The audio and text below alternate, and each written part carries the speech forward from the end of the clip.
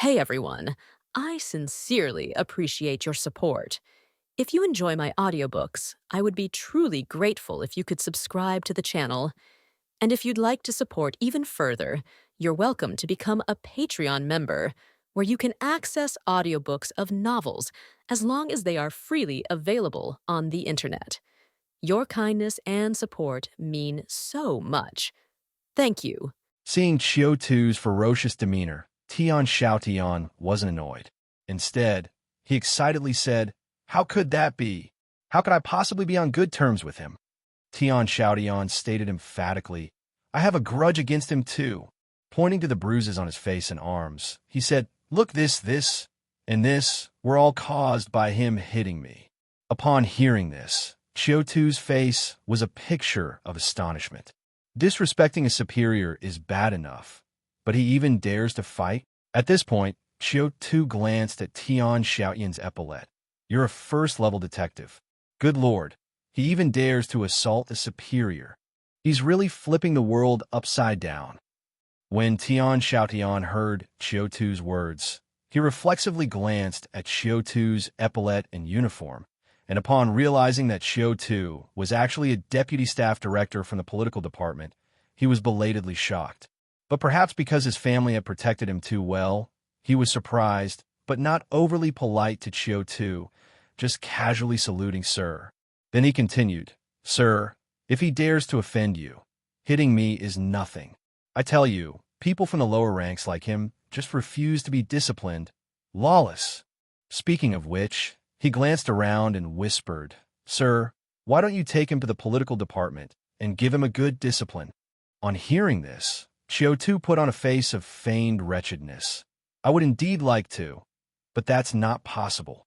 The Special Service Department is a big department, and it's not weaker compared to our political department. If I dare to capture someone from the Special Service Department over such a trifle, it would be strange if they didn't fight back against us." After hearing Qiu Tu's response, Tian Xiaotian just made an "oh" sound, not really caring. Perhaps he knew himself that this idea was a bit far-fetched. Afterwards, as the two walked and talked, they developed a profound affection for each other in just a few minutes. Especially Tian Xiaotian, for some reason, just felt that this deputy staff director from the political department, whom he had only met once, was particularly endearing and easy on the eyes. If he wasn't certain about his own sexual orientation, he might have suspected that Atai's beating the previous day had caused him some disorder. And Qiu Tu found that the Mandragora love drug was indeed very effective. He had only just met Tian Xiaotian, and their meeting was such a coincidence. Yet Tian Xiaotian showed no suspicion at all, eagerly answering every question. In just a few minutes, they started addressing each other as brothers. "Brother Tian, I never expected that you're the son of Vice President Tian. To be a first-level detective at such a young age, truly, like father like son." Tian Xiaotian bashfully waved his hands. No, I didn't earn this position based on my own merits, but it was arranged by my father. He said we needed to strengthen ties with the Investigation Bureau, so he placed me in the Special Service Department as a first-level detective." Qiu Tu's gaze flickered slightly. The first important piece of information was obtained. At that moment, Tian Xiaotian also asked out of curiosity, "Brother Tu, I heard you say earlier that you started off as a driver for the bureau chief. Are you in a good relationship with the bureau chief?" Qiu Tu smiled. "Of course I am. I'll tell you, the reason I was promoted so quickly was all thanks to the support from the bureau chief and our minister. Otherwise, think about it. Someone like me, coming from Old Alley Street with no background, no money, how could I become a deputy staff director in Xinjia City just 1 year after its establishment? And in the political department, such an important and sensitive department at that." Tian Xiaotian nodded somewhat confusedly, feeling that it made sense. Seeing that Tian Xiaotian was convinced, Qiu Tu continued, full of pride, "I'll tell you, I protected the bureau chief's mistress, been to the bureau chief's villa, and even entered the bureau chief's study as a true confidant. That night in the study, there were only the bureau chief, Minister Jia, and me. From that, you can see how much I'm valued. Moreover, Minister Jia also values me a lot. Every time he sees me, his eyes are filled with fervent encouragement. Even to get me accustomed to the political department on my first day, he personally showed me how to dissect prisoners. Now, he's handed over the most important case in the political department to me. Tell me, if this isn't trust, what is? Tian Xiaotian nodded again, still a bit bewildered, feeling that this deputy staff director spoke so pleasantly, everything he said seemed right. And, at that moment, since they had reached the topic of the case, Qiu Tu changed the subject and naturally segued into the main issue. He said, "By the way, Tian, this case seems to be somewhat related to your family. It involves your father." Halfway through, Qiu Tu seemed to realize something inappropriate and suddenly stopped speaking. Could Tian Xiaotian stand being baited like this? His curiosity was piqued, and he quickly inquired, "Brother Tu, what were you saying just now?" "This major case is related to my family." After saying that, he expressed his confusion. That shouldn't be the case. My father is on good terms with Minister Jia. How could there be a case related to him? Qiu Tu's eyes flickered slightly. The second important piece of information was acquired. Qiu Tu looked hesitant, as if harboring an unspeakable secret. But under Tian Xiaotian's prompting, he looked around and at last whispered, "Brother Tian, this matter is actually a secret. Normally, I shouldn't be telling you. But, I don't know why, even though this is the first time I've met you today, I feel an incredible affinity for you, as if we knew each other from before. So, I'll quietly tell you. But you must promise me, you can't tell anyone else. And you can't tell your father either." Upon hearing this, Tian Xiaotian also looked ecstatic as he said to Qiu Tu, "Brother Tu, I feel the same. For some reason, when I see you, it's like seeing an older brother I've known for many years. So, rest assured," he patted his plump chest and said, I definitely won't tell anyone." Seeing this, Qiu Tu pretended to breathe a sigh of relief, and then he whispered, "It's about your father's mistress, a woman named Kai. She's involved in an important case." Next, Qiu Tu detailed the entire case involving Kai to Tian Xiaotian, including Kai being a spy for the United Front, including Kai installing various eavesdropping devices, including Kai being silenced in the political department. However, the only difference from reality was Qiu Tu pinned all this on Vice President Tian. He whispered, "Let me tell you, all these things were actually done by your old man. Minister Jia handed this case to me to handle the loose ends for your old man." After saying this, Qiu Tu even winked at Tian Xiaotian. Perhaps the things Qiu Tu said were too shocking, and after hearing them, Tian Xiaotian was completely stunned on the spot. His chubby face was filled with shock and disbelief. After a moment, he stared at Qiu Tu and retorted, "Impossible! My dad could never do such things." Upon hearing this, Qiu Tu continued to frame him without a change in expression. "Think about it carefully. If it wasn't your dad who did this, why did he suddenly become so close with our minister? And why did he suddenly cooperate with the Investigation Bureau and send you to the Investigation Bureau?" Tian Xiaotian's face kept changing. As a second-generation rich kid, just out of his parents' protection, he clearly hadn't adapted to a society full of deceit and intrigue, and thus easily let Qiu Tu control the pace of the conversation. His expression changed for a long time, before he finally said, unconvincingly, "Anyway, my dad couldn't have done such things." Seeing this, Qiu Tu knew the time was right, so he soothed, "Xiaotian, you're right. Maybe I jumped to conclusions." Qiu Tu sincerely apologized.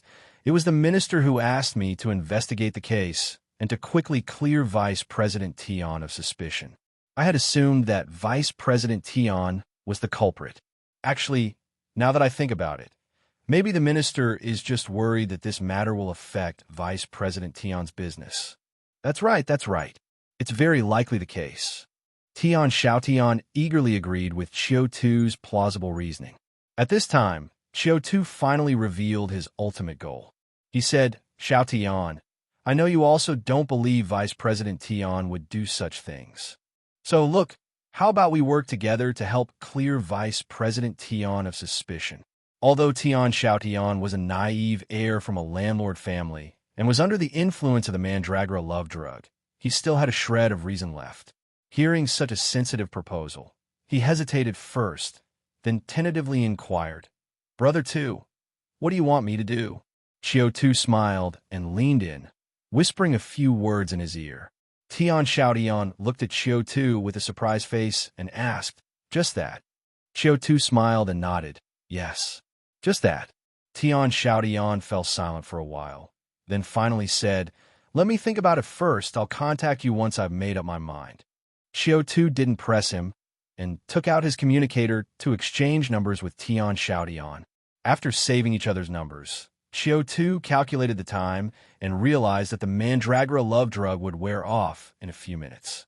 To avoid spoiling the good first impression, he decisively took his leave. Watching Qiu Tu go, Tian Xiaotian stood in place for a long time. The information he got from Qiu Tu was indeed surprising and made him wary. Especially after the Mandragora love drug's influence had worn off and his reason gradually returned, he was not at all certain whether his father was involved in this case. If his own father really was involved, what then? By helping Qiu Tu, could he end up harming his own father? And was Qiu Tu really a confidant of Yin Shun and Jia Shu as he claimed on his father's side? With this question, he hesitated, took out his communicator, and made a call. The call connected, and he whispered, "Butler, sure, help me look into someone." Deputy Staff Director Qiu Tu from the Interrogation Section of the Investigation Bureau Political Department. "I want to know about his relationship with Bureau Chief Yin and Minister Jia." After hanging up, Tian Xiaotian took another deep look in the direction Qiu Tu had left, pondering. If Qiu Tu really was a confidant of Yin Shun and Jia Shu, then there was no harm in cooperating with him. Even if he did find some clues or issues unfavorable to his father, Qiu Tu could handle it better for him. And if Qiu Tu was not a confidant of Yin Shun or Jia Shu, his approach must have another purpose. He must inform his father to avoid any problems. Thinking this way, and perhaps because the matter was so serious, Tian Xiaotian didn't even feel like bothering with Atai anymore. So he swayed his chubby body and headed toward the other training grounds. Meanwhile, after bidding farewell to Tian Xiaotian, Qiu Tu returned to the lobby on the first floor of the Investigation Bureau, then took the elevator up to the 9th floor's political department. Once in the political department, Qiu Tu walked towards the temporary office of his investigative team. However, just as he got to the office door, he unexpectedly ran into the beautiful young woman Lu Fuping. Today, Lu Fuping was not wearing her uniform, but a plain sweater. Though modest, the sweater was unexpectedly form-fitting, revealing her impressive figure in a way that made one's blood race just by looking. Upon seeing Qiu Tu, Lu Fuping smiled and shivered, then raised her hand to greet him. But just as she came within 2 meters of Qiu Tu, suddenly, there was a brief moment of dizziness in her eyes. For an instant, she paused slightly, seeming to change. Qiu Tu keenly noticed the change and remembered that his Mandragora love drug would still be effective for another 2 minutes. He intended to avoid the enticing young woman before him. But at that moment, Lu Fuping, with a slightly flushed face, quickly approached him, closed her eyes, and nestled against him to take a sniff. The gentle breath of the young woman made Qiu Tu feel ticklish. And it wasn't over yet. After sniffing, Lu Fuping tiptoed closer and whispered in Qiu Tu's ear with a voice that made one's whole body tingle, "Chief, you smell so good."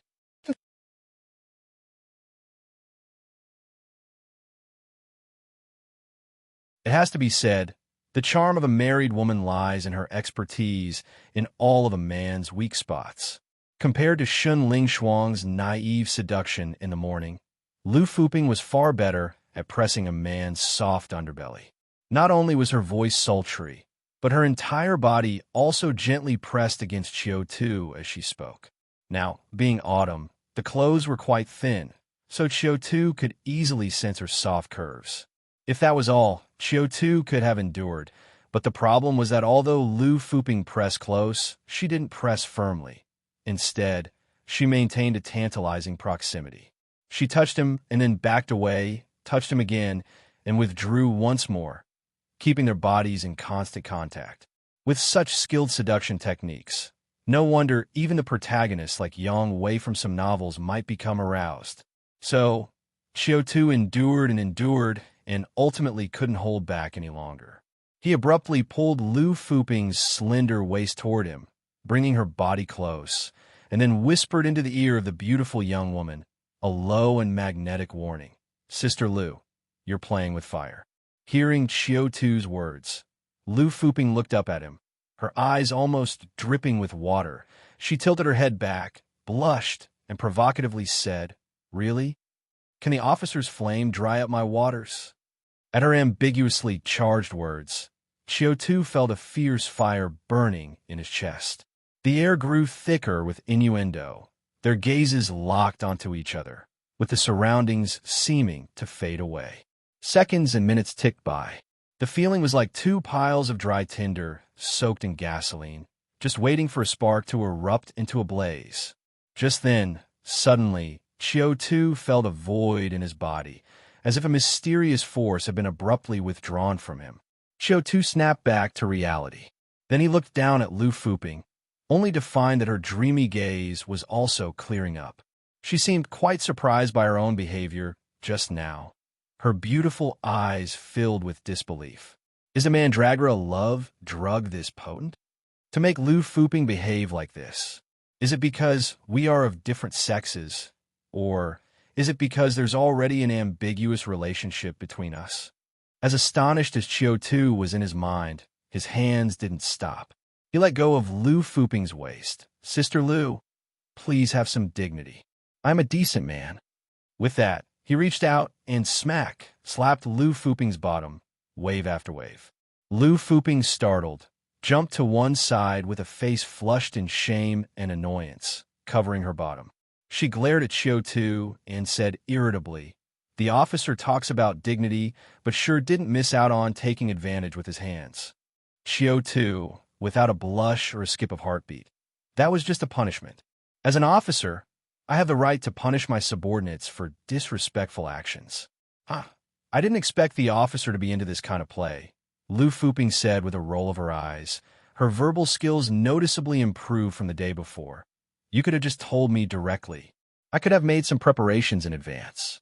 Even if you want to play something more exciting, we can go straight to the interrogation room. They have a full range of punishment props there." Qiu Tu. Indeed, once women let loose, men become irrelevant. For the first time, he found himself at a loss for words to respond to Lu Fuping's rather bold statement. So, Qiu Tu swiftly and discreetly changed the subject, inquiring about Lu Fuping's user experience. He tentatively asked, "Sister Lu, what happened to you just now? Why did you suddenly lean in? Are you feeling unwell anywhere?" Upon hearing Qiu Tu's words, Lu Fuping indeed shifted her focus. She hesitated, furrowed her brows, and said somewhat oddly, "It's a bit hard to explain." With her hands clasped under her chest, she titled her head, recalling, "When I saw you from a distance just now, I didn't seem to feel anything. But after taking a few steps toward you, I suddenly felt a bit spaced out, followed by an overwhelming sense of comfort and security. I wanted to be near you involuntarily." Her face blushed slightly, and then, "I just did that. After that, my desires were magnified, my rationality diminished, and all I wanted to do was to immerse myself in that feeling. It wasn't until you pushed me away that I gradually snapped out of that state." After finishing, she looked at Qiu Tu with suspicion and a frown. "You didn't do something, did you, Chief?" Qiu Tu ignored Lu Fuping's suspicion. Resting his chin in his hand, he pondered quietly for a moment, then continued asking, "So, when you were getting close to me, did you think about anything strange?" When he said strange, Qiu Tu emphasized the word. Hearing Qiu Tu's question, Lu Fuping's fair face visibly reddened. Then, with a somewhat evasive look in her eyes, she shook her head unconvincingly. "No." Qiu Tu regarded her skeptically, his gaze intense as he scrutinized her. Lu Fuping somewhat awkwardly tucked a stray lock of hair behind her ear and crossed her legs, then added in a lower voice, "But I just got off the phone with Director Tang." Qiu Tu understood. Stroking his chin, he began to analyze the differences between Lu Fuping and Tian Xiaotian, the two users. First of all, Tian Xiaotian and he were the same sex, while Lu Fuping was of the opposite sex. And from their reactions, the Mandragora love drug, this cataclysmic potion, clearly had a stronger effect on the opposite sex. Next, the core effect of this cataclysmic potion seemed to be the enhancement of human senses. Tian Xiaotian, due to his hatred for Tai, met a kindred spirit in himself and had the desire to confide. Thus, his urge to talk was greatly strengthened, resulting in a lengthy conversation with himself. While Lu Fuping, having just finished a call with Tang Feifei, might have discussed some taboo topics over the phone. So, after coming out, upon encountering him, a certain desire of hers was also enhanced. Lastly, the effects of this potion were supposed to be immediate after application and should end abruptly when the time is up. Therefore, for someone like Tian Xiaotian, having a process of approaching and leaving himself would minimize the discontinuity of his sensory experience. But Lu Fuping experienced the sudden cessation of the effect while in contact with himself, which made her feeling of disconnection particularly evident. Thinking of this, Qiu Tu also gained a bit of experience in using the potion. He felt it was best to use the cataclysmic potion when the target was in a good mood and state, and to make sure to leave before the effects of the potion were off. That way, the effects could be maximized without drawing the target's attention. After roughly understanding the effects of this new potion, Qiu Tu came back to his senses. He ignored Lu Fuping's inquisitive look and gave her a signal with his eyes, leading her to an empty conference room nearby. Once in the empty conference room, Qiu Tu locked the door behind them and started a new conversation. "This morning, Tang Feifei's assistant came looking for me." Lu Fuping twisted her waist and half sat on a table, crossing her right leg over her left, displaying the exceptional beauty and length of her legs. With her hands propped on the table and her body leaning slightly backward, she looked at Qiu Tu, not showing much surprise on her face. "Last night, I hinted to her about you in this case." Although she didn't say much, I could feel she was a bit interested. Qiu Tu nodded, then asked, "How much do you know about Tang Feifei? Being at such a high position at a young age, is there something special about her?" Upon hearing Qiu Tu's question, Lu Fuping hesitated for a bit, then said, "She is very cautious. She never reveals her own background, so I don't know much. But based on her few remarks, I feel that she must have some backing at the sanctuary. But this backing doesn't seem very strong. The reason she could become a city's deputy director at such a young age, aside from the help of her backers, is also because she is very capable." Pausing for a moment, Lu Fuping continued, "You'll know once you meet her. That powerful confidence of hers radiates from the inside out. It's as if there's nothing in this world that can stump her." Lu Fuping's gaze carried a hint of heartfelt admiration as she recalled, "I have never seen a woman like her. Don't even talk about women. I haven't even seen men like that." Next, Lu Fuping provided Qiu Tu with many details about her interactions with Tang Feifei, even sharing quite a few bedroom anecdotes. While Qiu Tu listened with rising excitement, he also continuously constructed a character model in his mind. Gradually, the image of Tang Feifei in his heart became more vivid. Powerful, confident, ruthless. She acts decisively, speaks in a low and icy tone, comes across as difficult to approach, yet is actually very sentimental. Even when faced with setbacks, she is unyielding, still full of confidence in herself, believing in her day to make a comeback. A typical action-oriented person. That's actually good news. After all, strong-willed women of the action-oriented type are much easier to deal with than those of the rational planner type. Having determined Tang Feifei's personality type, Qiu Tu's plan in his mind also became more refined. He could probably be more aggressive. Meanwhile, as Qiu Tu was deep in thought, Lu Fuping, who had just finished sharing anecdotes about Tang Feifei, looked up at Qiu Tu's handsome and sunny profile. She paused for a moment, not sure if it was an illusion, but after that heartfelt flirtation just now, Lu Fuping felt her feelings for Qiu Tu had undergone a slight change. Only, she herself was a bit unclear what that change was. Lu Fuping loyalty plus 12. Looking at the sudden pop-up notification in front of her eyes. Qiu Tu, who was still scheming about how to entangle Tang Feifei in his plans, was taken aback for a moment before regaining his composure. He looked down at Lu Fuping, who was still in contemplation, and 2 question marks appeared in his mind. What's with this woman? Why did her loyalty suddenly skyrocket? After confirming the information about Tang Feifei with Lu Fuping, Qiu Tu went to Jia Shu to collect the cataclysm prop he had applied for the day before. This time Jia Shu didn't say anything strange, nor did he give Qiu Tu a hard time, but naturally handed over a black case to Qiu Tu. However, what made Qiu Tu uneasy was that Jia Shu's eyes seemed to hold a weird smile when looking at him today. It gave him goosebumps. And what was even weirder to him was that today, when he had done nothing out of the ordinary, upon leaving Jia Shu's office, Jia Shu's satisfaction still increased by 2 points. This left him once again puzzled. What's going on? Are all those who work in secret agencies so unreasonable? You do nothing, and yet one person's loyalty suddenly increases and another satisfaction goes up? That's just too weird. Regular subordinates are much better. At least you can understand what they're thinking. The day flew by in the blink of an eye. Soon it was time to get off work again.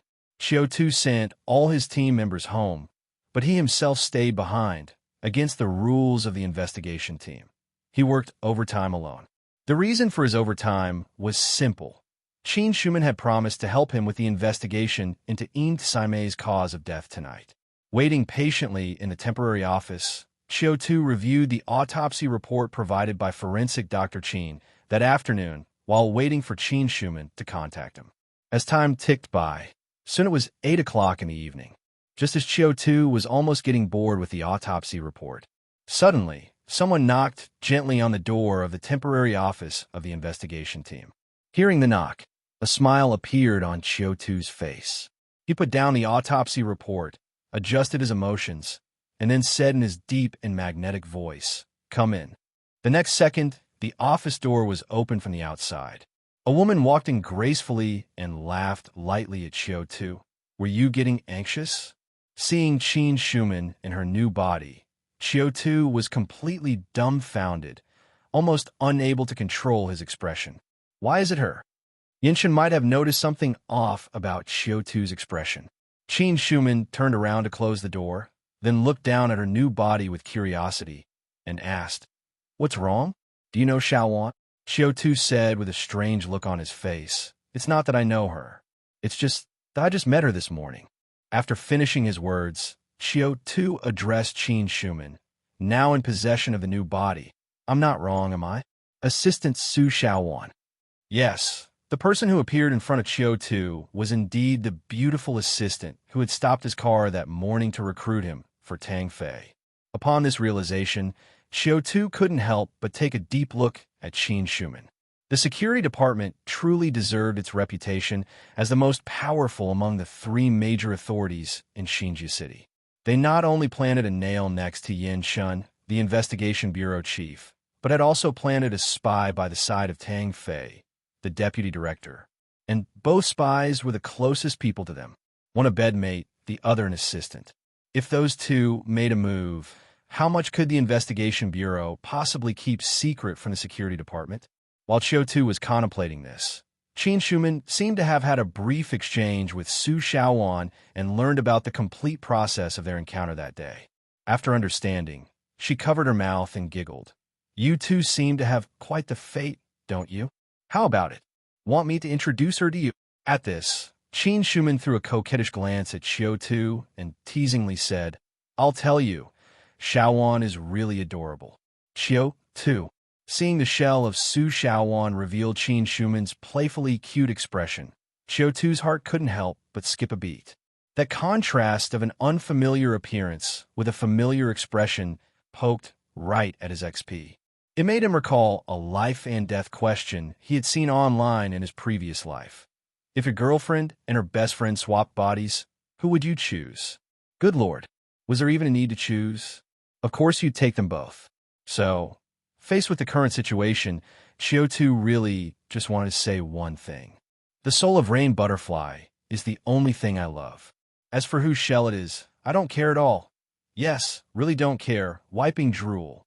Of course, this thought, like that life and death question from his previous life, was not something to be said out loud. So although he was running wild with his thoughts, he forced a bitter smile and said, "Stop it now. You'll scare Assistant Sue." Qin Shuman laughed and finally stopped teasing them. Because Qiu Tu was not in that body, he couldn't hear Su Xiaowan's cries, but she shared a body with Su Xiaowan. And when she had thrown that seductive look at Qiu Tu and teased him, Su Xiaowan's screams almost burst through the heavens. Walking up to Qiu Tu, Qin Shuman returned to being serious. She reached out her delicate hand and gently touched Qiu Tu's forehead. Suddenly, Qiu Tu heard another woman's voice beside his ear. Qiu Tu looked at Qin Shuman in surprise. Qin Shuman explained, "This is soul communication, which allows you to hear not only my voice, but also Xiaowan's. However, this communication is short-range. You can only hear it if you are within 2 meters of me." Then, Qin Shuman also softly revealed Su Xiaowan's identity. Xiaowan is one of the first spies I trained after coming to Xinju City. Although her abilities are average, she naturally possesses a kind of affinity that makes people unconsciously want to trust her, which makes her perfectly suited for espionage. After I trained her, I arranged for her to infiltrate the investigation bureau, lurking beside Tang Fei. Over the course of the year, I possessed her periodically to handle her official duties, and combined with her own affinity, she was quickly favored by Tang Fei and became Tang Fei's personal assistant. Hearing Qin Shuman explain this way, Su Xiaowan added from within the body, "But since my abilities fall quite short of Chief Rain Butterflies, I always mess things up when she's not around. So, Director Tang gave me a nickname, calling me the half-dreaming, half-awake Assistant Sue. It means my performance is unpredictable, and nobody knows whether I'm awake or asleep on any given day." Qiu Tu couldn't help but chuckle at this, yet he found the nickname both apt and amusing. He didn't expect Tang Fei to have such a side to her. After introducing Su Xiaowan's identity, Qin Shuman continued, "The reason I brought her here tonight. One is to let you two get to know each other better, so that you can help each other in case of emergencies.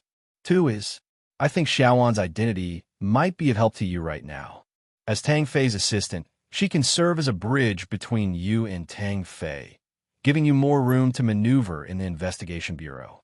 At this, Qin Shuman paused for a moment, chuckled, and said, "Yet, it seems like you had already thought of this and prepared in advance. It almost makes what I did superfluous." Hearing Qin Shuman's words, Qiu Tu smiled without denying, "I was driven into a corner, and that's when I thought of leveraging the relationships of the directors to make a move. Originally, I was only 70% sure about my plan, but now with Assistant Sue's help, I feel 100% confident." Qin Shuman smiled at this, and the two exchanged a knowing look, where all was understood without saying a word. However, Su Xiaowan clearly didn't understand the hidden meaning in their words and expressed her soul's confusion from within her body. Huh? Did Chief Qiu deliberately draw Director Tang here? But that's wrong. Chief Qiu and Director Tang had no contact at all. So how did he manage it?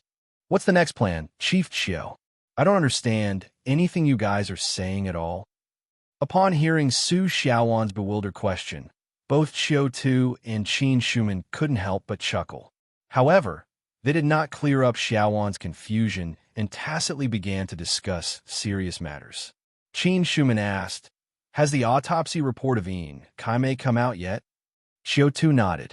He then handed the autopsy report he was holding to Qin Shuman and said, "The forensic scientist found significant narrowing in Kaimei's coronary arteries, with local stenosis exceeding 50%, atherosclerotic plaques formation, myocardial interstitial edema, and wavy changes in patchy myocardial fibers. Hence, the conclusion was made that she died of a cardiac sudden death. After carefully reading the autopsy report, Qin Schumann remarked, "Indeed, sudden death is a possibility. But many cataclysmic abilities or cataclysmic props could also create similar effects. Or rather, most cataclysmics disguise their victims as having died of cardiac sudden death when killing with cataclysmic abilities or treasures. After all, simply erasing the soul, leaving no cause of death, is too obvious and would easily attract our security department's investigation. Therefore, we still need to conduct a further examination on Yin Saime's body." After speaking, Qin Schumann inquired, "Have you obtained the treasure for catastrophe power inspection?" Qiu Tu nodded, opened a drawer, took out the black box that Jia Shu had given him, and gently opened it. As the box opened, white mist slowly drifted out from inside.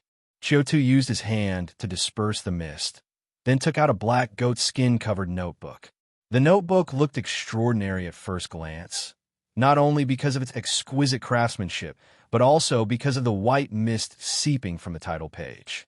Additionally, the wet feeling of the black goatskin cover had a peculiar beauty to it. The mist index book? Qin Schumann glanced at it and remarked, "Not bad. It should be enough with that." Having said that, Qin Schumann said, "Put it back. Let's go and take a look at Yin Saime's body now." Qiu Tu nodded, then placed the black notebook back into the box, and together with Qin Schumann, they went to the morgue. Upon reaching the separate morgue, Yin Saime's body was still lying there quietly. Because it had been autopsied and had been dead for a day, it looked somewhat ghastly, and it even began emitting bursts of the smell of corpse decay. As professionals, the three of them did not pay much attention to this. Locking the door of the morgue, Qin Schumann took a pair of rubber gloves from her pocket, put them on, and carefully inspected Yin Saime's body. After the inspection, she wore a contemplative expression on her face and then said to Qiu Tu, "Take out the mist index book." Upon hearing this, Qiu Tu opened the black box, took out the mist index book, and handed it to Qin Schumann. Qin Schumann took the mist index book with a practiced stare, drew several symbols on the cover, and instantly, the book opened by itself.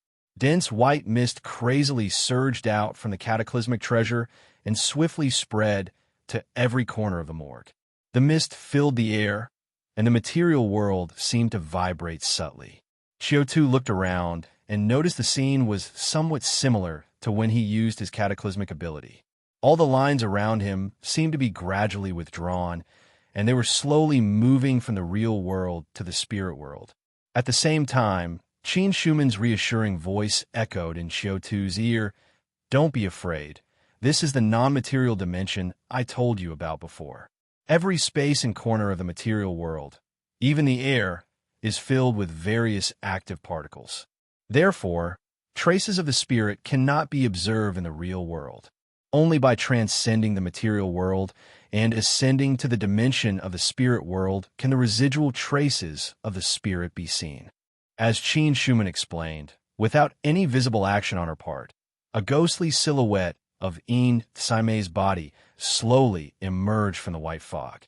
However, unlike in the real world, this time a distinct black shadow appeared very clearly within the translucent silhouette of Yin Saime. Seeing this, Qiu Tu tried to walk over for a closer look. Then he discovered that the black shadow was located exactly over Yin Saime's left chest. Could it be resentful spirit entanglement? Meanwhile, Qin Schumann's voice of surprise reached Qiu Tu's ears. Hearing this, Qiu Tu looked curiously at Qin Schumann and asked, puzzled, "What is resentful spirit entanglement?"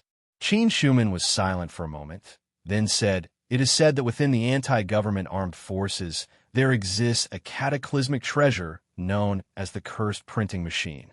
It can use ink tainted by cataclysmic creatures and special paper that has been purified by the non-material dimension to print books that have the ability to distort reality. These books look no different from normal ones, but in fact, they contain various curses. Resentful spirit entanglement is one of them. Once someone has flipped through that book, the printer of the book can afflict the reader with a curse of resentment, causing the reader's body to deteriorate, decay, and even lead to death. Curse of printing machine, books that distort reality, afflicting readers with a curse. For some reason, as Qiu Tu listened to Qin Shuman's explanation, he felt as though the information was strangely familiar. After a moment, a flash of lightning crossed his mind. His heart gave a sudden throb as he recalled the book he had read, Brave New World. Meanwhile, Qin Shuman evidently made the connection as well. She involuntarily looked towards Qiu Tu, and as their eyes met, both were filled with horror. Qin Shuman looked at Qiu Tu and then asked softly, I remember you said last night that among Saime's personal belongings, there was a banned book? Qiu Tu nodded. Yes. It's called Brave New World. Qin Shuman's gaze grew a bit profound. Have you already read that book? Qiu Tu recalled for a moment and said uncertainly, I should have only flipped through 7 or 8 pages, just skimmed it really, without looking closely. Qin Shuman's eyebrows knitted slightly. Although we can't be 100% certain, the anti-government organization imprinting curses on banned books for members to carry around and read, so as to conveniently dispose of them at any time, is indeed a rather reasonable guess. Qiu Tu said, so you also suspect that book could very well be the carrier of the resentment entanglement. Have I been targeted already? Chin in hand, Qin Shuman reminisced and slowly said, I'm not very familiar with the effects of the cursed printing machine. I only heard some rumors about it during training at the sanctuary. So, I can't be sure what the impact of just reading a few pages will be, nor whether there's any danger to life. As she spoke, Qin Shuman seemed to make up her mind, and she said to Qiu Tu, I feel that guessing back and forth here accomplishes little when we could simply verify it directly. As she spoke, Qin Shuman didn't even wait for Qiu Tu's reaction before she deactivated the effect of the missed index book and then used it on Qiu Tu again. Qin Shuman was clearly worried about Qiu Tu's condition, acting with incredible speed, so much so that Qiu Tu didn't even have a chance to refuse before feeling a mysterious force appear out of nowhere, descending upon him. In that moment, Qiu Tu's complexion changed several times, but in the end, he chose to accept Qin Shuman's kindness. The mist once again appeared slowly, filling the entire morgue. Lines began to extricate, and the material world started to fade away gradually. Soon, Qiu Tu's body was illuminated in the mist just like Saime's corpse. Qin Shuman approached to examine the traces of catastrophe power outlined on Qiu Tu's body by the mist index book. Traces of catastrophe power in the head, that's not good. Traces of catastrophe power in the neck, that's normal. Traces of catastrophe power in the limbs, organs too. How was the effect of this resentment entanglement curse so strong? Qin Shuman was startled momentarily, sensing something was amiss. She quickly stepped back and studied Qiu Tu's entire body, only to discover that every organ, every cell in Qiu Tu's body was filled with catastrophe power. Qin Shuman stood shocked, somewhat dazed. How could there be so much? The next second, Qin Shuman realized this wasn't the effect of resentment entanglement. This was catastrophic ability enhancing the entire body.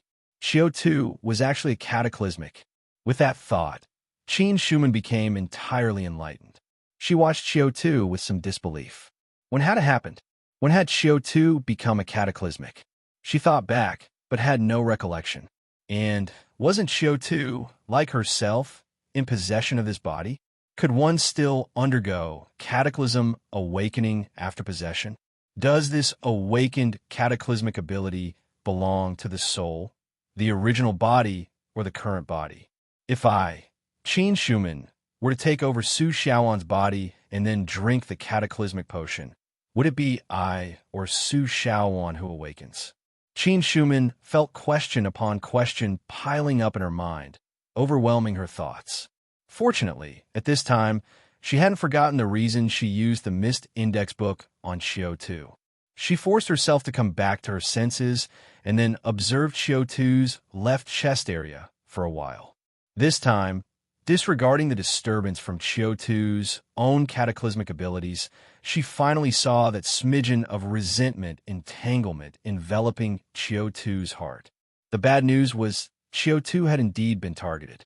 The good news, however, was that the amount of resentment entanglement was much smaller than the traces left on Yin Saime's body.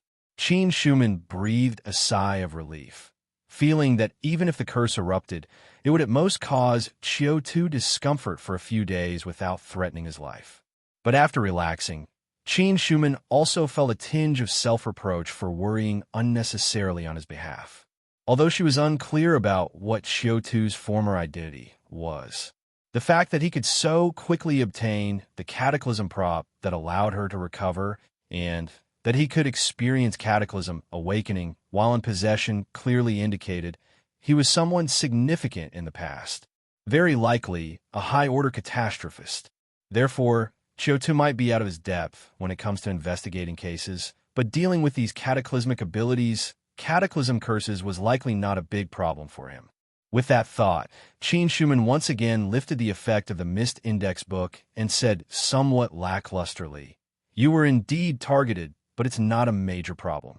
Having said that, she gave Qiu Tu another complicated look and added, "But you weren't really worried about this catastrophe curse, were you?" Actually, when Qin Schumann used the Mist Index book on him, Qiu Tu's heart had skipped a beat. Having lived 2 lives, he had grown accustomed to keeping his guard up against anyone.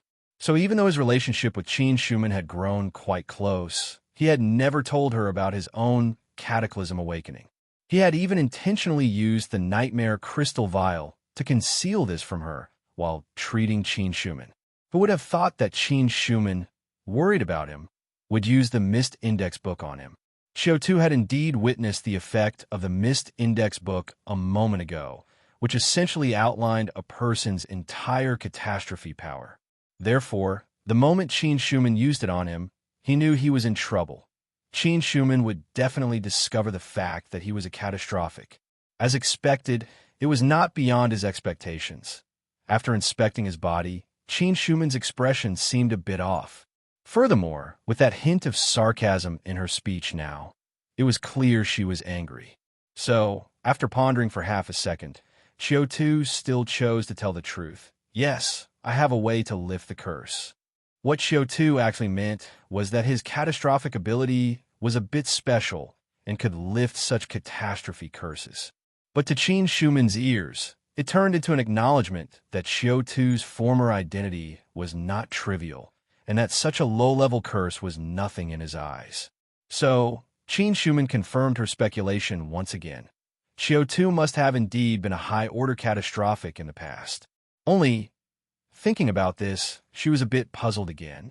If Qiu Tu's true form was a high-order catastrophic, and he also had a way to lift possession, then why hadn't he returned to his original form all this time?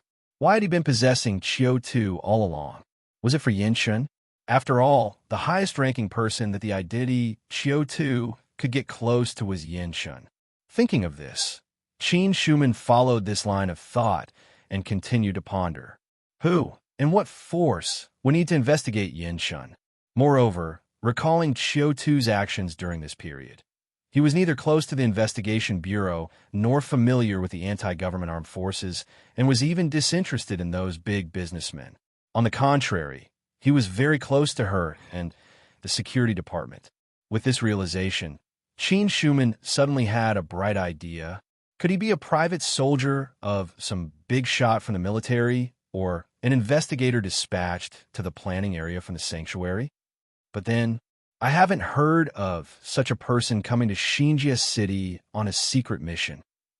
Guessing and guessing. Due to the scarcity of information, Qin Schumann felt that the mist surrounding Qiu Tu was growing thicker.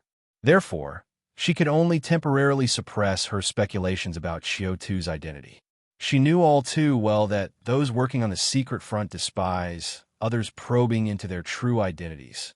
Up until now, Qiu Tu had never harmed her, nor had he damaged the interests of the security department or the military. Thus, there was no need to clarify his identity. It was better to just interact with him over time, especially since, with the current case potentially involving the anti-government armed forces, helping Qiu Tu was also helping herself. There was a chance to gain merit, so there was no loss. With this in mind, Qin Schumann adjusted her mood, then said to Qiu Tu, "Since you can lift that curse, I don't need to worry." Let's continue to analyze the case. She paused for a moment, then said, we can confirm now that Kaime was indeed a victim of homicide, and the likely culprit is the anti-government armed forces she was part of, the United Front. As for the murder weapon, considering the curse inflicted on you, there's a 90% chance it was that banned book she always carried with her. While saying that, Qin Schumann tapped the missed index book in her hand and added, so, what we need to do now is to confirm the murder weapon. After all, although Brave New World is 90% likely to be the murder weapon, investigation requires not 90%, not 99%, but 100% certainty.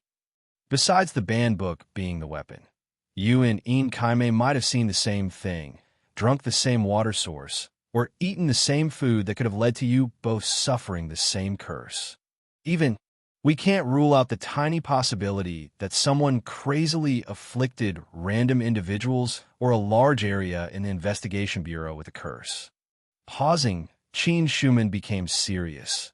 Investigations must be meticulous. So, let us first confirm the murder weapon before moving on to the next step in reasoning. Upon hearing this, Qiu Tu nodded his head. He knew he was a novice detective, far less experienced than Qin Schumann. But his strength was that he took advice well. So he immediately replied, that copy of Brave New World is still in the temporary office of the investigation team. I will go get it now, then compare it with the catastrophe curse on Saime's body. Having said that, he turned towards the door. However, just as he reached the door and his hand touched the doorknob, suddenly from outside the door came the steady sound of boots. Tap, tap, tap. Qiu Tu was startled for a moment, and his movements paused. Tap, tap, tap. The footsteps continued to approach, and finally stopped right outside the morgue door. Qiu Tu's brow furrowed slightly, and he let go of the doorknob. Then, at this moment, the doorknob which he had released turned a few times, making a clicking sound. But since Qiu Tu had locked the morgue door upon entering, it didn't open. This clearly took the person outside by surprise. After a half-second of silence, the person outside asked in a deep voice, "Who's in there?" At the sound of the person's voice, Qiu Tu was taken aback. Then his heart suddenly leapt. It was the voice of Zheng Tao, a confidant of Yin Shun and Jia Shu, his superior and head of the interrogation section. Why has he come? Qiu Tu wondered. At this thought, Qiu Tu's brow knitted slightly, sensing something was amiss.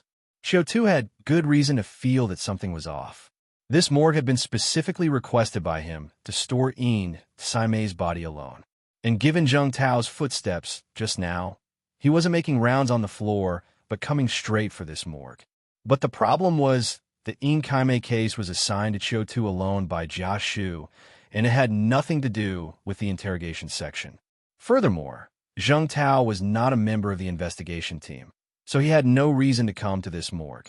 Thinking of this, Qiu Tu quietly took a few steps back to create the illusion that he was not by the door, and then finally called out, "I'm inside." Zheng Tao was clearly familiar with Qiu Tu's voice, so as soon as he heard it, he hesitated and asked, "Deputy Chief Qiu?" Seeing this, Qiu Tu also pretended to be suddenly aware and said, "Oh, it's Chief Zheng. What's the matter?" After speaking, Qiu Tu gave Qin Schumann a meaningful look. Qin Schumann tacitly handed the missed index book to Qiu Tu and then took a glance around the entire morgue. Finally, she crawled into a morgue cabinet. At this time, Zheng Tao's doubtful voice also came through. "What are you doing in the morgue?" Qiu Tu quietly closed that morgue cabinet and then walked to the door, opening the morgue room door. Standing outside the door, as expected, was a puzzled Zheng Tao. Qiu Tu, standing at the doorway, said with a smile, "How novel. I'm obviously performing an autopsy in the morgue. What else would I be here for? To be a corpse?" After being indirectly snubbed by Qiu Tu, Zheng Tao frowned, peered into the morgue, and then asked, "Are you investigating a case, Deputy Chief Qiu?" Qiu Tu's brow furrowed slightly, but he nodded nonetheless, "Yes." After speaking, he countered, "What brings Chief Zheng strolling around the morgue so late without going off duty?" Zheng Tao responded with an "oh," saying, "Nothing much, just making a routine inspection." I noticed the lights on in your morgue, and it seemed like there was some faint talking inside, so I decided to check it out. He then gestured with his hand. Do you mind if I take a look inside? Although he asked, he had already started to step into the morgue even before finishing his question. Qiu Tu's gaze darkened slightly, but he did not obstruct. Zheng Tao, with boots clacking tap, tap, tap, on the floor, took a slow look around the morgue setup. Are you here by yourself, Deputy Chief Qiu? Qiu Tu responded with a confirming As soon as he realized that Zheng Tao was outside the door, Qiu Tu pondered whether or not to let Zheng Tao meet Qin Shuman, Su Shaoan. But considering that he and Tang Feifei had yet to really connect, exposing Su Shaoan now could lead to various complications. In the end, he decided that it was best for Qin Shuman, Su Shaoan, to hide and for him to deal with the situation at the door. Originally, he thought he would just brush Zheng Tao off and send him away. But who could have expected that Zheng Tao came to check specifically because he faintly heard voices and that he would barge in directly, completely ignoring Qiu Tu's refusal. It was a clear lack of respect. Possibly sensing Qiu Tu's resistant mood, Zheng Tao, while lifting the white cloth over Yin Saimei's corpse to glance at it, turned back to look at Qiu Tu and said smilingly, Don't get me wrong, Deputy Chief Qiu. I'm not being nosy. It's just that, as you know, this world is filled with many strange mystery powers, and bodies tend to attract these kinds of forces. I did indeed hear some odd sounds, and for peace of mind, I needed to check more thoroughly. After speaking, he went to the morgue cabinets on either side and started to pull them out with a shar noise. Since this morgue room had been cleared specifically for Yin Kaimei, all the cabinets were empty. Zheng Tao would open one, glance inside, close it, and then open the next. Seeing this, Qiu Tu also took out the mist index book, then said, Chief Zheng, could it be the sounds emitted from this cataclysmic treasure that you were talking about? He added, I was just using this to inspect Yin Saimei's body. Upon hearing Qiu Tu's words, Zheng Tao stopped in his tracks in front of the cabinet where Qin Shuman was hiding. He turned to look at the cataclysmic treasure in Qiu Tu's eyes, showing a glint of contemplation. After a moment, he nodded affirmatively.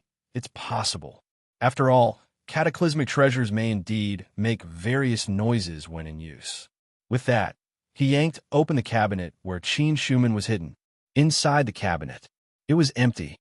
Seeing this, Zheng Tao slowly closed the cabinet and then proceeded to open each of the remaining morgue cabinets. Soon, all the cabinets had been checked. Zheng Tao took another look around the morgue and then turned to Qiu Tu with a smile. Looks like it was indeed the cataclysmic treasures making the noise. I was too sensitive. Concluding, he walked over to Qiu Tu, clapped him on the shoulder, and comforted him. Chief Qiu, you've worked hard. Seeing you volunteer for overtime tonight instead of leaving early like yesterday pleases me. As investigators, we ought to use every minute and every second to work hard. Only then can we become the right-hand men of the bureau chief in the future. Qiu Tu.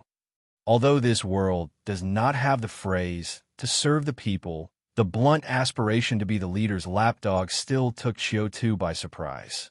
So, he responded with a smile, Chief Zheng is overthinking it. The overtime I'm putting in tonight, I'll make up with a day off tomorrow. I won't be coming tomorrow morning. Just as Zheng Tao was about to walk out, he stumbled, nearly tripping over. He glared resentfully at Qiu Tu, huffed lightly, and then strode out of the morgue. After he had left, Qiu Tu didn't let his guard down. He took a deep breath and then muttered to himself, I still need to check the murder weapon. Having said that, he also stepped out of the mortuary to fetch the evidence. Once he had left, the entire morgue slowly fell into silence. No one knew how long had passed, perhaps a minute or maybe 5. In a quiet morgue, suddenly the sound of a door handle clicking as it turned could be heard. But perhaps because Qiu Tu had locked the door before leaving, after a few twists, the door to the mortuary did not open. However, this time the person outside the door was clearly prepared. Inserting the key and turning it twice, the door opened, and Zheng Tao, who had left earlier, returned. He scanned the entire morgue with a brooding gaze, then went straight to open all the mortuary cabinets and pulled back the white cloth covering Saime's body. After checking twice to make sure no one was there, Zheng Tao's eyebrows furrowed. He restored everything to its original state, then left the morgue, relocking the door with a spare key. Standing at the entrance of the morgue, Zheng Tao's gaze flickered a few times before he took out his communicator and dialed a number. Soon, the call connected. Zheng Tao spoke softly. "Minister, there's only Qiu Tu inside." A voice tinged with amusement came from the earpiece. "Oh, is that so? Did you check carefully?" Zheng Tao replied. "Very carefully. I checked before he left and again after he left, and there was no one. He should be working on the case alone tonight."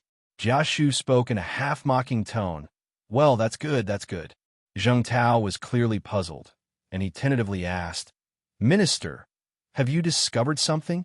Jia Shu said with a laugh, "No, I was just a bit worried. Now it seems my worries were unnecessary." For some reason, Zheng Tao detected a hint of disappointment in Jia Shu's words. He was tempted to ask what Jia Shu was worried about, but knowing his superior's character well, he opened his mouth but ultimately didn't ask anything. Meanwhile, Jia Shu's suspicion -1, satisfaction -3.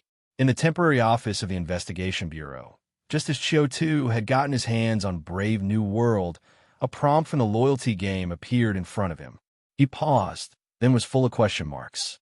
Suspicion -1? Satisfaction -3. Was he hallucinating? Why had both the suspicion and satisfaction decreased? Qiu Tu really felt he couldn't understand Jia Shu's game values at all. What the hell was this all about? Could it be that Jia Shu was actually a spy, and he was disappointed upon discovering Qiu Tu's loyalty to the Investigation Bureau? Or was he a pervert who would only be satisfied if Qiu Tu betrayed the Investigation Bureau? Qiu Tu felt, indeed, perverted thoughts were hard to understand. While grumbling about Jia Shu in his mind, Qiu Tu took the evidence and headed to the morgue. Upon arriving at the morgue, he unlocked the door with his key and saw the rows of storage units. There stood Qin Shuman, right next to the particular unit she'd been hiding behind, her face a complex tapestry as she watched Qiu Tu. Qiu Tu first locked the door from the inside and then quietly asked, "Did he come again?" Qin Shuman slightly nodded her head. A smile spread across Qiu Tu's face. Fortunately, when he realized Zheng Tao was problematic, he decisively used his cataclysmic ability, Order Space, and set the rule for today. Except for himself, no one else could see, hear, smell, touch, or sense Qin Shuman's, Su Xiaowan's, presence. And after he had left the morgue, he still hadn't lifted the rule. That's why Zheng Tao was unable to notice Qin Shuman's existence during both of his investigations. In reality, Qin Shuman just lay quietly inside that particular storage unit. Moreover, what made Qiu Tu even more relieved was that both Su Xiaowan and Zheng Tao were ordinary people. If either of them were cataclysmics like Qin Shuman or Jia Shu, then Qiu Tu's ability would have been ineffective and he wouldn't have been able to deceive them as he had managed to do. At that time, he would have had to fabricate even more excuses and lies to cover things up. Indeed, cataclysmic abilities can change the world. With these thoughts, Qiu Tu lifted his cataclysmic ability and handed over the Mist Index book and Brave New World to Qin Shuman. Feeling the unpleasant sensation of his spirit power being drained, Qiu Tu managed to speak. "Help me see if this book is the murder weapon." Qin Shuman glanced at him with a complex look, took the book, and used the Mist Index book. After a moment, just as Qiu Tu felt the side effects of the cataclysmic ability fading away, Qin Shuman's voice also reached his ears. "I've checked. This book indeed is the murder weapon." Qiu Tu looked up at Qin Shuman.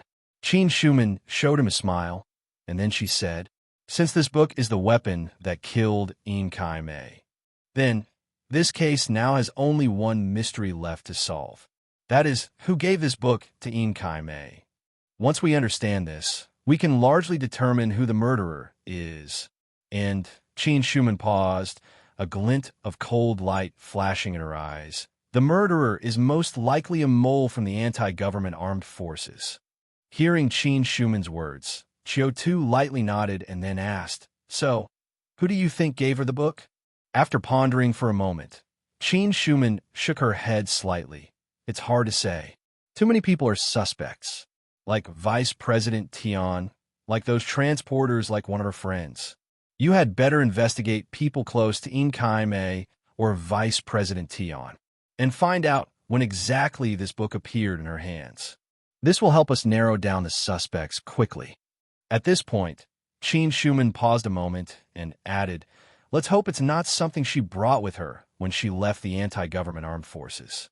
Hearing Qin Shuman's words, a thoughtful look crossed Qiu Tu's face as he slightly shook his head. It's unlikely that she had it from the beginning. According to previous statements, her encounter with Vice President Tian was by chance.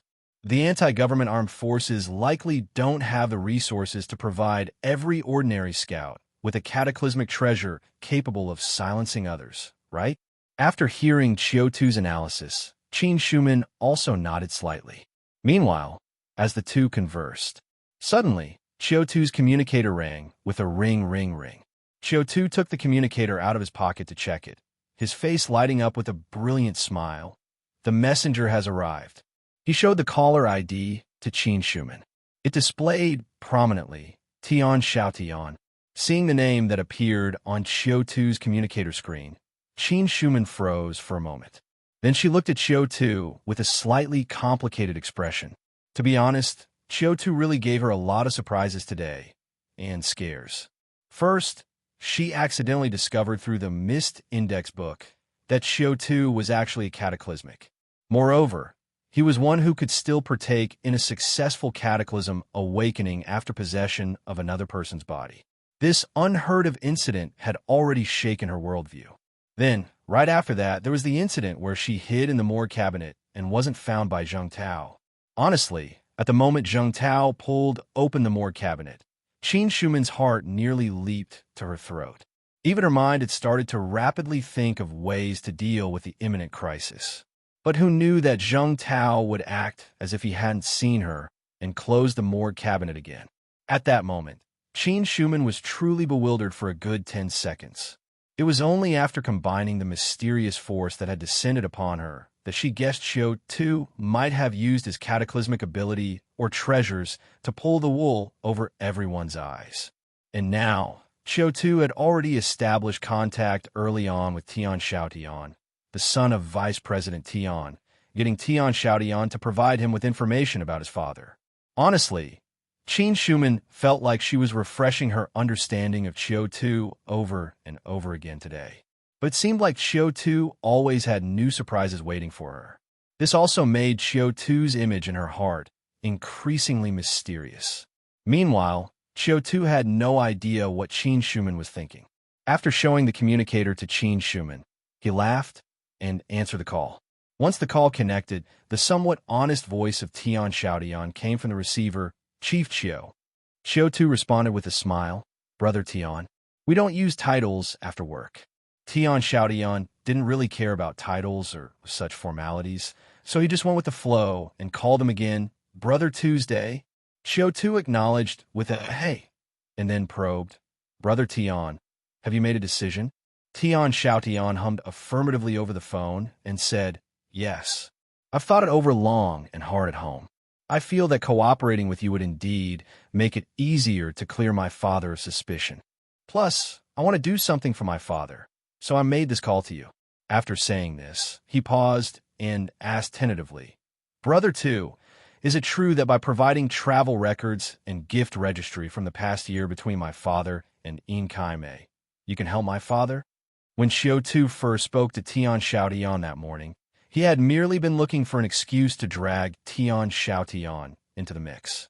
But now, having found the murder weapon and the most crucial clue to the case, Qiu Tu did only need In Kai Mei's itinerary and gift registry from the past year to significantly narrow down the range of suspects. So without any hesitation, he said, "Yes." Hearing this, Tian Xiaotian obviously breathed a sigh of relief. Then he said, "I've got both documents. I found them in my father's secretary's office. Inside, there's a record of all the travel between my father and Inkai for the year. While it may not be complete, it should be fairly comprehensive. How should I get them to you? Upon hearing Tian Xiaoyan's words, a trace of excitement flickered through Qiu Tu's eyes. He quickly said, "Leave me an address. I'll come over right away, and we can meet and talk." Tian Xiaotian, sounding as if he was stealing something, whispered out an address. Looking at the location of the address, those documents must have just been stolen from Vice President Tian's company. Qiu Tu quickly jotted down the address, then finally hung up the phone. At the same time, Xinjiang Communications Company, General Manager's Secretary Office. Tian Xiaotian put down the phone, his face showing a conflicted yet bewildered expression. He wasn't sure if he was doing the right thing. But, based on Butler Sher's investigation of Qiu Tu, everything Qiu Tu told him today hadn't been a lie. Qiu Tu was indeed just an ordinary civilian from Xinjia City at the beginning.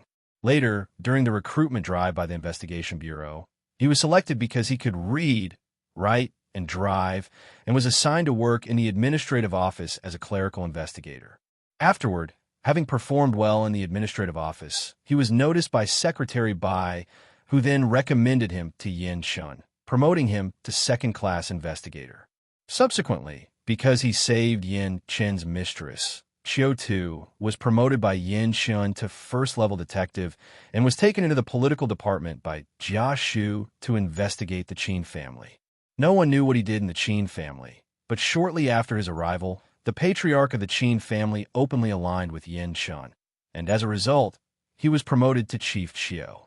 So, one could say that every step of Qiu Tu's promotion was shadowed by Yin Shen's faction, with Secretary Bai and Jia Shu, two of Yin Shen's right-hand men, being his benefactors. With this in mind, Tian Xiaotian felt somewhat reassured. After all, if such a person couldn't be trusted, then who else in the Investigation Bureau could be trusted? It's not like Qiu Tu would still harbor ill intentions towards Yin Chun and Jia Shu after being promoted to deputy staff, right? With this thought, Tian Xiaotian finally made up his mind. With a determined look in his eyes, he packed all the files into his backpack and then stealthily slipped out of the secretary's office, heading downstairs. However, what he didn't see was that, just as he turned the corner, the secretary to the Vice President Tian happened to walk by on the other side of the corridor. The secretary caught a glimpse of the broad back that flashed by the corner and hesitated for a moment. Was that President Tian's son? She looked at her office, then back at the empty corner, and shook her head slightly, paying it no mind. Driving with Qin Schumann, they arrived at the office building of Vice President Tian's communications company. Qiu Tu met Tian Xiaotian alone in the alley next to the communications company and obtained the travel records and gift registry of Vice President Tian and Inkai Mei. Before handing over the materials, Tian Xiaotian seemed a bit uneasy, so he clutched his backpack and asked Qiu Tu with his little eyes, "Brother Tu, swear to me, you truly want to help clear my father's name."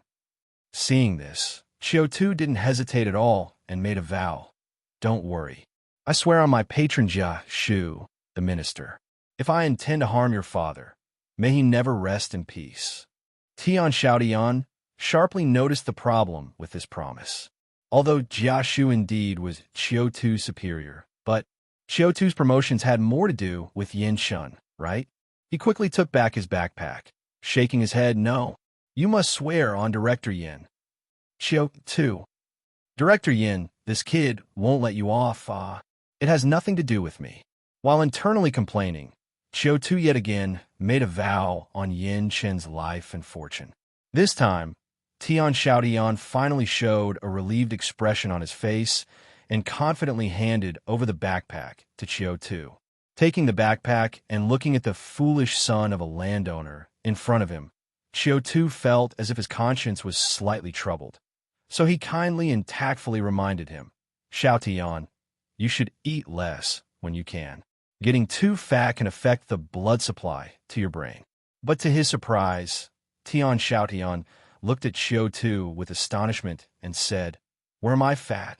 My dad said that I'm just inactive because our house is too small, and my muscles are a bit slack, that's all."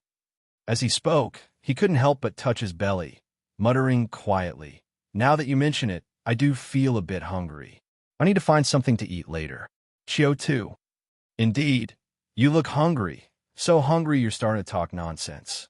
After saying goodbye to Xiao, Qiu Tu returned to the car with the travel records and gift list. Qin Schumann had been waiting there, and the two of them sat in the car to sort through the box of materials. While organizing, Qiu Tu curiously asked, "Assistant Sue has been quiet for a while, hasn't she?" Qin Schumann chuckled lightly. "She's asleep. This girl has no other faults, but just sleeps a lot." Qiu Tu laughed, commenting, "In this era, having good sleep quality is actually a bonus." Qin Schumann smiled and shook her head. As she continued to look through the materials, she added, "The approach you chose is very good. Vice President Tian is not like ordinary people. He's always busy with affairs, and everywhere he goes, he's taken by car. In the planning area, private cars are a rarity, and with the fuel being so expensive, each of his trips has to be recorded by the secretary, who then regularly checks the fuel costs with the drivers and the finance department. Moreover, with his frequent business interactions and numerous social reciprocities, and since the value of gifts given and received must be at least equivalent, the secretary also organizes a gift list for easy reference when returning favors. So, with these two sets of records, we can quickly understand Vice President Tian's social and connection circles, and even determine his range of movements, secret bases, safe houses, and other hidden locations." Qiu Tu nodded with a smile and flipped through the pages of the gift list rapidly. Both being cataclysmics, their physical and their mental capacities were much stronger than those of ordinary people. So, in just a few short minutes, Qiu Tu quickly pulled out a gift list. He carefully reviewed it for a moment, his brows slightly furrowed, and he muttered softly, "Why would it be them?" Noticing Qiu Tu's unusual reaction, Qin Schumann put down the file she was looking through, looked up at him. Seeing him engrossed in the materials, she moved closer to Qiu Tu and started looking as well. After one glance, she too was a bit surprised. The Qin family? She turned to Qiu Tu, and he just happened to turn his head to look at her. The space in the car was already narrow, and since they were so close to each other, as they met eyes, their noses touched together, and it felt like there was a faint current flowing between their lips. His nose filled with the scent of Su Shaowan. Looking at a face different from Qin Schumann with hints of naivety and innocence, and feeling Qin Schumann's familiar expressions, gaze, and aura, Qiu Tu found his lips getting dry. The contrast of unfamiliarity mixed with familiarity made it all too easy to make a mistake. Qin Schumann clearly felt the change in Qiu Tu, coughed once, stepped back, and gently reminded him in a low voice, "Stop it. It's weird." After saying that, she pointed to the name on that list, bringing the conversation back on track. "This band book is actually related to the Qin family?" Seeing this, Qiu Tu adjusted his emotions and refocused on the task at hand. The list indeed had connections to the Qin family. It was from a small-scale dinner hosted by the patriarch of the Qin family. Not many attended the dinner. Besides the patriarch of the Qin family, Qin Heng, and of the third house, Qin Shu, there were only a handful of others, most of whom were major businessmen associated with the Qin family. And following the etiquette, after the banquet, everyone would exchange gifts with each other. The gift list recorded the presents that the Qin family and other attendees had given to Vice President Tian. Within it, the book Brave New World was conspicuously listed. However, what was odd was that most gifts on the list had a record of who had sent them. The only exception was this book, which had no record whatsoever. It was as if someone had secretly placed it in the pile of gifts. Thinking this, Qiu Tu glanced over the guest list from that banquet. Then his eyes slightly narrowed as he discovered another familiar name. With this thought, Qiu Tu quickly pointed to that name and said to Qin Schumann, "Look, who is this?" Qin Schumann followed the direction of Qiu Tu's finger and saw a name she recognized. Shun Yin Trading Company, Limited S. Qiandafu. Upon seeing this name, Qin Schumann fell into thought for a moment. Then her eyes suddenly widened as she turned to Qiu Tu. "One of the transport companies that was robbed?" Qiu Tu nodded. He recalled the contents written in the case file. Because of the listening devices installed by Yin Kai Mei, 6 transport companies in Xinjia City have been suffering from the predations of the United Front anti-government armed forces over the past year. Among them, Shenyun Trading suffered the heaviest losses.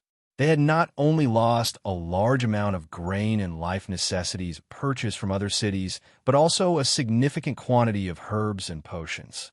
There's something wrong here. Qiu Tu tapped on the names of Shenyun Trading and the Qin brothers, Qin Heng and Qin Shu. Qin Shuman nodded, then stretched out her hand towards Qiu Tu. Qiu Tu discreetly reached into his pocket and handed her the communicator specially made by the security department. Qin Shuman took the customized communicator, pressed a few numbers, and then dialed out. The call connected after a moment, and Qin Shuman spoke expressionlessly. "This is Rain Butterfly. Help me look into the relationship between the Qin family and Shenyun Trading's Qiandafu. Also, review Old Fourth Qin again to see if he knows any secrets." After the person on the other end responded, Qin Shuman hung up the phone. As Qiu Tu continued to rummage through other materials, he said, "I feel like there's really something wrong with the Qin family." What he meant by something wrong obviously wasn't referring to the Qin family's previously vague connections with the anti-government armed forces. After all, in the planning area, especially the newly designated planning area, most forces had more or less connections with the anti-government armed forces. It was only before the influence of the sanctuary had expanded to this area that these forces have been hedging their bets. Therefore, Qiu Tu's something wrong clearly indicated a deeper cooperation between the two forces. As the head of the investigation department of the security department and an old hand at the job, Qin Shuman seriously nodded in agreement with Qiu Tu's view. Once is a coincidence, twice is a coincidence, but to call it coincidence 3 or 4 times is implausible. Qiu Tu nodded slightly. Having reached a consensus, they both immersed themselves in their own world as they continued to go through the materials. For a while, no one spoke in the car, and it gradually quieted down. Blue moonlight streamed through the car window and draped both of them in a soft and mysterious veil. Time passed, perhaps only 10 minutes, or it could have been a full half hour. Ring, ring, ring. The crisp ring of the communicator suddenly pierced the silence within the car. Qin Shuman snapped back to reality and answered the phone with a succinct "Speak." The person reporting on the other end spoke so softly and quickly that Qiu Tu could barely make out what was being said. He just saw Qin Shuman's expression change, going from calm to surprised, and then from surprised to excited. After a moment, Qin Shuman hung up the phone and turned to look at Qiu Tu with barely concealed jubilation. "Qiu Tu, we might have stumbled upon a major case." Qiu Tu looked at her somewhat blankly. Qin Shuman leaned in close to Qiu Tu and lowered her voice. "Let me tell you, it's shocking what you find when you look. Shenyun Trading was actually founded by old Master Qin. He already had a certain status in Xinjia City, and he had also carved out his own territory in the underworld.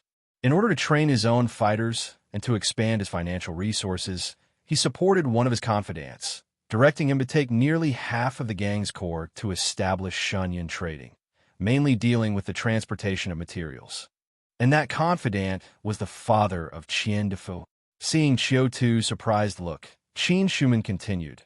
Later on, a few years ago, both Old Master Qin and the father of Qiandafu died in accidents. Moreover, as the Qin family wanted to go legitimate, the two companies ostensibly went their separate ways on the surface and no longer had any dealings. But now it seems the truth might be quite different. Upon hearing this, Qiu Tu nodded slightly, thoughtfully musing for a brief moment before conjecturing. So, Shenyun Trading is very likely the real dark hand of the Qin family. Some of the truly illegal industries of the Qin family, like cooperation with the United Front, were in fact separated out long before old Master Qin's death. And the black and gray industries that fourth Master Qin got from the division of the family assets were actually those with very low risk already. Qin Shuman's face lit up with excitement. Exactly. So, we've been investigating old fourth Qin for so many days without much progress. And in the end, it's because we were looking in the wrong direction. If we investigate Shenyun Trading, we might be able to dig out the Qin family. And you can perfectly close your case too. Qiu Tu was not swayed by Qin Shuman's excitement.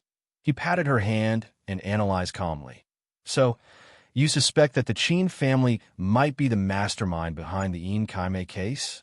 Seeing Qin Shuman nod, Qiu Tu continued, "You're guessing that the Qin family sensed danger due to our earlier investigation and the arrest of Yin Kaimei was coincidental. So, worried about being exposed and getting themselves burned, they decided to make a clean break and silence her, and simultaneously frame Vice President Tian in the process." Qin Shuman nodded in agreement and added, "Right. So, I suspect that Vice President Tian is truly being wronged. The robbery of the transportation company might well be a play they've staged themselves. Shunda Trading and other transportation companies were likely already dealing in illegal business with the United Front. Then, by chance, Yin Kaimei got recruited by Vice President Tian into the Chamber of Commerce, which provided these transportation companies with the perfect opportunity to set a trap. Though it was just a speculation at this point, Qin Shuman had a hunch. This could very well be the truth. With this in mind, Qin Shuman turned to Qiu Tu and asked, "What do you think?" Since Qin Shuman began her analysis, Qiu Tu had been listening intently. Now, hesitating slightly upon her inquiry, he finally nodded, "I do think it's a possibility." Seeing Qiu Tu agree with her theory, Qin Shuman couldn't sit still any longer. She said to Qiu Tu, "Please help me take Xiaowan home. I need to go ahead and thoroughly investigate this case." After speaking, perhaps worried that Qiu Tu might misunderstand, she took another look at him. "Don't worry, I won't steal your credit, nor will I interfere with your case investigation." Upon hearing this, Qiu Tu waved it off with a smile. "It's fine. I don't mind that." After looking at Qiu Tu a second time and making sure he truly didn't mind, Qin Shuman kissed him happily, then left Su Xiaowan's body and decoupled her attachment. Clearly, the pressure director dye had been putting on her had nearly left her unable to catch her breath. An unexpected case falling into her lap now was a complete relief from her urgent predicament. If she could solve this case or do a good job with the preliminary intelligence work, not only would her past mistakes be overlooked, but she might even get a promotion and a raise. So, in her excitement, she had even forgotten that she wasn't in her own body but in Su Xiaowan's. Suddenly kissed by Su Xiaowan, Qiu Tu felt strangely awkward. He looked at Su Xiaowan slumping in the passenger seat, shook his head slightly, then leaned over and fastened her seatbelt. Perhaps because of that kiss, the friction between their bodies made Qiu Tu feel like his blood was rushing faster. After securing the seatbelt, Qiu Tu reorganized the files, then followed the address left by Qin Shuman to take Su Xiaowan home. The vehicle traveled down the dimly lit street as Qiu Tu quietly pondered over the information he had discovered just now. In truth, Qiu Tu wasn't afraid of Qin Shuman stealing his credit, nor was he concerned about her affecting his investigation. That's because his responsibility was solely the case of Yin Kaimei's death. The robbery of the transportation company by the United Front had nothing to do with him. In his few days at the political department, Qiu Tu quickly learned a key to survival: to stick to one's post and abide by its responsibilities. Investigating on your own another team's case, even solving it, wouldn't bring much credit, but could easily attract resentment. Beyond that, Qiu Tu also noticed several details that Qin Shuman had missed. Perhaps due to different perspectives, while Qin Shuman was excited about uncovering a major case, Qiu Tu felt a chill down his spine. Was this really all about framing and setting someone up? The Qin family and the bosses of those transportation companies, even if they weren't afraid of Vice President Tian, wouldn't want to offend a vice president of a chamber of commerce with the backing of a sanctuary so casually, right? So, they designed a trap for him simply because Yin Kaimei was chosen by Vice President Tian. Qiu Tu thought that was indeed too cruel and insane. Moreover, if the Qin family was really framing Vice President Tian, then what was Jia Shu's unusual behavior about?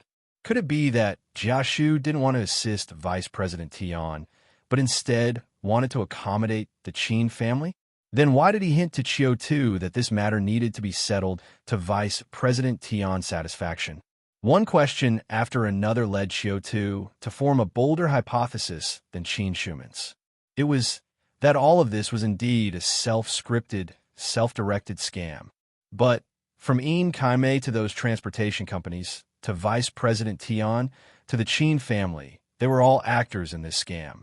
Even Jia Shu might have glimpsed some truth, but chose to temporarily let it slide for the interests of the investigation bureau.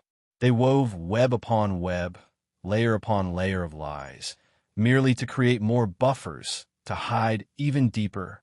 Though he might have guessed the real gist of the case, Qiu Tu was faced with a tremendously difficult question. That was what path he should take. Carrying deep doubts, Qiu Tu took Su Xiaowan back home. Su Xiaowan lived on New Fong Street, which was the same place where Qiu Tu had been stopped that morning. This indicated that her family conditions were fairly good.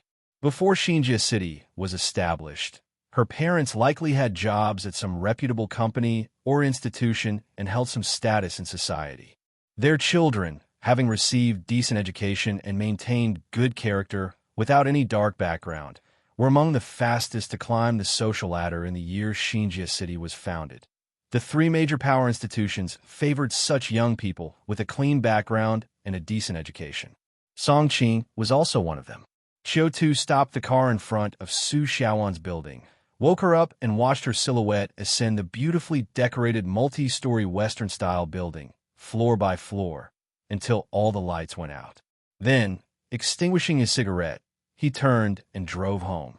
Arriving at Old Alley Street, Qiu Tu parked the car and walked towards his own home in the shabby 2 building. Reaching the building, the lights were still on at home. Qiu Tu climbed the stairs and opened the door, surprised to find Shenling Shuang was not asleep on the sofa tonight. Instead, there were rustling sounds coming from the room. Curiously, Qiu Tu walked over and then saw Shenling Shuang, showing her fair back, trying on lingerie. Only, it wasn't just her trying on lingerie. She was actually stuffing things inside it. Seeing the shocking scene before him, Qiu Tu was dumbfounded. He gaped at Shun Lingshuang's actions, then asked, "I say, what are you doing?" Perhaps because she was too focused on her mischief, Shun Lingshuang hadn't heard someone entering the house. Therefore, when Qiu Tu spoke up, she got startled right away. She covered her chest, then turned around with a flushed face and asked Qiu Tu in surprise, "When did you get back?" "Qiu Tu, is that the point?" While internally complaining, Qiu Tu replied, "Just got back, but saw everything." Shenling Shuang's face turned as red as an apple. She shot an annoyed glance at Qiu Tu and, in a fit of resignation, turned back around and continued stuffing tissues into her bra. Perhaps because she was acting out of spite, her movements were so exaggerated that Qiu Tu could even catch a glimpse of the petite pair within. Qiu Tu stroked his chin, quietly appreciating the view while curiously asking, "What on earth are you doing?" Shun Lingshuang retorted stubbornly, "Wearing a bra. Okay? What? Do you go out without wearing a bra?" Qiu Tu nonchalantly said, "First, I indeed don't wear that kind of bra. Second, even if others wear a bra, they wouldn't stuff so much tissue in it, would they? You know nothing. I'm doing this to protect my chest." With her face red enough to steam from the top of her head, Shenling Shuang still pretended to be indifferent and pulled down her t-shirt. Not to mention, after stuffing all that in, Shenling Shuang's front did look considerably more pronounced. Feeling Qiu Tu's strange gaze, Shenling Shuang stood up, clenched her fist, and with a flushed face, went to the bathroom. As she passed by Qiu Tu, she even purposefully bumped her padded chest against him, leaving Qiu Tu caught between laughter and tears. Though she was acting tough in front of Qiu Tu, once she escaped into the bathroom, Shun Lingshuang couldn't hold it in any longer. She covered her face with her hands, her expression filled with despair. She had been eating and sleeping with Qiu Tu these last couple of days, but he had made no moves on her whatsoever. This made her doubt her own charm. So, taking advantage of a trip to Xiaofeng Street for shopping, she secretly bought a few sexy bras, planning to seduce Qiu Tu. Even worrying that her undeveloped body wouldn't capture Qiu Tu's interest, after much thought, she decided to pad her bra tonight as a deception, But before the scam could start, she got caught. Oh, the more Ling Shuang thought about it, the more aggrieved she felt, and she couldn't help crying with her mouth covered. She covered her mouth because she didn't want Qiu Tu outside the bathroom to hear, which would be even more embarrassing. Meanwhile, outside the bathroom, Qiu Tu didn't find this incident embarrassing at all. In fact, he found it highly amusing. He blinked his eyes, grinned, and walked to the bathroom door, knocking gently. Actually, there's no need for padding. I like you just the way you are. Inside the bathroom, Ling Shuang's eyes were slightly teary, and she pouted her lips. Qiu Tu added another sentence. After all, being small is cute too. Behind the door, Ling Shuang was close to exploding with anger. She opened the bathroom door, glared at Qiu Tu, and said, "You are the one who's cute and tiny. Your entire family is cute and tiny." Having said that, she marched back to the bedroom on her short legs, still fuming, jumped onto the bed, and covered her head with the blanket, ignoring Qiu Tu. Seeing Ling Shuang in her fuming state, the upward curve of Qiu Tu's lips was almost uncontrollable. After a busy day of public affairs, teasing the adorable Ling Shuang felt quite fun. He took off his uniform jacket, went to the bathroom to freshen up, then returned to bed and lay down beside Ling Shuang. Ling Shuang was still under the covers, ignoring him. Qiu Tu didn't mind. He simply hugged her and started caressing her through the blanket. Ling Shuang initially held back, but after a minute, she couldn't stand it any longer. She threw off the blankets, her face flushed with embarrassment as she glared at Qiu Tu. "What are you doing?" Qiu Tu looked at her sincerely and said, "I just want to prove to you that I really do like you. Your figure." Hearing Qiu Tu's words laced with suggestive undertones, Ling Shuang's face grew even redder, seemingly on the verge of bleeding. She hit Qiu Tu a few times with the blanket, frustratedly saying, "No need for proof. Stop moving around." Qiu Tu still smiled as he looked at her. Ling Shuang's head felt like it was steaming with heat from his gaze. Annoyed, she covered herself with the blanket again, throwing in the towel, so to speak. Seeing this, Qiu Tu moved in closer once again. Before long, he tossed the padded bra aside and then said softly, "Don't stuff these things in anymore. It's not good for your health. If you think they're too small, I can help you out. I have a family heirloom breast enlargement technique." Under the covers, Ling Shuang mumbled, "I'll kill you in your sleep." But the words sounded more like coquettish pouting than threats.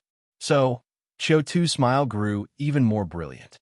108 ways to enhance affection. #81. Take action when it's time. Physical contact is the best way to increase mutual affection. P.S. If you miss the opportunity, she won't consider you a gentleman. Rather, she might doubt her own charm and your feelings for her. 9 days. Time until Saime's case is closed. The next morning, as soon as Qiu Tu opened his eyes, he saw Ling Shuang's cute face close to his.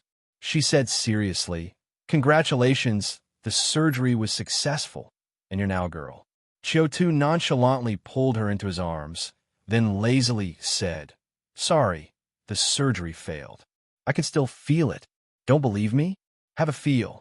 Ling Shuang's attempt at joking backfired, leaving her with a blushing face. She snuggled up to Qiu Tu's chest like a tiny kitten. Listening to Qiu Tu's strong heartbeat, for some reason, she felt incredibly secure. After enjoying a moment of tranquility in the morning, Qiu Tu took the initiative to go downstairs and buy breakfast. While having breakfast, Qiu Tu also took the opportunity to check the gain from last night's loyalty game. Last night, although he had played around with Ling Shuang for a while, his good habits still made him set up the loyalty game before going to bed. Furthermore, compared to the previous 2 nights, this time, Qiu Tu even switched the participants of the 2 games.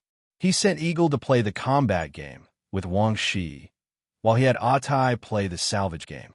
He planned to test whether the game process and rewards would differ with different participants. Thinking this, Qiu Tu first opened the combat game. As his mind clicked, the settlement screen for the combat game appeared in front of him. Compared to Atai's battles on the previous days, the battle screen between Eagle and Wang, she was noticeably more brutal. Eagle's pixelated figure wielded a bicycle chain, covered in wounds, dripping with blood. Meanwhile, Wang Shi's pixelated figure this time had switched to a kitchen knife, and compared to the blood-soaked eagle, Wang Shi was in a significantly better state, with hardly any wounds on his body. This discovery made Qiu Tu's heart skip a beat. Could last night's game have ended in failure? He hurriedly checked the game prompt. Fortunately, in the end, the victory in the battle was still won by Eagle. He had a bicycle chain wrapped around Wang Shi's neck, squeezing until Wang Shi's face turned nearly blue. Looking at Eagle's hard-won victory, Qiu Tu guessed that the fighting power in the combat game might well be linked to real strength. Since his subordinates were all ordinary people for now, what they were comparing was their hand-to-hand combat ability. But if in the future his subordinates included cataclysmics, it's likely that their cataclysmic ability would become the decisive factor in confrontations. With that in mind, Qiu Tu clicked on the reward for Eagle's victory with his thoughts. With his click, several prompts suddenly popped up in front of him. Victory in the loyalty game. Reward obtained. Wang Shi loyalty +2. Wang Shi memory fragment, small, +1. Another memory fragment. Last time, Qiu Tu had also obtained a piece of Wang Shi's memory fragment, and although it was only tiny, he had gotten a lot of useful information. Now he had obtained a small fragment. Qiu Tu suddenly grew curious about what interesting scenes he might see. Thinking this, Qiu Tu tried clicking on this small memory fragment with his thoughts. The next second, the scene shifted, and Qiu Tu found himself in a new room. This room was clearly much more luxurious than the last one. Not only was there a wool carpet on the floor, a leather sofa set, but there were even paintings hanging on the walls. And the man he had seen last time, dressed in a black suit with bright red hair, wearing a clown mask, was sitting on the leather sofa, talking to Qiu Tu. "What have I told you? There's no way it would be discovered. How could those idiotic detectives ever catch us? So, you being frightened every day is completely pointless worrying." After saying that, the masked man tossed Qiu Tu a booklet. "We've got the herbs now. Next is potion crafting. These are the methods for crafting several potions. You only have 1 month. You must craft these potions." Qiu Tu took the booklet and started to examine its contents. Meanwhile, the man continued to raise his arms, mumbling somewhat sickly. "With these potions, I will be able to make a move in Xinjie City. Bring pleasure to God. Then God will definitely bestow me with more power." As he spoke, the masked man seemed to burst with a mysterious force, which violently swept across Qiu Tu's body. Qiu Tu clearly felt his body trembling and shrinking back a little. He felt his inner self was both excited and afraid. The memory image froze on the masked man, turning to look at Qiu Tu. His crimson eyes matched with his sick behavior, utterly unnerving. "Qiu Tu? Qiu Tu?" Hearing the call from far to near, Qiu Tu came back to his senses. Phew! He took a deep breath and looked at Shunling Shuang, who had gotten close to him, with a worried look on her face. He couldn't help but ask, "What's the matter?" Shunling Shuang looked at Qiu Tu with some worry and said, "You suddenly stopped moving while eating breakfast, and your body was stiff, eyes lifeless." After saying that, she showed a worried face. "You're not sick, are you? Or is it a sequela from the cataclysm awakening?" Upon hearing this, Qiu Tu also slowly emerged from the memory he had just experienced and smiled as he touched Shunling Shuang's head. "It's nothing. I was just a bit distracted." Shunling Shuang blushed and swatted away his hand that was making teasing gestures. "Go away, pervert." She realized that ever since she changed her underwear and was seen by Qiu Tu last night, Qiu Tu had become more and more bold, simply annoying. While playing with Shunling Shuang, Qiu Tu pondered over the information he had acquired from the memory fragment just now. For one, he could confirm that the memory presented by this memory fragment likely occurred within the past month, because the memory clearly was from after Wang Shi and the masked man had robbed the pharmacy. Secondly, what Qiu Tu didn't expect was that the masked man and Wang Shi didn't rob the pharmacy for money, but for alchemy. But what were those potions for? Why could they bring pleasure to God? And why was the masked man so excited about it? With these thoughts in mind, Qiu Tu's gaze fell upon Shunling Shuang. Suddenly feeling Qiu Tu's gaze on her, Shunling Shuang was initially stunned, then reflexively covered her chest with a wary expression and asked, "What are you doing?" Having already indulged his hand addiction a moment ago, Qiu Tu now had no other thoughts in mind and asked, "Right. If I gave you a potion formula or ingredients, could you roughly judge the effects of the potion?" Upon hearing this, Shunling Shuang pondered for a bit and didn't completely reject the idea. "I can try." After receiving a positive response from Shunling Shuang, Qiu Tu closed his eyes and carefully recalled the formulas of several potions from the first page of the booklet in his memory. A moment later, he opened his eyes and began listing the material names: Defying Fate Scales, Dried 7, Glabrous Greenbrier, Great Thistle. As Qiu Tu named each ingredient and material, Shunling Shuang's brow furrowed tighter and tighter. It was not until Qiu Tu finished listing the ingredient names that she quietly said, "This seems like some kind of cataclysmic potion, and it's one that can only be made using a certain cataclysm path." Hearing Shunling Shuang's words, Qiu Tu looked puzzled and asked, "What do you mean by a potion that can only be made using a certain cataclysm path?" When it came to knowledge about potions, Shunling Shuang clearly became more haughty. She tilted her head up slightly and confidently explained, "Cataclysmic potions are different from ordinary potions, although they also follow the star, moon, king, and minister ratio. The moon medicine doesn't necessarily have to be cataclysmic material. It can also be a path power. That is to say, you can replace one medicinal ingredient with the cataclysmic power of a cataclysmic and concoct a potion that contains the power related to the path of that cataclysmic." Then, Shunling Shuang further explained the special cataclysmic potion to Qiu Tu in detail.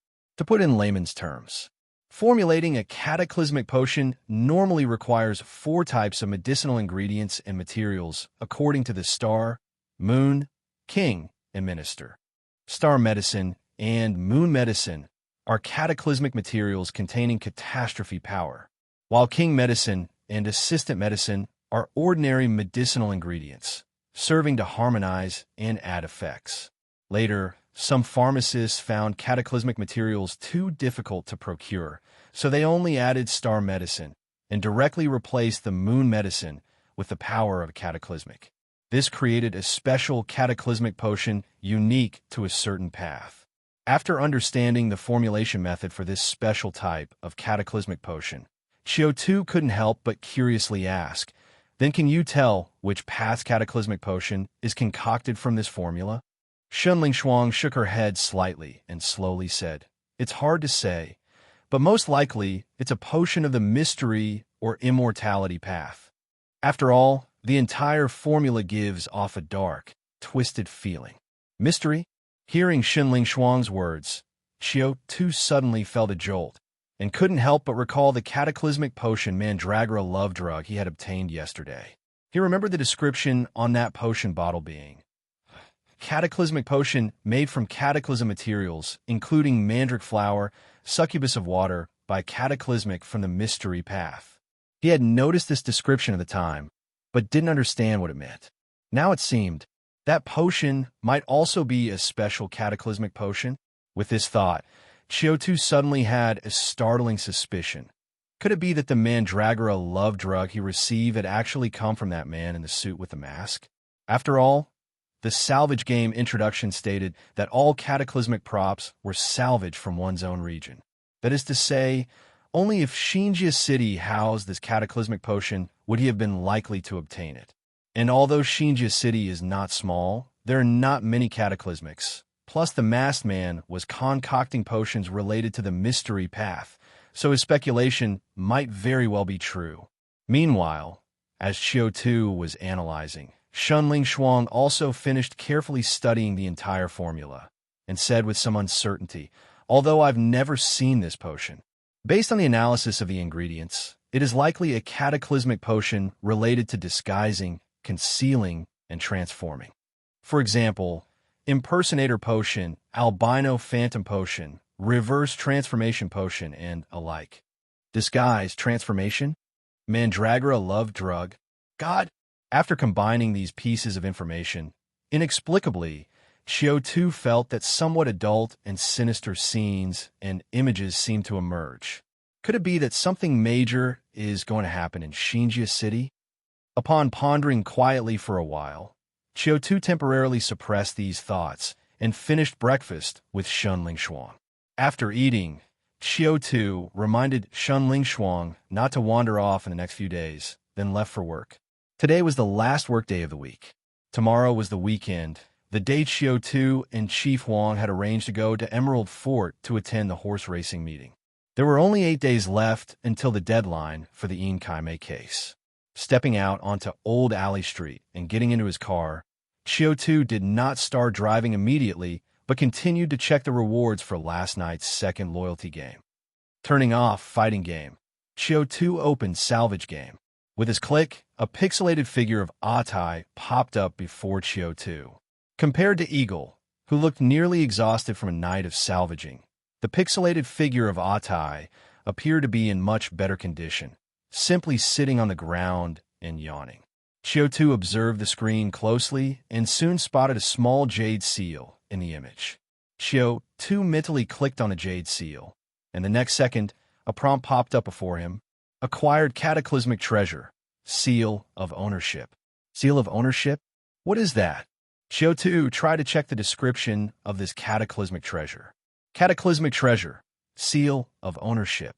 Treasure introduction. A cataclysmic treasure made from an unknown material. As long as you stamp the seal on an item or a creature, you will have ownership of it for 72 hours.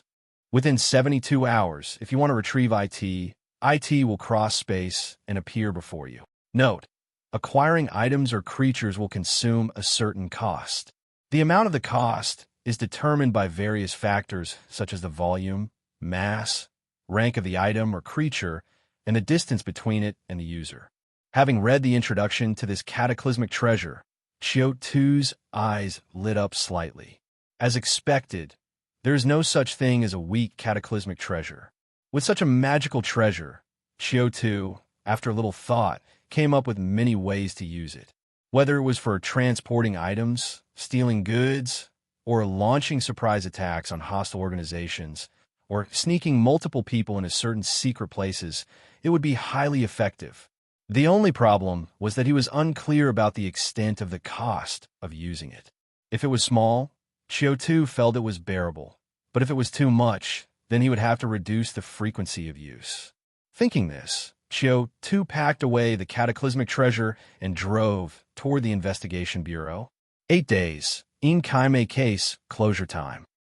Upon arriving at the investigation bureau, Qiu Tu, holding the materials he had obtained from Tian Shaotian the night before, took the elevator to the 9th floor. Once he reached the office of the 9th floor investigation team, all of his subordinates were there. Even Qiao Dabiao and the 7 or 8 investigators that Qiu Tu had sent out had returned. Seeing Qiu Tu, everyone greeted him in succession. Qiao Dabiao, the most astute among them, saw that Qiu Tu was holding something and quickly stepped forward with a sly smile. "Chief, let me help you with that." Qiu Tu did not refuse his kindness and casually handed Tian Xiaoyan's backpack to him, then inquired, "Why have you come back?" "Any progress on the case I gave you to investigate?" Qiao Dabiao took over the backpack, smiled humbly, and said, "Chief, it's all thanks to your good fortune.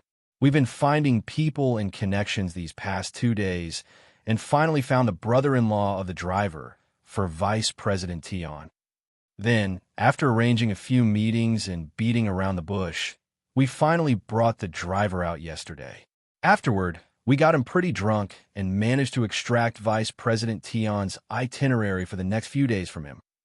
Hearing Qiao Dabiao's words, Qiu Tu looked at him in surprise and then praised, "Not bad, Big Biao. You really have some skills. In such a short time, you've got chummy with Vice President Tian's driver and obtained internal information." At this, Qiu Tu gave Qiao Dabiao a heavy pat on the shoulder. "I really didn't misjudge you. You've done a great job." Hearing Qiu Tu's praise, a rare expression of self-satisfaction appeared on Qiao Dabiao's face. Clearly, he too thought that completing Qiu Tu's task in such a short time was quite an achievement. As they spoke, The two reached Qiu Tu's desk. Qiao Dabiao helped Qiu Tu place the backpack on the desk and, out of curiosity, casually asked, "Chief, what's in this bag? It's quite heavy." Qiu Tu smiled and said, "Nothing much, just the record of Vice President Tian and Yin Saime's itinerary and gift-giving list for this year." Qiao Dabiao. Qiao Dabiao almost thought he had misheard. He was stunned for a second, then asked, "What?" "The records of Vice President Tian and Yin Saime's itinerary and gift-giving list for a whole year." Qiu Tu simply nodded. Then he unzipped the backpack, took out the materials, and handed them to Qiao Dabiao. "Flip through it backwards and find Vice President Tian's itinerary for the past few days. See if it matches the account of the driver you know. If it all matches up, that means the driver didn't deceive you, and that line must be well maintained. We might very likely get more hidden information from him." Qiao Dabiao uttered a couple of O's, but he hadn't really taken it in, because at that moment, he had already been dumbfounded by the heavy bomb dropped by Qiu Tu. Now, he had only one thought in his mind. What kind of god was his chief? It took him and 7 or 8 people working painstakingly for 2 days just to get a handle on one of Vice President Tian's drivers, securing a 3-day itinerary. But his chief had just managed to bring over the entire year's itinerary of Vice President Tian. Compared to him, their efforts seemed utterly useless. Thinking this, he glanced over at the other investigators in the office. As expected, while those who had stayed in the office these past 2 days seemed unaffected, the 7 or 8 investigators who had gone out with him to look for leads were all stunned. Clearly, from the moment Qiu Tu entered, they had been paying attention to the conversation between the two, and now they were as shocked as Qiao Dabiao. Qiao Dabiao loyalty +5. Ding Xiaoqi loyalty +3. Li Liang loyalty +3. Meanwhile, Qiu Tu, while pretending to sort out the materials, had the corners of his mouth slightly curled up in a smile at the string of loyalty alerts appearing before his eyes. It was necessary to praise subordinates appropriately, but also to give them a shock from time to time. Everybody has the admiration for the strong mentality, so you have to make them realize the gap between you and them. Only then will they willingly follow you.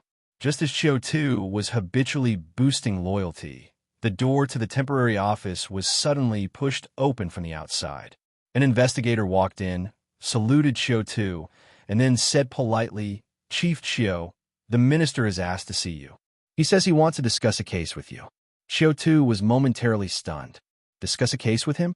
What case? The case of Yin Saime's death? And just as Qiu Tu was pondering, the long inactive crisis countdown began to change slowly. Seeing the change in the countdown hourglass, Qiu Tu's mind was suddenly filled with several question marks. He couldn't understand why just being summoned by Jia Shu had triggered his crisis intuition.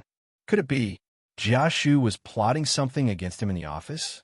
Thinking this, Qiu Tu couldn't help but look at the series of crisis warnings that had popped up in front of him, trying to see what kind of crisis he was actually facing. But with just one glance, Qiu Tu was baffled, because the content of the crisis warning was completely different from what he had imagined and even surprised him. Thinking this, he quickly skimmed through all the crisis warnings, his eyes revealing a hint of deep thought. And as he finished reading the warnings, a 20-minute countdown hourglass also popped up, landing in the upper left corner of his vision. 1956. At this time, the investigator standing at the door, seeing that Qiu Tu had not responded to him, couldn't help but urge, "Chief Qiu, the director is still waiting for you." Hearing his words, Qiu Tu came back to his senses. Then he looked at the investigator deeply before saying with a smile, "All right, I'll be there soon." After speaking, Qiu Tu handed the documents he was holding Qiao Dabiao, called over several investigators, and then arranged, "Go get a photocopier and several boxes of paper, and make 3 copies of all these documents. Then one set should be categorized by location, one set by personnel, and another set in chronological order. When I come back, we'll analyze these documents together." After finishing, Qiu Tu glanced at Qiao Dabiao and instructed, "Big Biao, you be in charge of this." Then he looked at Lu Fuping and Chen Feng. Sister Lu, Chen Feng, you too assist. Yes. The three of them took their orders. Qiu Tu's work arrangement was a normal procedure, so the investigator didn't say anything, just waiting patiently at the door. Soon, the work arrangement was done, and Qiu Tu also stepped toward the door, leaving the temporary office together with the investigator. 1827. Led by the investigator, the two quickly arrived at the door of Jia Shu's office. Arriving at the office door, Qiu Tu did not enter immediately, but instead straightened his clothes while asking the investigator beside him, "I don't seem to have seen you in the political department before. Are you new here?" The investigator had a somewhat aloof personality and merely hummed in response. Qiu Tu asked, "What is your name?" The investigator said, "Ji Chun." Hearing this, Qiu Tu nodded slightly, then knocked on the door. Jia Shu's voice came from inside the office. "Come in."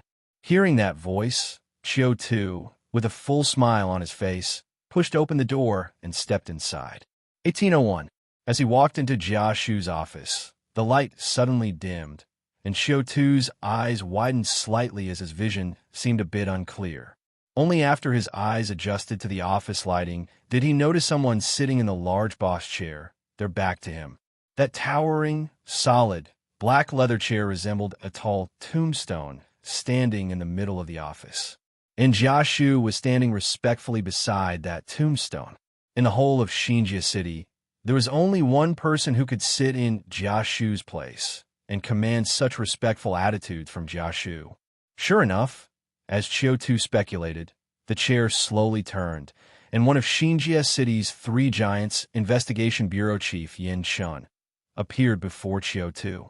Seeing this, Qiu Tu quickly pretended to be surprised and saluted. "Hello, Bureau Chief." After saluting, as if he had just remembered that this was Jia Shu's office, he quickly saluted Jia Shu, standing aside. "Director." After exchanging greetings, Yin Shin said nothing but just looked at Qiu Tu silently, his gaze as deep as a bottomless spring. While Yin Shan was looking at Qiu Tu was also quietly scrutinizing Yin Shan.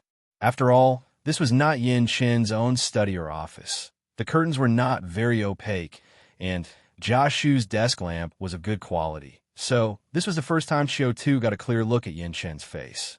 How to describe it? He was rather unremarkable in appearance and seemed somewhat aged and decayed. Qiu Tu remembered that the official introduction stated Yin Shan was 51 years old, but looking at him, Qiu Tu would put him past 65. He even seemed to have an old man's flavor. Qiu Tu recalled Qin Shuman's previous hypothesis about Yin Shan's cataclysm path, life, immortality. Frankly, Qiu Tu couldn't see any signs of immortality in Yin Shan. If it weren't for Qin Shuman's information usually being reliable, Qiu Tu might even think Yin Shan was nearly devoid of life. 1736. Meanwhile, as Qiu Tu was analyzing Yin Shan's appearance and cataclysm path, Yin Shan slowly spoke. His voice was low and hoarse, like nails scratching on a chalkboard. "Qiu Tu, I heard you took the Yin Kaimei case?" Hearing Yin Shan's words, Qiu Tu glanced at Jia Shu. Jia Shu wore a smile, looking straight ahead, as if the presence of Qiu Tu had nothing to do with him, and this case wasn't assigned by him at all. Seeing this, Qiu Tu nodded without denying. "Yes, Bureau Chief." 1730. Yin Shun hummed, and then slowly said, "How is your investigation going lately?" Qiu Tu glanced at Jia Shu again. Jia Shu still had no reaction. Seeing this, Qiu Tu said with a smile, "Thanks to the Bureau Chief's good luck, our investigative team has been working overtime the past few days, and we're almost close to cracking the case." Upon Qiu Tu's words, the whole office fell quiet for a moment. Yin Shan gave Jia Shu an expressionless glance, then asked in a grave tone, "Oh, that's soon to crack the case. Tell me about it." 1713. Hearing Yin Shan's question and looking at the eerie scene before him, Qiu Tu's thoughts couldn't help but drift a little. Actually, Qiu Tu wasn't surprised about what happened in Jia Shu's office with Yin Shan. Even when Yin Shan asked him these questions, Qiu Tu wasn't surprised either. Because after crisis intuition was triggered, The crisis warning had already made him anticipate everything that was happening now. Crisis intuition activated. Generating crisis report. Your immediate superior, the investigation bureau chief of Xinjia City, Yin Chun, is experiencing a conflict with your superior, head of the political department, Jia Shu. The cause is that Jia Shu actually handed over the Yin Kaimei case to you without informing him. Feeling his authority was challenged, he's not only dissatisfied with Jia Shu, but also developed a profound distrust towards you. Now, under the pretense of Jia Shu's directive, he has invited you to Jia Shu's office to report on the case. You have 20 minutes to decide which case investigation results and so-called truth you will report. This will determine your image and position in the eyes of Yin Chun and Jia Shu. Please choose carefully, as it will affect your situation going forward. Indeed, just when investigator came on behalf of Jia Shu to get Qiu Tu, these prompts popped up before him. At that moment, it nearly caused Qiu Tu's brain to crash. What's going on? Wasn't this case assigned to me by Yin Chun? Or was it actually given to me by Jia Shu without Yin Chun's knowledge? No? Is this guy sick or what? Why dump such a difficult case on me for no reason? And moreover, because of this case, a rift formed between Yin Chun and Jia Shu, and as a result, Yin Chun only has a bit of dissatisfaction with Jia Shu, but has developed a tremendous distrust toward me. Is Yin Chun also out of his mind? What? Am I the one getting hurt in every way here? In the end, am I just a pawn in your play? That's why Qiu Tu stood there stunned at the time, feeling utterly overwhelmed. Fortunately, the investigator called him again, snapping Qiu Tu back to reality and reminding him that what he needed to do now was not to complain, but to quickly analyze the hints given by crisis intuition. You should know that crisis intuition is only triggered when Qiu Tu's life is threatened. So, this proved that if Qiu Tu couldn't get through this crisis, it's highly likely that he could be in mortal danger. And what made Qiu Tu feel even more screwed was that this crisis warning didn't specify where the danger was coming from. He only knew that a discord had arisen between Yin Chun and Jia Shu, and then he was being called to the office. But who will be detrimental to him in the future? Is it because he concealed the investigative facts, making Yin Chun unsatisfied, hence planning to eliminate him? Or did he reveal the truth of the investigation, unsettling Jia Shu, who's now planning to secretly get rid of him? So many possibilities left Qiu Tu quite indecisive. So he arranged work for Chao Dabiao and others on the spot after recovering, which was actually a pretext to contemplate his strategies in silence. And thankfully, with the hints from crisis intuition and those few minutes of thinking, Qiu Tu finally figured out the key to this crisis. With this in mind, Qiu Tu also reined his thoughts, then firmly addressed Yin Chun's scrutinizing gaze. Yes, Bureau Chief. 1710. He said, actually, when I learned of this case, I felt something was off about it. Because that night, I was overseeing the interrogation team interrogating Yin Kaimei. Yin Kaimei seemed to have no psychological issues, nor any diseases. And the interrogation by the team was quite standard, with no use of illegal tools or potions. Theoretically, she shouldn't have had any problems. So, when I heard she was dead, my first suspicion was homicide. That's why I had the coroner conduct a physical autopsy and examination on Yin Kaimei. The result came back as death due to sudden cardiac arrest, purely an accidental death. This result didn't alleviate my suspicions. Instead, it intensified them. So, I asked the director for permission to use a catastrophe investigation treasure to try and detect traces of catastrophe power or a catastrophe curse being used. And indeed, I found something. Qiu Tu said, last night, I detected traces of a catastrophe curse on Yin Kaimei's body using the Mist Index book. I then followed the clues and found the murder weapon. 1632. At this point, Qiu Tu clearly noticed an interested look in Yin Chun's eyes. Qiu Tu wasn't surprised. Yin Chun's previous coldness was probably because he thought it was impossible for Qiu Tu to make any significant progress in just 2 days. Speaking of progress in front of him, and even claiming to have identified the murderer. He likely thought Qiu Tu was simply following Jia Shu's lead to pin the crime on a scapegoat.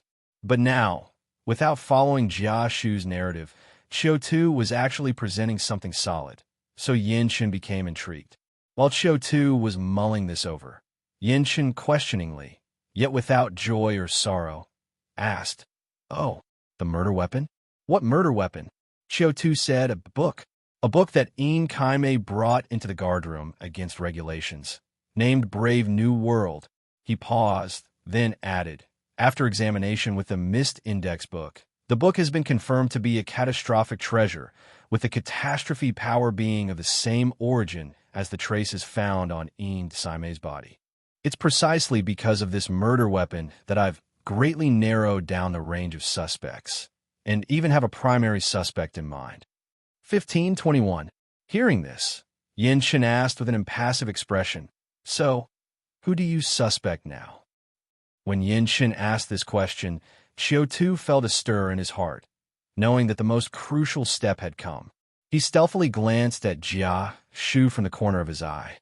Perhaps Jia Shu had not expected Qiu Tu to have actually uncovered so many clues, or perhaps he had not expected Qiu Tu to dare defy the covert signals he had given earlier and seriously investigate the case. Finally, Jia Shu was no longer composed and untroubled as before, but was looking at Qiu Tu with a smile that was not quite a smile. Feeling the gaze of the two powerful figures on him, Qiu Tu did not feel much pressure. The reason he dared to disclose so many clues and developments was because he had already thought of a plan to cope with this crisis. So, looking at Yin Shen, he took a deep breath and suddenly pointed at Jia Shu, "Bureau Chief, I suspect it was Minister Jia who made the move." 1458. Upon hearing Qiu Tu's words, the entire office fell silent in an instant, let alone Yin Shen. Even Jia Shu, who had been maintaining a forced smile, showed a trace of astonishment on his face. He probably had really not expected that after all Qiu Tu had said and all the evidence he had presented, the suspicion would fall on himself. The problem was the clues Qiu Tu had just mentioned hadn't pointed to him. Had they? This is ridiculous. But then remembering that Qiu Tu was not one to make baseless assertions, Jia Shu couldn't help but race through his thoughts, pondering Qiu Tu's intentions. And while Jia Shu was deep in thought, Yin Shen's brow also furrowed significantly, his gaze fluctuating. He was clearly also considering why Qiu Tu would accuse Jia Shu. During this time, Qiu Tu had already left a very deep impression on him. So, he also did not believe that Qiu Tu genuinely thought Jia Shu was the murderer and to point it out in front of Jia Shu himself. At this moment, seeing both powerful figures lost in thought, Qiu Tu also held his breath, staring straight ahead without speaking. He was waiting for the feedback from Loyalty Game and Crisis Intuition. Time passed by, each second stretching into an eternity. Finally, 2 seconds later, 2 prompts popped up in front of Qiu Tu. Yin Shen's suspicion -3, satisfaction +4. Jia Shu's satisfaction +12. Qiu Tu took a furtive glance at the two of them. Yin Shen had returned to his previous unfathomable composure, while the forced smile on Jia Shu's face was replaced by a radiant, genuine smile. What was more important was that the countdown hourglass in the upper left corner of Qiu Tu's field of vision had stopped after jumping to 1428, no longer ticking down. Qiu Tu breathed a sigh of relief in his heart, knowing his gamble had paid off. In fact, while he was tasking Chao Dabiao and the others, Qiu Tu had been pondering something. Could the reason why Crisis Intuition had not indicated the source of the crisis mean that the crisis came from both Yin Shen and Jia Shu? That is to say, no matter which side he chose, he could potentially become the target of resentment from the other side, thus becoming incredibly dangerous? Upon analyzing the situation to this point, Qiu Tu suddenly had an even bolder guess, which was, no matter which side he chose, it was not about offending one person, but two. You see, Jia Shu was not just Yin Shen's right-hand man, but also one of the 9 high-ranking officials of the Investigation Bureau, with voting rights at the Bureau senior meetings. further considering that he controlled the powerful political department of the Investigation Bureau. Even if Yin Shan felt dissatisfied with him, would he really give up on Jia Shu over such a trivial matter? Qiu Tu felt he would not. Qiu Tu also had subordinates, so he put himself in their shoes. If Chao Dabiao or Chan Feng did something against his wishes, would he immediately give up on them? No. At most, Qiu Tu would sternly rebuke and warn them both, then continue to observe. After all, cultivating a subordinate with good skills, loyalty, and position is not a simple matter. Having thought all of this through, Qiu Tu finally understood his predicament. Plainly speaking, his first reaction after seeing the crisis warning was not wrong. He was a pawn being played by both Yin Shun and Jia Shu. So, choosing either side was incorrect. Only by standing with both of them, satisfying them both, could he survive this crisis. With this realization, Qiu Tu quickly analyzed the demands of Yin Shun and Jia Shu. Yin Shun's were simple. He was clearly angry and dissatisfied with Jia Shu's loss of control. Therefore, Qiu Tu had to agree with him and not let him continue to feel things were slipping out of control.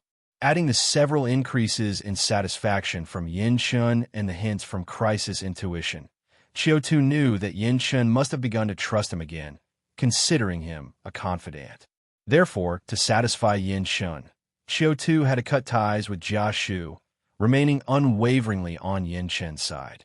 He had to use concrete actions to tell Yin Shun, Jia Shu, that villain, deceived and manipulated others, but he did not fool me. I am still working as per your intentions, Bureau Chief. As for Jia Shu's demands, after analyzing them for a long time on the road, Qiu Tu also found an answer. The reason Jia Shu was risking Yin Chen's displeasure to calm down this case was 100% because of Vice President Tian. As to whether he had some private relationship with Vice President Tian, or because of the communication surveillance system donated that covered the entire city, with too little information, Qiu Tu was not clear at the moment. But whatever the reason, what he valued most now was that this case could not be related to Vice President Tian. As long as this condition was met, with his personality, everything else probably didn't matter.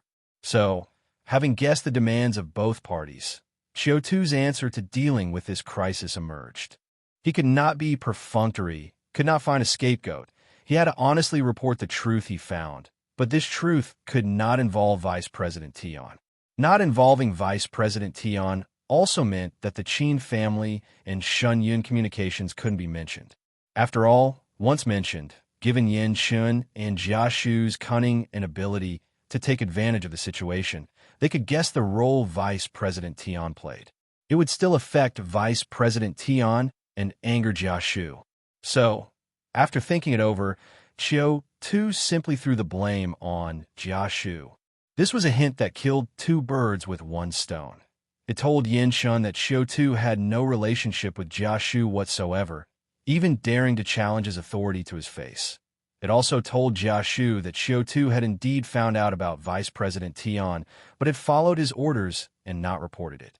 Qiu Tu admitted that his method of resolving the situation indeed involved gambling.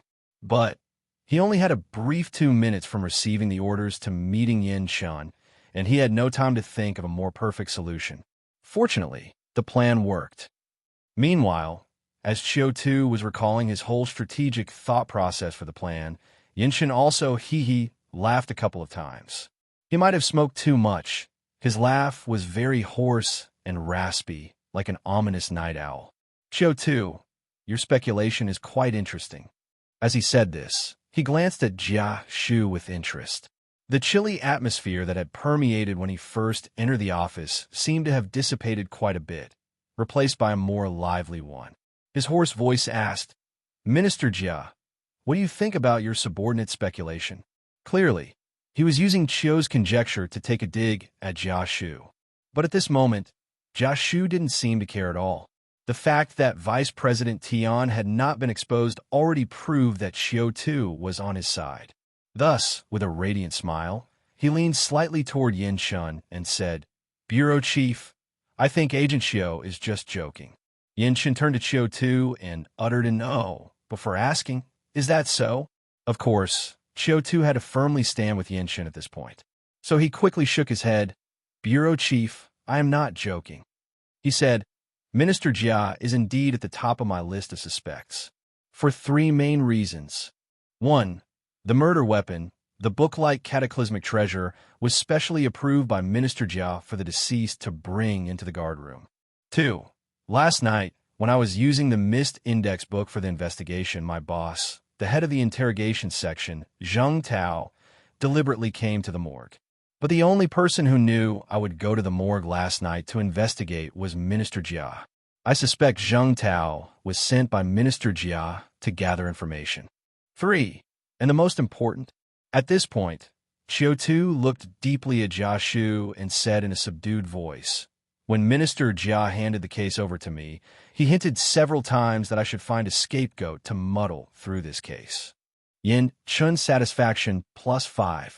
Hearing Qiu Tu's words, Yinshin actually burst into hearty laughter. He seemed utterly pleased, as if he had regained control of the situation and was reveling in his victory. And more importantly, Qiu Tu had been covertly observing Jia Shu's expression. There was not a hint of murderous intent or malice in Jia Shu's eyes, only a dense interest that seemed almost tangible. Clearly, for Jia Shu, as long as Qiu Tu did not drag Vice President Tian in the matter, he did not care how much dirt was splashed on him. After all, Yinshin wouldn't really believe it. With this thought, Qiu Tu felt even more at ease. Jia Shu's satisfaction +3. At that moment, after laughing twice, Yinshin also withdrew his smile. He reverted to the bureau chief of the investigation bureau, who was powerful and impassive. He looked at Qiu Tu and criticized softly. Qiu Tu, I recognize your investigative abilities, but your thinking is completely wrong. This time, I will forgive you on behalf of Minister Jia, but there won't be a next time. He paused and then said, with a hint of indirect scolding, at any time, you must not question or oppose your superior. It would throw the entire investigation bureau into chaos. Listening to Yinshin's stern but actually rather feeble criticism, Qiu Tu also knew it was time to steer the conversation back. So he obediently bowed his head and replied, Yes, Bureau Chief. It's my lack of experience that led me astray. Yinshin nodded with satisfaction, then said, Good. It's great that you have this understanding. He spoke with a deep look in his eyes. I originally thought that with your abilities, handling this case might be too difficult, so I was prepared to have someone else take over. But now seeing that you have already done a pretty good job, I'll leave this case in your hands. However, the municipal committee is watching this case closely, so you need to solve it quickly and close it. After speaking, he pondered for a moment and gave a deadline. By next Wednesday at the latest, I want to see results. As Yin Chun spoke, the first countdown hourglass on the top left corner of Qiu Tu's vision slowly turned into a little treasure chest. Then, a second countdown hourglass gradually appeared. Qiu Tu. Qiu Tu glanced at Jia Shu and saw that Jia was giving him a smile that was not quite a smile. Then he looked at Yin Chun, who had a stern expression. Qiu Tu. At that moment, Qiu Tu really felt like a million alpacas were thundering through his heart. Fuck, why are you torturing me, a small fry, with this love-hate drama between you two? Wasn't once enough, and now you want a second round? I was able to satisfy both of your demands this time by exploiting the information gap, but how am I supposed to meet both of your requirements next time? With that thought, Qiu Tu was inclined to refuse. But before he could say anything, in the next second, a countdown hourglass quickly moved next to the two in front. Simultaneously, the third countdown hourglass's hint also popped up. With your brilliant performance, Yinshin has regained his trust in you. And with your help, he has also successfully intimidated Jia Shu and reclaimed the feeling of having great power in his grasp. So, don't oppose him or anger him when he is happiest. You wouldn't want to find out what he would do to you in a towering rage. Qiu Tu. Fine. This is how you want to play it? Then don't blame me. With that thought, Qiu Tu took a deep breath and then looked at Yin Chun, saying seriously, Chief, I believe I can complete the task. But The time is a bit tight, so I request authorization to use special measures without restriction. Hearing his words, Yin Chen's gaze suddenly sharpened. He did not express his stance immediately, but fell silent for 2 seconds before asking, "What unconventional measures do you wish to utilize?" Standing upright, Qiu Tu spoke earnestly, including but not limited to compulsory searches, arrest before investigation, torture during interrogation, the privilege to mobilize 2 to 3 squads of the Special Service Department's teams, and the special arrest warrant for arbitrarily detaining officials below the bureau chief level, without liability. Upon hearing Qiu Tu's words, the office fell into silence once again. Were Qiu Tu's demands high? Actually, not really. Since the political department itself functions as secret police, it inherently has the powers to compel searches, make arrests before investigation, and even resort to torture during interrogation. But if you add the privilege of mobilizing special task squads and the special arrest warrant for arbitrarily detaining officials below the bureau chief level, it starts to become intimidating. How many senior officials at the bureau chief level and above are there among Xinjie City's 3 major power institutions? Just dozens. This would mean that apart from these few dozen people, Qiu Tu could do as he pleases in Xinjie City for the next 5 days, capturing and interrogating anyone he wanted. Moreover, without any liability. After all, Qiu Tu had also requested immunity from liability. Thinking of this, Yanchen couldn't help but hesitate. He instinctively glanced at Jia Shu, wanting to gauge his opinion. However, just as his eyes were moving in that direction, he restrained himself. That's because he suddenly remembered some of Jia Shu's recent deceitful acts and secretive doings. Thus, his expression darkened slightly as he scrutinized Qiu Tu carefully. There's one very important aspect of being a boss. That is, you must maintain the balance of power among your subordinates, ensuring that no single subordinate becomes too powerful. Because once a subordinate gains too much power, along with a group of confidants and allies, it's quite possible they could undermine their superior, rendering the superior a mere figurehead, with decrees that hold no power beyond their office. This is even riskier in the case of someone like Jia Shu, who is only one position below Yin Chun and holds significant sway over personnel decisions in the sanctuary. Also considering the worrisome trends Jia Shu had exhibited lately, Yin Chun, after some hesitation, suddenly thought, maybe using Qiu Tu to divide some of Jia Shu's power to warn and contain Jia Shu wouldn't be a bad idea. After all, Qiu Tu was just a deputy staff whose position and power could be decided with a word from him, without any fear of losing control. Moreover, a deputy staff asking for such extensive authority would have to depend on him to actualize that power, which would make it easier to control. Additionally, given the case has a deadline, the authority would last for no more than 5 days, making it less risky. With these thoughts, Yin Chun slowly came to a decision. He looked up at Qiu Tu and said indifferently, "Agreed. I will sign the authorization letter and the special arrest warrant for you in a moment. With the authorization letter and special arrest warrant, you can arrest mid-level officials below the bureau chief at will within 5 days, interrogate them prior to their arrests, and use torture if necessary. As long as you solve the case within 5 days, I won't mind however excessive your actions are." At this point, he paused and took the opportunity to admonish Qiu Tu. "But Qiu Tu, I still have to remind you, you only have 5 days.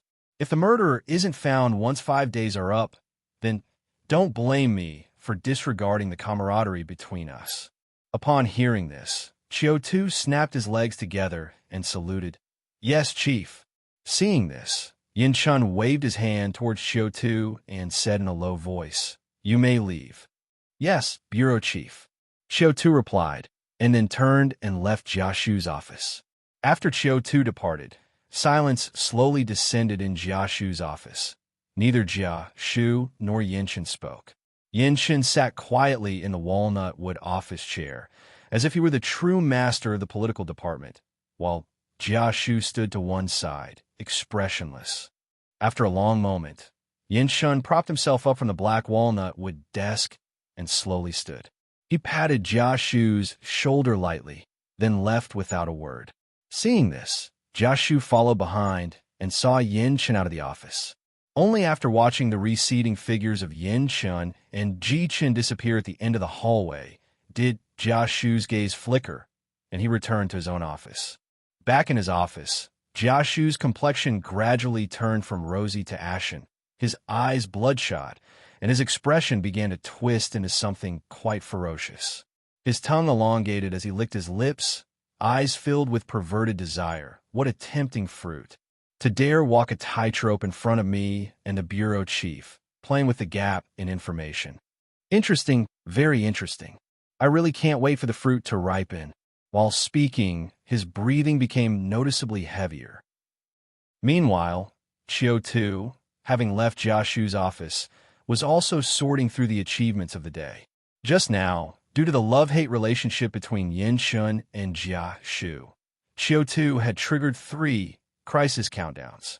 The first and third countdowns were short-term crises, and he had already dealt with them. Only the second countdown was a bit special. Qiu Tu clicked on his thoughts, and the crisis warning that had just appeared popped up before him again. Your immediate superior, Yin Shun, has updated new directives for you regarding the Yin Kaimei case, demanding you to clarify the case within 5 days. His forceful intervention is likely to agitate many people and powers. Clarify the case within the allotted time and ensure your safety, for the danger may just come from the shadows. When Qiu Tu first saw the hint, his initial reaction was actually to suspect Jia Shu. After all, based on what he knew about Jia Shu, when he found out that this case was very likely to involve Vice President Tian, Jia Shu would definitely not hesitate to make a move against him. But after giving it some thought, Qiu Tu felt, in reality, Jia Shu didn't need to personally take action against him. He could just leak a message, and there would be many forces want to strike at him. So, perhaps that was what the hint, the danger, may come from within the darkness was all about. And this also meant that in the following days, he would have to be extra careful about his own safety. Perhaps, at any moment, he might encounter a kidnapping, attack, or even assassination. With this in mind, Qiu Tu adjusted his mood and then looked towards the upper left corner of his field of vision. Having experienced 3 crises just now, there are now a total of 4 hourglasses and treasure chests lined up in the upper left corner of Qiu Tu's view. The first one was the crisis countdown he had triggered a few days ago when he took on the Yin Kaimei case from Jia Shu. There were 7.5 days left. The second was the crisis countdown for the danger within the darkness he had just encountered, with 5 days remaining. The third and fourth were the treasure chests he had obtained in the office. Without hesitation, Qiu Tu tried clicking on these 2 treasure chests. The next second, several prompts popped up before him. Survive the crisis. Treasure chest reward obtained. Behemoth ashes. Behemoth ashes, a common cataclysmic material. The remnants left in this world after the death of a cataclysmic behemoth, capable of enhancing an item's spirituality and infusing catastrophe power. Just a certain level of forging skill is required to forge treasures like the thinking sculptured. Survive the crisis. Treasure chest reward obtained. Lucky Joker card. Cataclysmic treasure. Lucky Joker card. Treasure introduction. This is a deck composed of 21 cards, including 19 aces and 2 Joker cards. Every day you can draw a card at random. If you draw an ace, you'll receive a luck guidance. But if you draw one of the Joker cards, then you must kill someone at random or commit suicide. After checking the rewards from these 2 treasure chests, Qiu Tu's eyes couldn't help but light up a bit, feeling like the dangers he had just faced were worth it. For the first item, Behemoth Ashes. If Qiu Tu remembered correctly, he had recently acquired a piece of cataclysmic material called memory clay. In its introduction, there was a line that it could be used to forge treasures such as the thinking sculpture, reverberation echo pot, starry beyond letter, and eye of future foresight. So, if Qiu Tu was not mistaken, he could potentially forge a cataclysmic treasure called the thinking sculpture with behemoth ashes and memory clay. Though unclear of the precise function of this cataclysmic treasure, For Qiu Tu, who was still in the initial stages of accumulation, any cataclysmic treasure would be a gain. At worst, it would just add to his arsenal. One day it would come in handy. As for the second cataclysmic treasure, it was an even more unexpected joy. Qiu Tu had opened many crisis treasure boxes, most of which contained materials, with only one being a cataclysmic treasure.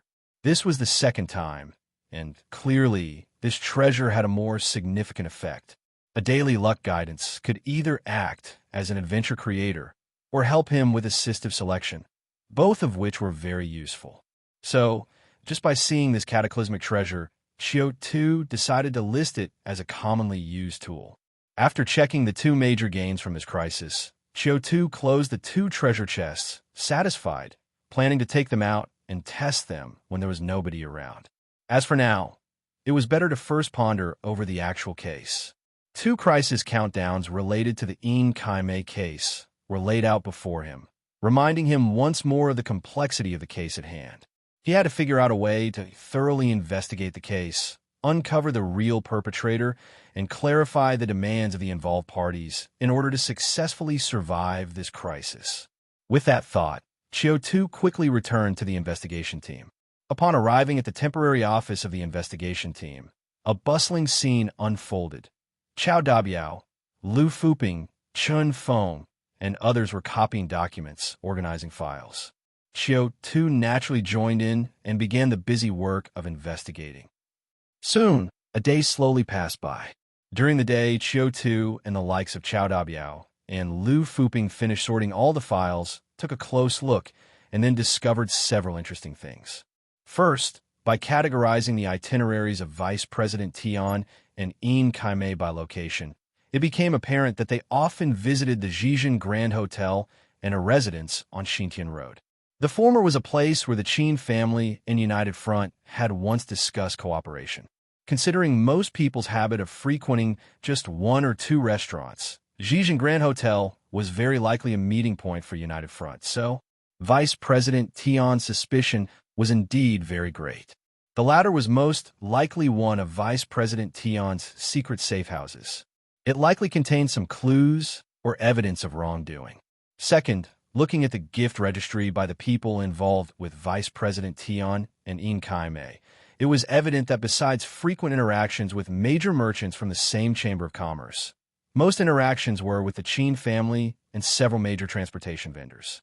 Lastly, organizing Vice President Tian and Tsai's itineraries and gift registry in chronological order revealed that in the past year, Vice President Tian's visits to the Xinjiang Grand Restaurant, as well as his dealings with the Qin family and major transportation vendors, were becoming less and less frequent.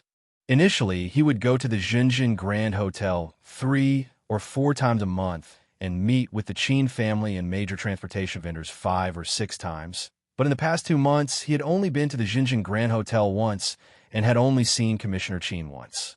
Qiu Tu guessed this was probably because Xinjia City had been cracking down on anti-government armed forces.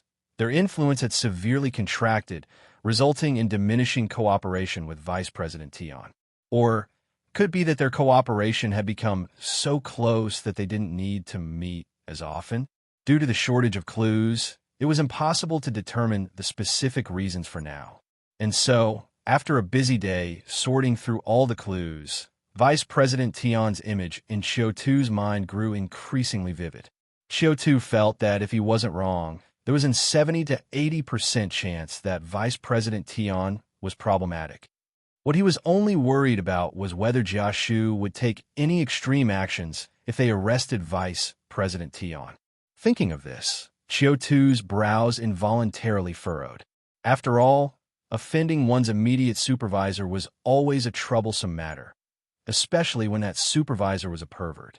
At this time, just as Qiu Tu was deep in thought, seeing that the other members of the investigation team had left, Lu Fuping also came to Qiu Tu with a heavy step. The beautiful young woman was wearing a white strapless dress today, rich and generous.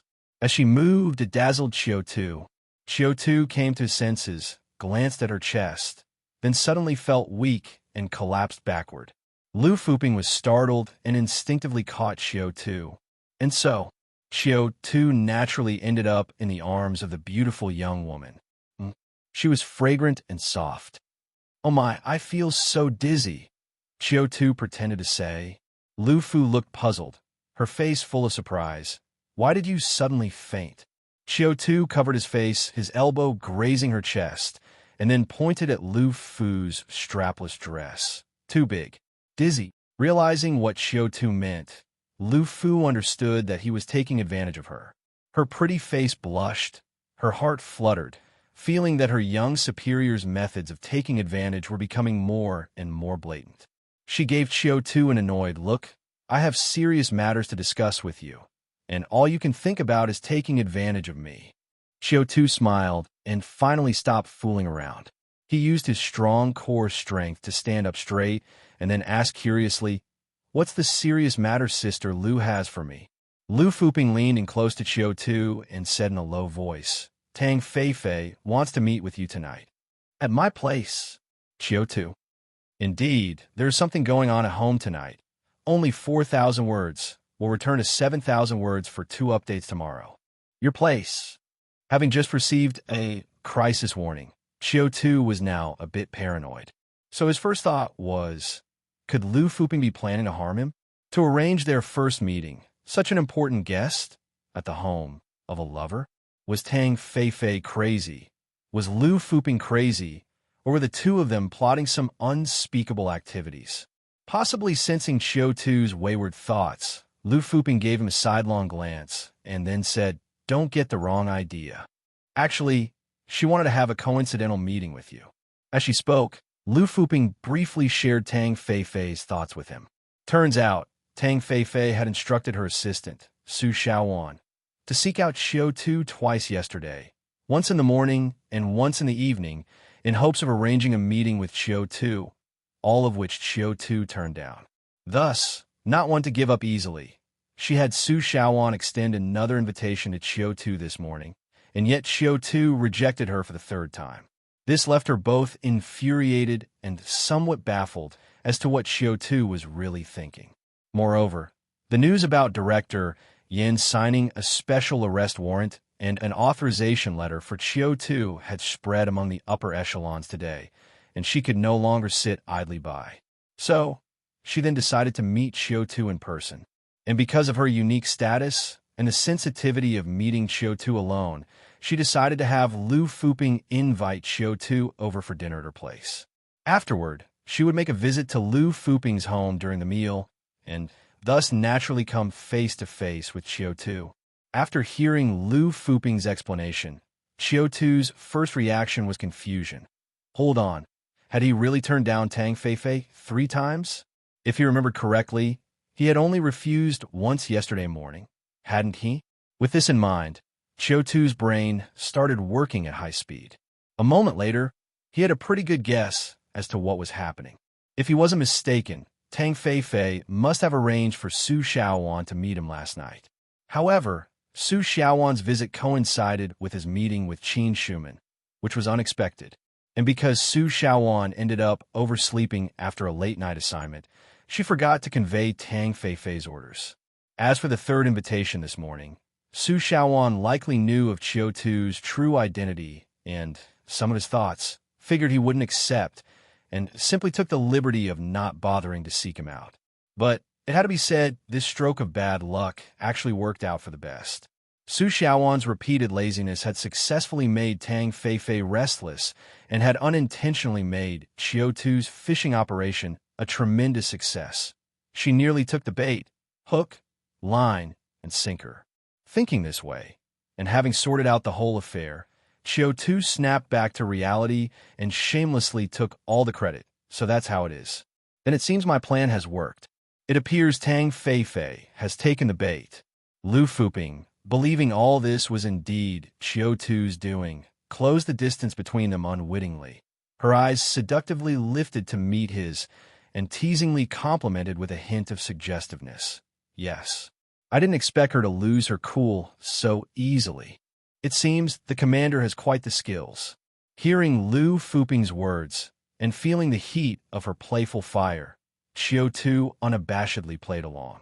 He gazed deeply into Lu Fuping's eyes and joked, "Sister Lu, I've got more than just skills." After saying that, he winked at Lu Fuping. "Ho ho ho ho."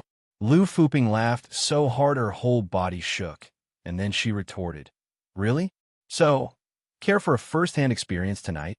With that, she squinted her eyes, provocatively licked her lips at Qiu Tu. For a moment there, Qiu Tu admitted he was almost on his feet. Damn it. Ever since the last time I unraveled this woman's seal, she seems to be playing more and more freely. Cursing inwardly, Qiu Tu didn't hesitate to reach out his hand. Who cares if she's reserved or not? Only a fool would pass up an opportunity. Seeing his move, Lu Fuping blushed and swatted Qiu Tu's hand away, spitting shameless. "It's just talk. There's no need for action." Qiu Tu chuckled, hee, feeling the satisfaction of gaining the upper hand.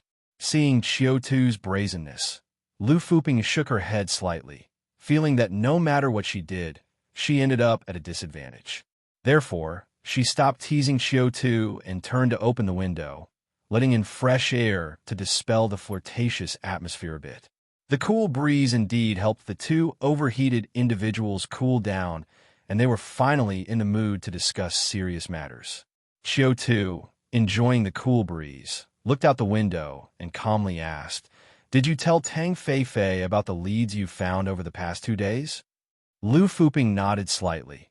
"I did as you said, and secretly reported most of the information to her."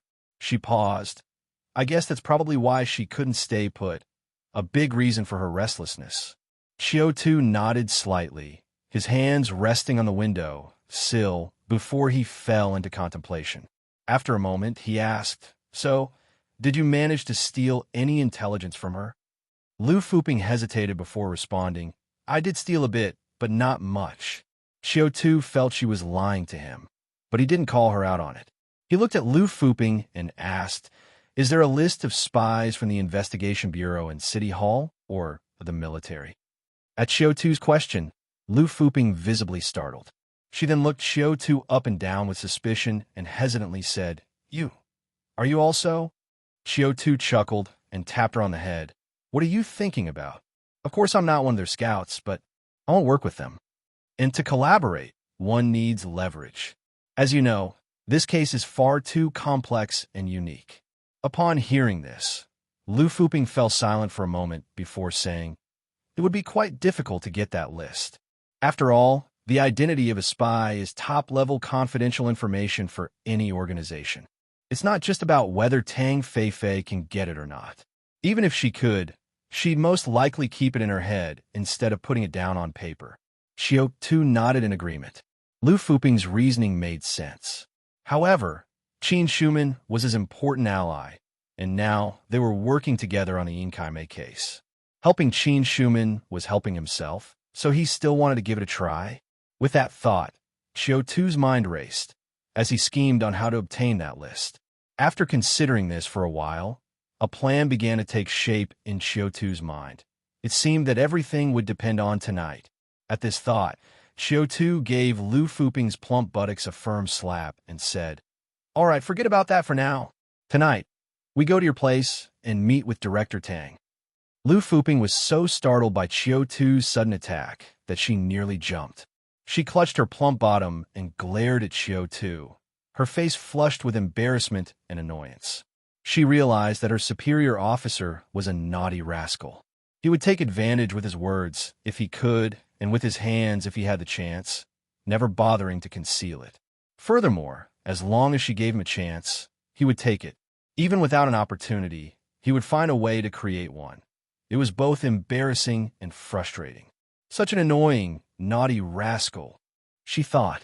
Thinking this, Lu Fuping once again glanced at Qiu Tu with a coy look in her eye. She locked the documents and files in the safe, turned off the lights, and left her office. Qiu Tu and Lu Fuping left the Investigation Bureau building and headed towards her home. Lu Fuping's residence was located in an upscale residential district not far from the Investigation Bureau building. This was built before and after Xinjia City's establishment, renovated and reconstructed by the wealthy merchants from the sanctuary. While it couldn't compare to the villas of middle and high-ranking officials, It was already much better than other neighborhoods in Xinjia City in terms of the living environment.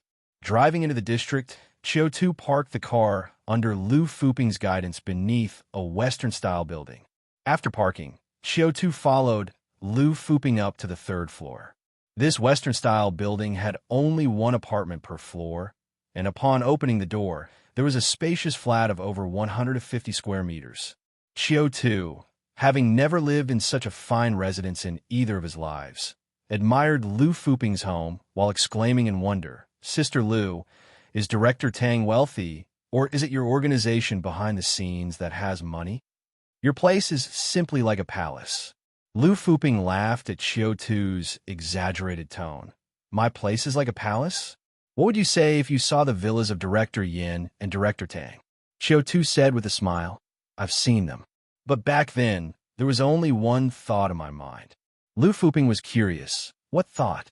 Qiu Tu said in mock resentment. "Excessive luxury, reckless extravagance, living in a dream, reveling in pleasure. Having those bastards as bureau chiefs is really an injustice, by heaven." "If I were the bureau chief," Lu Fuping asked with curiosity, "what would you do?" Qiu Tu said earnestly, "I would be an even bigger bastard." "Ho ho ho ho." Lu Fuping was so amused by Qiu Tu that she shook with laughter, waves following one after another, almost unable to straighten her back. Qiu Tu, thus, enjoyed another glimpse of the charms of a mature woman. Knowing that Tang Feifei would be arriving soon, they didn't chat much more. Lu Fuping prepared several dishes according to Tang Feifei's plan, placed them on the dining table, then uncorked a bottle of red wine of an undetermined vintage for them to enjoy. After that, they sat opposite each other at the dining table and started their dinner. Lu Fuping's cooking wasn't terrible, at least not fatal. However, Qiu Tu had barely taken a few bites when his body suddenly tensed and all the hairs on his body stood on end. At that instant, his instincts made him look toward the door, filled with a sense of danger, as if he had encountered a natural enemy. As he savored the feeling, it didn't seem quite like a natural enemy, but more like the instinctive reaction of a lower animal on the food chain encountering a higher one. He couldn't help but look up at Lu Fuping. But strangely, Lu Fuping seemed to have no reaction at all and continued to eat her dinner with her head down. Qiu Tu was somewhat puzzled. Could it be that only cataclysmics have this sense of detection? Ordinary people can't feel it? With this thought, Qiu Tu couldn't help but quickly conceal all his presence, trying to make himself appear no different from Lu Fuping. But his attention remained fixed on the door, because if his guess was correct, the person outside the door giving him such a strong sense of presence must be Tang Feifei. Indeed, following Qiu Tu's train of thought, someone outside Lu Fuping's room door gently knocked. Lu Fuping gave Qiu Tu a look and then stood up while calling out, "Coming." "Who is it?" As she spoke, she walked to the door and then opened it. The next second was the moment for a showdown of two best actresses' acting skills. Upon seeing Tang Feifei outside the door, Lu Fuping timely displayed a surprised expression. "Director Tang? What brings you here?" And Tang Feifei outside held up the food she brought and said somewhat aloofly, "I happen to be free today, so I came to have dinner with you." As she said this, she rigidly glanced toward the dining area inside the house and then asked expressionlessly, "Do you have guests over?" Hearing her, Best Actress Lu Fuping also timely made room and said with an awkward expression, "Yes, we were too late today at the investigation team, so I invited my supervisor Qiu Tu over for a simple meal." After saying that, Lu Fuping looked towards Qiu Tu and introduced him. "Chief Qiu, this is Deputy Director Tang from our investigation bureau." Hearing Lu Fuping's introduction, Qiu Tu knew the time had come to test his acting skills. He stood up with a look of surprise, glanced at Lu Fuping, then at Tang Feifei. Then he respectfully bowed to Tang Feifei. "Director Tang, hello." Tang Feifei, upon hearing this, seemed to have some of the frost on her face melt away. Looking at Qiu Tu, she nodded. "Since it's one of our own, let's all eat together." With that simple sentence, Tang Feifei seized control of the conversation, depriving Qiu Tu of even the chance to refuse. "So, Qiu Tu also timely displayed a hint of embarrassment and difficulty. Then he reluctantly said, "Then I will respectfully comply. Please, Director Tang." And so, with 3 people and 2 agendas, the stage was set for the night's events to begin. Lu Fuping led Tang Feifei to the dining table. Qiu Tu's gaze lingered on Tang Feifei for a short moment, seeing this legendary woman for the first time. As Lu Fuping had said, Tang Feifei possessed a demeanor unlike ordinary people. She was like a mother tiger, a lioness, naturally exuding a confident, regal aura, as if nothing in this world could ever trouble her. Coupled with her wheat-colored skin, her neat short hair, robust figure, and icy demeanor, she was indeed a woman with her unique charm. After Tang Feifei sat down, an icy atmosphere permeated the air, and the whole table's ambience became a bit more sober. Seeing this, Lu Fuping took the initiative to pour Tang Feifei a glass of wine and then raised her glass, inviting, "Director, Chief, meeting today must be fate. Let's have a drink." Having said that, she drained the wine in her glass. As the host, neither Qiu Tu nor Tang Feifei could refuse the courtesy. So seeing this, they had to pick up their glasses and started to drink as well. After one drink, Lu Fuping poured another glass for both of them and herself, then continued, "This second glass of wine, I want to thank the director and the chief. Without you two, there would be no me. It's really not easy for a weak woman like me to find a place in this chaotic world." After saying that, Lu Fuping once again drained her glass. Qiu Tu glanced at Tang Feifei, who gave him a look back. Then she picked up her glass and boldly drained it in one gulp. Qiu Tu felt a little bald. This part wasn't in the script. His tolerance for alcohol could only be considered average. Having drunk 2 glasses already, how was he to continue drinking? Although he was complaining inwardly, Qiu Tu had no choice but to refuse, so he could only pick up his glass and drink another one. The 3 of them were drinking red wine from glasses that held around 200 to 300 milliliters. Even if the wine was only poured halfway, it would still be about 100 to 150 milliliters per glass. 2 glasses down, this was equivalent to drinking 4 to 6 liang, 200 to 300 milliliters, of alcohol on an empty stomach. So, seeing Lu Fuping picking up the 3rd glass, Qiu Tu hurriedly decided to skip this ice-breaking activity. He took the initiative to pick up his glass and toasted to Tang Feifei. "Director Tang, I had long heard of your esteemed name, but I did not expect to meet you tonight. Truly, it is a great fortune in life. To you." After saying that, Qiu Tu drained his glass. With Qiu Tu's toast, Tang Feifei finally showed a hint of a smile on her ice-like face. She smiled slightly and also drank the wine in her glass, formally starting the evening's serious conversation with Qiu Tu. "I have actually been paying close attention to Chief Qiu as well. I have even asked my assistant to invite you over to my office several times. But you seem to be busy and haven't had the time." Hearing Tang Feifei's words, Qiu Tu took a bite of food, and while eating, he spoke as if he was troubled. "Today, I have been pursued here by Director Tang, so I won't hide it from you anymore. Actually, I'm in a difficult position as well.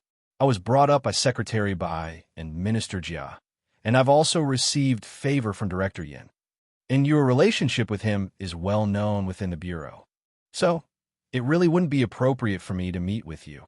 Upon hearing Qiu Tu's words, Tang Feifei's expression remained unchanged, but Lu Fuping was startled. The 2 of them hadn't planned for this. Moreover, by talking so frankly, wasn't Qiu Tu aware that he might make the atmosphere awkward tonight, or expose himself by acknowledging that Tang Feifei had set him up? Thinking this, Lu Fuping couldn't help but glance at Tang Feifei. To her surprise, Tang Feifei seemed not the least bit taken aback. Lu Fuping grew more puzzled. After pondering for a moment, she suddenly realized. Given the abilities Qiu Tu had displayed to the outside world, even if he hadn't been aware beforehand, he should have guessed that this was all a deliberate arrangement the moment Tang Feifei appeared. Therefore, Qiu Tu's decision to directly clarify his understanding of the situation was the most appropriate and logical action. With this realization, Lu Fuping suddenly felt she still had a long way to go to be a qualified spy. While she was thinking this, Tang Feifei spoke up. Tang Feifei didn't deny that tonight's arrangement was intentional. In fact, she made things even clearer. She said calmly, "I understand the concerns in Chief Qiu's heart, but if you ask me, the moment Jia Shu handed over the Yin Kaimei case to you, they had essentially already given up on you." With that, Tang Feifei took a sip of her drink before continuing. "This case may be small, but it has attracted too many people's attention. One wrong step, and you could fall into an abyss." At the right moment, Qiu Tu sighed, picked up his drink, and also took a sip. Then he glanced at Lu Fuping and said to Tang Feifei, "It seems Director Tang is already aware of everything."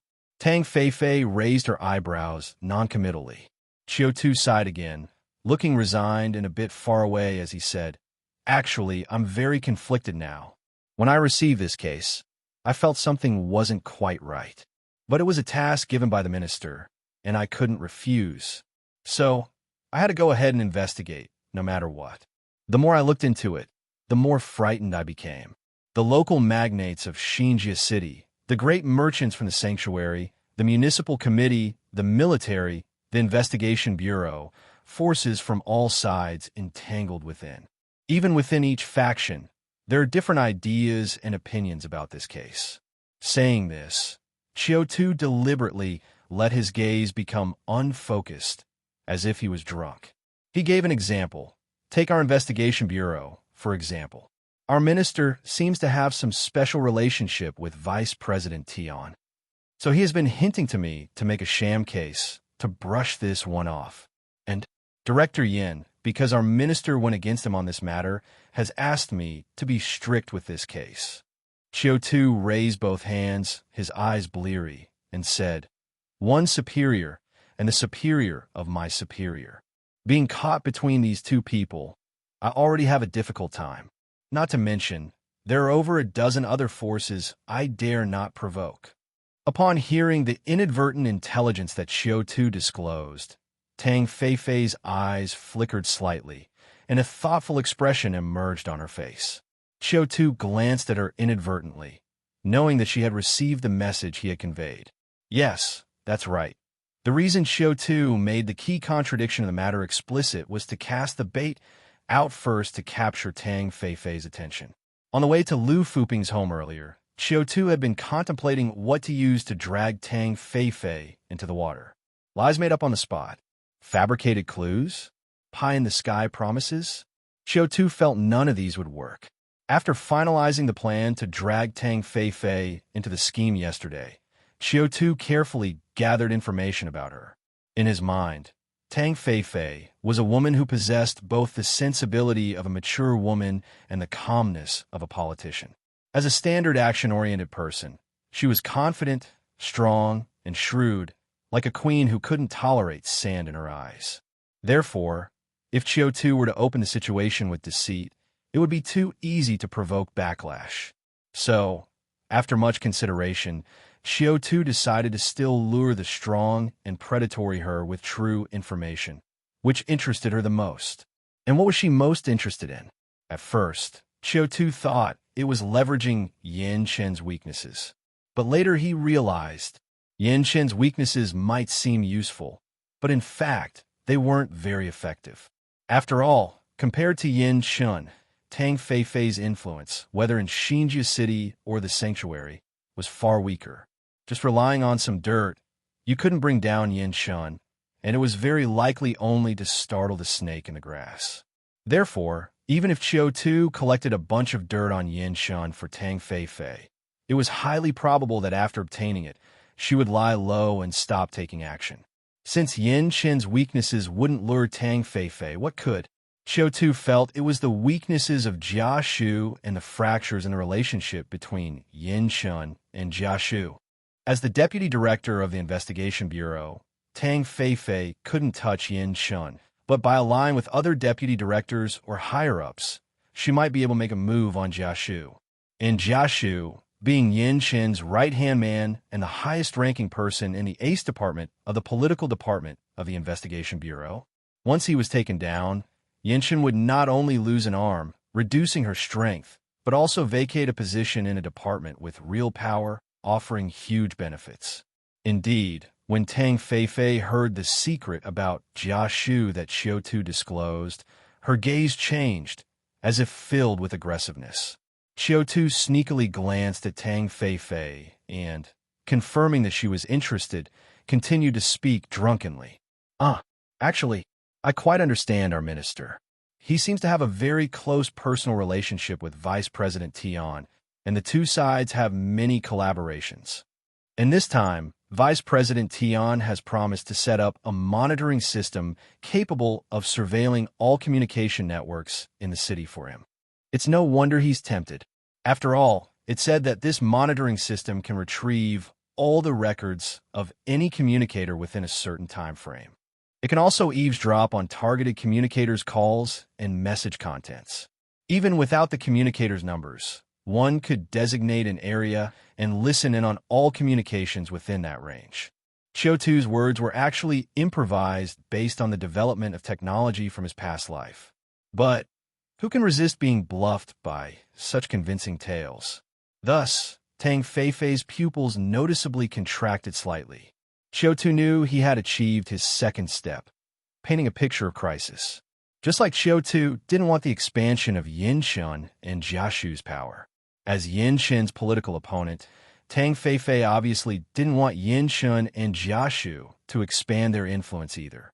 So, telling Tang Feifei, if she didn't stop them, then the expansion of Yinshin and Jia Shu's power would be unstoppable and could make her future incredibly passive, became Qiu Tu's second step in forcing Tang Feifei to make a choice. Having completed the second step, Qiu Tu knew that he should give Tang Feifei some time to process the information, and it was also time for him to use his two cataclysmic treasures. Tang Feifei had drunk several glasses of wine just now, making her face slightly red. Although her gaze was still incredibly clear, there was still a hint of tipsiness. So, if he used the Mandragora love drug at this moment, she was more likely not to notice anything unusual. Or even if she did notice something was off, she would probably attribute it to the alcohol. Then he would add the lucky Joker card on top. Using the two treasures together might bring unexpected effectiveness to the plan for the evening. Thinking this way, he rose unsteadily and slurred his way to Lu Fuping. Lu, Sister Lu, where's your restroom? At this moment, Lu Fuping was still immersed in the topic guidance that Qiu Tu had towards Tang Feifei. Previously, she had only tangentially understood Qiu Tu's brainwashing skills, but she had never experienced them firsthand. However, tonight, as an observer with God's perspective, she watched Qiu Tu's brainwashing process up close and felt she had gained a lot. Every word, every action, and even every expression of Qiu Tu's was subtly guiding the situation at the dinner table. Clearly, Tang Feifei had an impressive presence, and she had taken control of the entire conversation as soon as she sat down, relying on her own status. But under Qiu Tu's silent and unnoticeable influence, the control of the topic was slowly being stolen by Qiu Tu. Possessing God's perspective, Lu Fuping could even clearly discern Qiu Tu's purpose with each step. This kind of unique first-hand teaching was making Lu Fuping grow rapidly.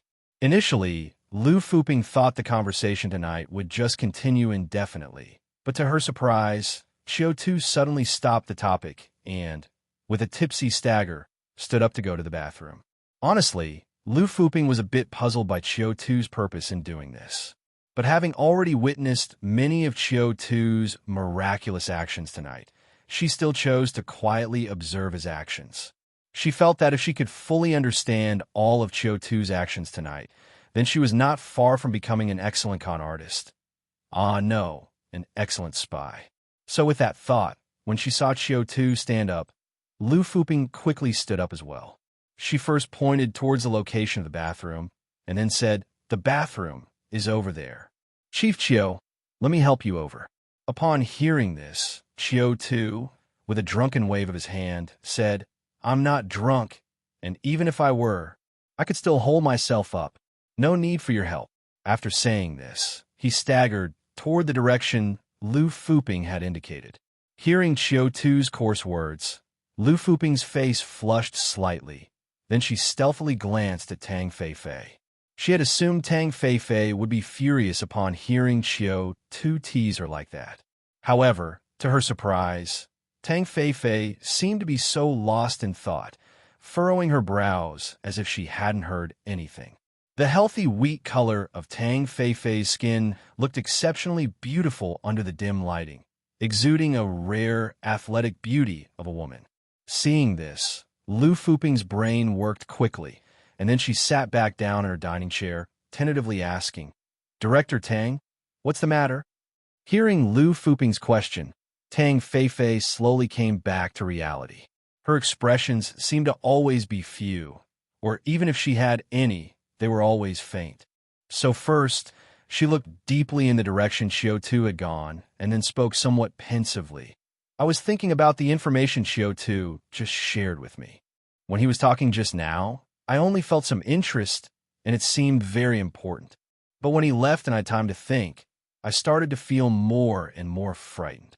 If this case were really covered up by Jia Shu, the political department might soar to new heights, becoming Xinjia City's most powerful department. From then on, no one would be able to escape the political department's surveillance and control. No matter who it is, the political department could easily obtain their whereabouts, communication records, know everything about them. At that moment, the political department would become the true black terror of Xinjia City." As she spoke to this point, Tang Feifei paused and then added hesitantly, "So, the more I think about it, the more I wonder if I should collaborate with Qiu Tu to take a shot at Jia Shu." Hearing Tang Feifei's words, Lu Fuping's face showed a sudden realization. It wasn't that she understood Tang Feifei's thoughts, but she suddenly grasped Qiu Tu's intention. High-intensity expression of viewpoints wasn't as effective as a high-intensity output of some viewpoints, followed by time for the other party to reflect, before continuing with the strong output. This was like a kind of life rhythm. Learning by alternating effort with breaks was definitely more enjoyable than blindly toiling away. Having suddenly understood everything, Lu Fuping truly wished she could take out a notebook and jot down all her epiphanies. She felt this lesson was just too important. Meanwhile, while Lu Fuping was seriously studying, Qiu Tu had arrived at the bathroom. He closed the bathroom door, quickly checked the setup to ensure Lu Fuping hadn't gone to the extreme of installing cameras in there, and then Qiu Tu took out the Mandragora love drug from his pocket.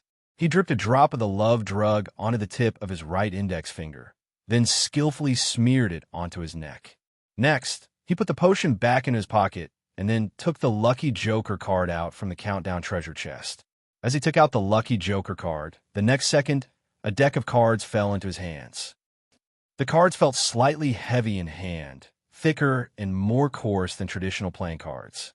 Qiu Tu looked down and observed that the back of the 21 cards was blue, with a strange pattern combining inverted triangles, circles, and squares. Qiu Tu flipped the cards, finding among the 21 cards a black joker and a colored joker. The remaining 19 cards were all aces, with 6 of diamonds, 6 of clubs, 3 of hearts, 3 of spades, and 1 ace had a golden pattern that he had never seen before. With the joker cards in hand, Qiu Tu couldn't help but contemplate his plan. In fact, if he was only after gaining Tang Feifei's favor or striking a deal with her, then the Mandragora love drug would have sufficed. However, the reason he now produced the Lucky Joker card was not only to experiment with the effects of this set of cataclysmic treasures, but also to try to obtain the list of spies from the investigation bureau located in the security department from Tang Feifei. According to Golden Finger's explanation, if one drew the Lucky Ace card, they would get a chance for luck guidance. This guidance could be aimless or purposeful. Considering the sensitive nature of the spy list, Qiu Tu felt he had to use the Lucky Joker card for guidance. If the Lucky Joker card guided him to ask that question, then Qiu Tu would ask. If the Lucky Joker card did not guide him to ask that question, then Qiu Tu would temporarily give up in order to avoid exposing a possible connection with the security department from asking it. After recalling his plan, Qiu Tu didn't delay. He flipped the cards and began shuffling. Once the cards were thoroughly shuffled, a mysterious force suddenly descended upon the deck. At that moment, Qiu Tu knew he could draw a card. Craftily, he attempted to flip the cards face up and draw, but found, astonishingly, that the cards seemed to be fixed in mid-air, impossible to turn over. Could it be the power of the rules inherent in the treasure preventing me? He thought. While thinking this, Qiu Tu abandoned trying to be clever and drew a card normally from the deck. He flipped the card. An ace of clubs appeared before Qiu Tu. Qiu Tu breathed a sigh of relief. Although he didn't draw the golden ace, he had at least succeeded. Along with his thoughts, the next second, a faint mysterious force descended upon him.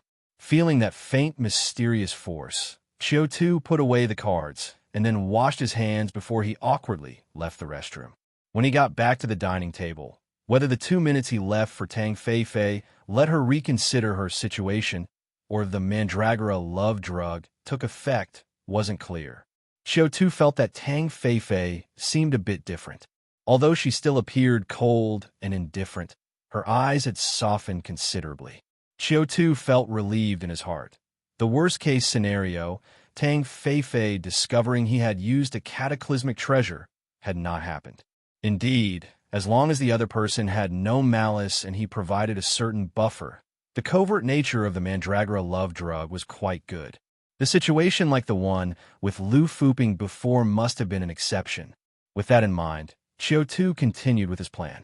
He sat on the dining chair, his gaze cloudy as he looked at Tang Feifei and asked with a slurred tongue, "So sorry, Sister Tang. Was I in a conversation just now?" Qiu Tu's change in address was actually a probing act to shorten the distance between them. But although Tang Feifei's eyebrows lightly furrowed, she didn't correct him. She glanced at Qiu Tu and said coolly, "You were just talking about Minister Jia and Vice President Tian's collaboration."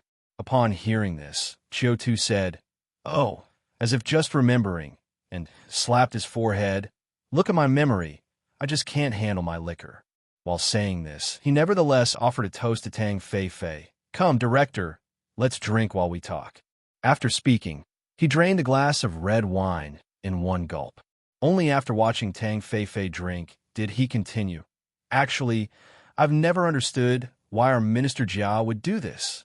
He clearly has power and influence, and even with his standard development, his future is limitless.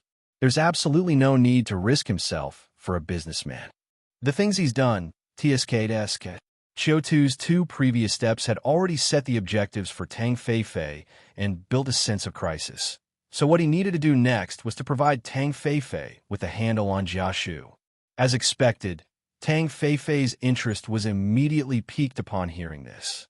Coupled with the dual effects of alcohol and the mandragora love drug, lowering her guard and weakening her rationality, she couldn't help asking curiously, "What did Jiashu do?" Seeing Tang Feifei's unusually off-guard demeanor, Qiu Tu immediately knew the cataclysmic treasure had taken effect. So, with his acting in full force, he said in his usual persuasive manner, "Sister Tang, actually the moment I saw you today, I just felt an extraordinary sense of closeness." So he put on a dramatic performance. Using his usual spiel, he said, "Sister Tang, actually from the moment I saw you today, I felt an unusual sense of closeness. Just like we have met before. These are words I normally shouldn't say. After all, Jiashu is my boss. If he knew I was talking about his scandals behind his back, he would definitely not let me off. But since it's Sister Tang who asked," after laying the groundwork, Qiu Tu then leaned in close to Tang Feifei and whispered, "Sister Tang, let me tell you, Jiashu, he's actually mad." Upon hearing this, Tang Feifei's expression changed slightly, as if she had guessed something, her eyes flickering twice. Qiu Tu noticed this detail and continued, "He relies on his ability to cover the sky with one hand in the political department. In Yin Kaimei's case, he actually operated against the rules. In theory, a key criminal like Yin Kaimei shouldn't carry any personal items to avoid uncontrollable incidents. Yet, he specially allowed Yin Kaimei to bring many personal garments, and even let her bring in a cataclysmic treasure. And what's more crucial is that this cataclysmic treasure was the murder weapon that killed Yin Kaimei. At this point, Qiu Tu said mysteriously, if he didn't know about this treasure, that's one thing. If he knew about the function of this treasure in advance, doesn't that make him an accomplice? When Tang Feifei heard Qiu Tu's words, her gaze began to flash crazily. Qiu Tu's first few points didn't much concern her. After all, letting a criminal carry items, though a bit negligent, was not a major issue for an official like Jia Shu. But the speculations in the latter half stirred her interest. How items illegally brought in could serve as murder weapons. There was much to be exploited there. If Jia Shu truly was an accomplice in this major case, then just that alone would be enough for her to impeach him. And if Jia Shu wasn't, how could he not be? She declared him to be, so he was. With this in mind, Tang Feifei suddenly saw the light and even figured out how to target Jia Shu. However, precisely because of this, she looked at Qiu Tu with a hint of suspicion. For some reason, she always felt that the idea was implanted in her by Qiu Tuesday. Was he deliberately leading her to such thoughts? But, seeing Qiu Tu's drunken state, Tang Feifei doubted that assumption. Am I overthinking it? She wondered. As she thought thus, Tang Feifei took another deep look at Qiu Tu. But whether it was an illusion or not, after a few glances, she suddenly felt that Qiu Tu seemed very handsome. Moreover, the drunken Qiu Tu appeared especially cute, giving her a desire to get closer. With this realization, Tang Feifei was stunned. Why would she be interested in a man? Impossible. With that thought, she couldn't help but look towards Lu Fuping standing beside her. The beautiful young woman must have drunk some red wine and was slightly tipsy, her pale face blushing prettily, looking exceptionally beautiful and alluring under the dim lights. Yet for some reason, when compared to Qiu Tu, Tang Feifei suddenly felt a lack of interest. She glanced at Qiu Tu, then at Lu Fuping, but eventually chose to keep her eyes on Qiu Tu and continued to listen to the scandals about Jia Shu. Qiu Tu had indeed prepared long for this day. Thus, after finishing speaking about Jia Shu's rule violations in the Yin Kaimei case, he began to recount the various rumors about Jia Shu in the department. Brutally killing suspects, secretly executing investigators, illegally arresting officials. He piled every true or false accusation before Tang Feifei. After all, Qiu Tu's primary goal was just to drag Tang Feifei into the fray, to divert attention and share the fire. So, all he needed was to imbue Tang Feifei with the image of Jia Shu as someone riddled with scandal and filth, influencing Tang Feifei's judgment. As to whether he could really take down Jia Shu, he didn't care. Taking him down would be great, but if not, he would not be at a loss.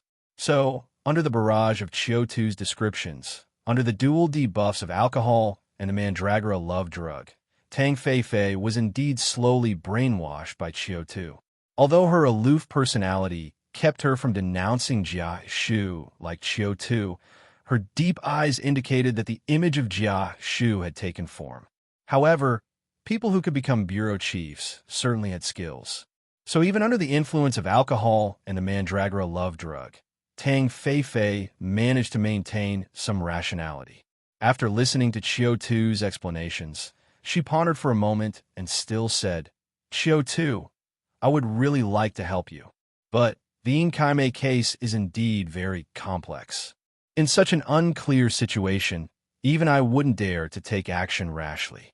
Hearing Tang Feifei's words, Qiu Tu paused for a moment, hesitated, then finally touched the lucky joker card in his pocket and said tentatively, What if it's not just you? As Qiu Tu uttered these words, he suddenly felt an overwhelming desire to confess, as if he was being guided to lay all his plans bare and come to an agreement with Tang Feifei. Qiu Tu was taken aback. Is this luck guidance? So, is this telling me the timing is right to reveal the security department and ask for the list? With that thought, Qiu Tu once again took a step forward and probed. Actually, the security department is very interested in this case as well. Qiu Tu's voice was very light, but it jolted Tang Feifei awake from her somewhat hazy gaze. Her eyes widened, as she looked at Qiu Tu with a bit of disbelief. At the same time, Qiu Tu also suddenly felt as if a mysterious and powerful force had descended upon him, as if it were going to crush him. Qiu Tu struggled to maintain his composure and quietly looked back at Tang Fei. The two of them locked eyes like this: 1 second, 2 seconds, 3 seconds. The atmosphere at the dinner table seemed to have frozen. Just like that, after staring at each other for a good 4 or 5 seconds, a smile suddenly appeared on Tang Fei's wheat-colored face. By now, there was not a trace of confusion in her eyes, only the utmost rationality. She looked at Qiu Tu with interest and said, "I didn't expect this. Chief Qiu really has some tricks up his sleeve." With a reminiscent look in her eyes, she then carefully said, "If I'm not mistaken, from the very start of our conversation, you've been deliberately leading the topic. First, you tell me about a feasible target to arouse my interest. Then you create a crisis for me, letting me realize that if I continue to allow Yin Shun and Jia Shu to have their way, my future will be even more difficult. And finally, you throw Jia Shu's weak points at me, letting me know where to start. So, when I go back tonight, I just need to do a simple investigation to find that everything is under control, and then I'll take action. As for you, you're just drunkenly complaining about a few things. Whether this matter succeeds or not has nothing to do with you. You're still the darling favorite of Yin Shun and Jia Shu. What a brilliant stroke of using someone else's hand to kill. Brilliant! By the end, Tang Fei even gave a light round of applause. Upon seeing this, Qiu Tu's heart lurched. Damn it, is the lucky Joker card some kind of counterfeit treasure? It was supposed to guide me in what to say, but after I spoke out, it ended up alerting Tang Fei. This is screwing me over. Could it be that in order to extract the name list, what I need is to showcase myself and then attract Tang Fei? Can this really work? While pondering the feasibility of this idea, Qiu Tu's brain raced as he looked for countermeasures. After a moment, he had made up his mind. He simply stopped pretending. His eyes were no longer hazy, his body no longer swayed. He wiped his face, sat up straight with a smile, and looked at Tang Fei, praising, "Director Tang is really remarkable. All my little tricks have been seen through by you." If it was only that Tang Fei was bluffing Qiu Tu just now and hadn't been 100% sure of the truth, now she truly believed she had been led by the nose by Qiu Tu since the moment she sat down at the table. In that instant, she felt both the shameful irritation of being played by Qiu Tu and a strong desire to hunt. Her whole demeanor surged with energy, like a female leopard that has spotted especially interesting prey.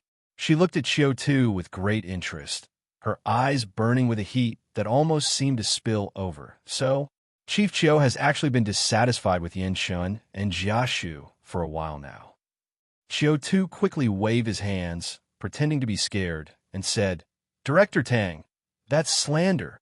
I never said such things." Afterward, Qiu Tu's expression changed, and he said with a smile, "I just don't like my fate being in the hands of others, that's all." He paused, then answered Tang Fei using her words. "And, as you said at the beginning, the moment they handed the Yin Kaimei case over to me, they had actually already given up on me. Though I'm unwilling to betray them, but it's always fine to protect myself a little, right?"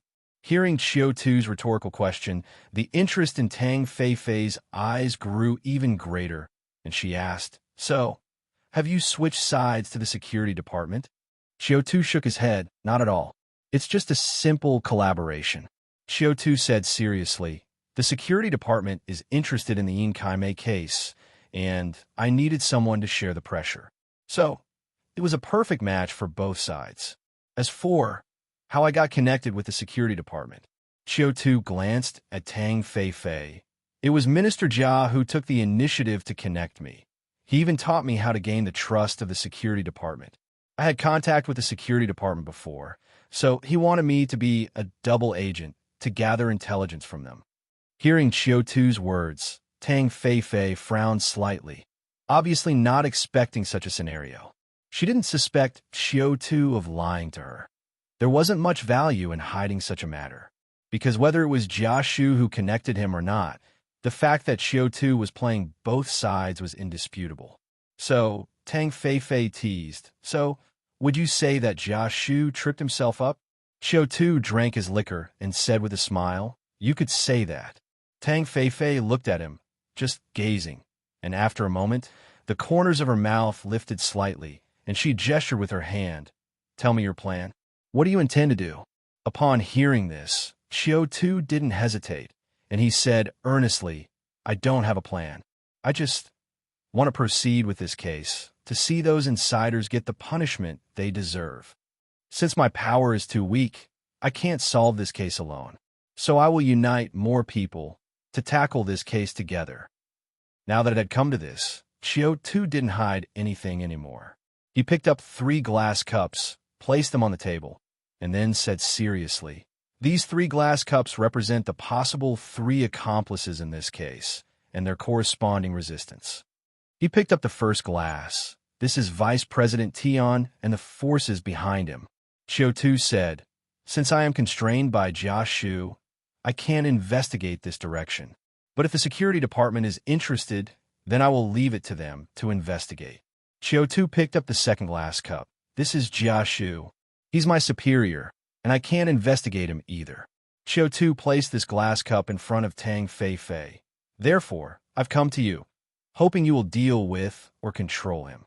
Having said that, Qiu Tu picked up the third glass cup, gesturing, "This is the real criminal in this case.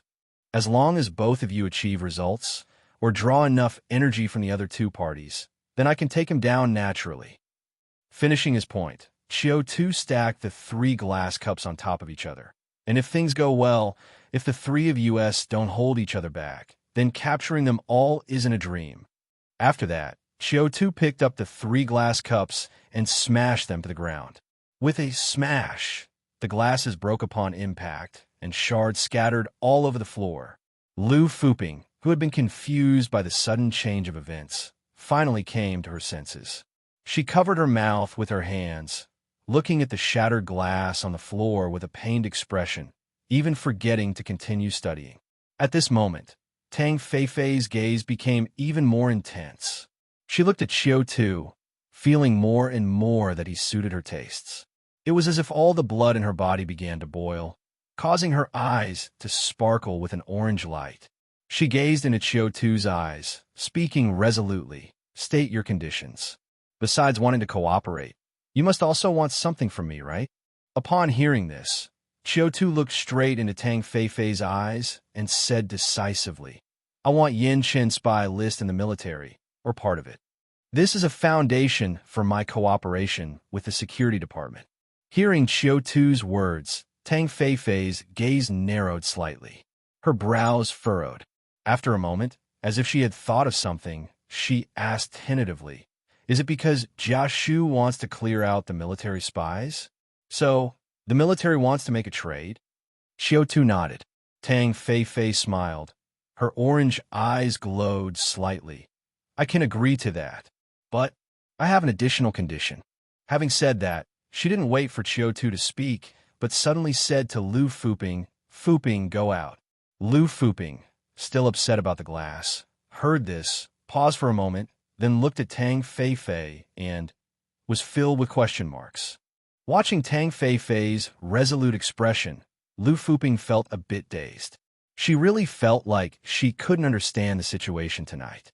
She briefly recalled, after Qiu Tu came out of the bathroom, he was as stable as ever. Whether it was getting closer to Tang Fei or throwing out Jia Shu's handle, he did it perfectly. The whole topic was gradually taken back under Qiu Tu's control, and she wasn't sure if it was an illusion. At that time, Lu Fuping always felt that after coming out of the bathroom, Qiu Tu seemed to possess a special charm. That charm was both strong and enchanting.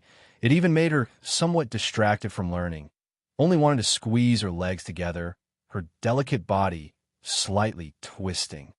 So, in her spare time, she took a glance at Tang Fei. To her surprise, Tang Fei, who is usually indifferent to men, also seemed a bit off. This sudden realization, while she was still perplexed, made her heart skip a beat. She remembered the romantic incident that happened between her and Qiu Tu that day. Although that day Qiu Tu denied that he had done anything, and Lu Fuping indeed had no evidence. But a woman's intuition was telling Lu Fuping that there was something wrong that day. Therefore, when that familiar feeling emerged again, Lu Fuping suddenly had an alarming thought. Qiu Tu wouldn't have used that method again tonight, and even use it on Tang Feifei, would he? At that thought, Lu Fuping was startled. What to do? She wasn't feeling sorry for Tang Feifei, but worried about Qiu Tu. Although Tang Feifei was a woman, she was quite strong. As a woman herself, barely enduring it, she couldn't handle it. Qiu Tu, don't get screwed by Mu Zhai. However, before Lu Fuping could think of a way to save Qiu Tu, the situation took a sudden and drastic turn. First, Tang Feifei suddenly sobered up and discovered Qiu Tu's conspiracy. Then Qiu Tu tore off the facade, actually admitting to the whole plan. Subsequently, Qiu Tu's honesty actually stabilized the situation, and Tang Feifei grew more interested in Qiu Tu. Truth be told, Lu Fuping, who was really worried that the two would start fighting, was completely dumbfounded at that moment. Even when Qiu Tu smashed that 300 copper yuan glass, and she was kicked out her own home by Tang Feifei, she was all but dazed. Putting on a coat, standing at her own doorstep, Lu Fuping hugged her chest and stamped her foot, feeling. What is all this about? That was obviously her own home. Why was she kicked out? And why is there always a feeling of being cuckolded right to her face? Lu Fuping felt all messed up inside. Especially when thinking about how delectable Qiu Tu looked tonight, it annoyed her even more. She was the first one there. How did it end up like this? Thinking so, Lu Fuping anxiously paced a few steps at the door. Then she looked left and right to make sure no one had noticed her, after which she gently pressed her ear against the door, trying to listen to the movement inside. 2 seconds later, Lu Fuping had never hated the quality of her apartment building more. The soundproofing was just too good. Damn it. Meanwhile, after Lu Fuping was driven away, Tang Feifei looked at Qiu Tu with an expression full of interest. Possibly because of the alcohol, or maybe the effect of the Mandragora love drug was still there, her amber eyes were once again a bit hazy. Qiu Tuesday. If you were to score me, what would you give me? Hearing Tang Feifei's words, Qiu Tu sized her up and down. There was no denying, Tang Feifei was a very energetic woman. Although her looks could only be considered slightly above average, the unique wildness she carried, her healthy wheatish complexion, and that queenly aura were all different from ordinary women's beauty. So Qiu Tu hesitated a bit, then said with a smile, 9 points.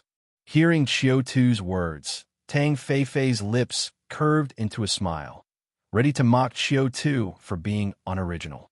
Although her sexual orientation was different, being in a high position and good-looking, she wasn't short of men flattering her, so she had seen plenty of men's routines. 10 points seemed insincere. Below 8 points was likely to offend a strong woman like her. Therefore, 9 points was just right, as there was no perfect woman, and it could naturally lead into the next topic. But before she could voice her mockery, Qiu Tu added with a grin, out of 100 points. At that moment, Tang Feifei first froze, then her lips curled fiercely upward. She looked at Qiu Tu with a smile, the danger flickering in her amber pupils. Really? Then what does Chief Qiu think I'm missing in those 91 points? Qiu Tu actually took it seriously and went on to evaluate her. He touched his chin, looking her up and down, breast not big enough, waist not slim enough, legs passable. The aura is a bit too harsh and assertive, lacking the gentle flow of a woman. Your speech is cold, lacking a bit of charm. So, Commander, I really can't give you a high score. 108 ways to enhance affection, number 43. Never satisfy a woman completely. Timely withdrawal will make her more insatiable for you. And when you can control her emotions, you can also control her body. P.S. This move works especially well on action-oriented persons and rational planners. Indeed, upon hearing Qiu Tu's bold declaration, Tang Feifei couldn't help but laugh in exasperation. The strong-willed woman, catalyzed by alcohol and the Mandragora love drug, suddenly stood up, Then she gripped her uniform with both hands and yanked it open on both sides with force. There was a series of snap-snap sounds as silver buttons popped off, and her uniform was ripped open straight across. She wasn't wearing anything underneath, so what appeared before Qiu Tu was a streamlined, slender waist and a chest bound by white straps. Possibly due to regular exercise, her waist was tight enough to grasp. Even her navel was vertical, and her lower abdomen featured smooth mermaid lines. Moving upwards, a pair of bulging breasts tightly wrapped in many layers of white straps stood out in stark contrast to her slender waist. Even without removing the bindings, it was clear that her size was not small. She could even compare with the beautiful Lu Fuping. Qiu Tu admitted that the visual impact at that moment truly shocked him. For a moment, he even began to doubt his past aesthetic preference. Was wild beauty really not as good as gentleness like water? Shouldn't men and women both seek health?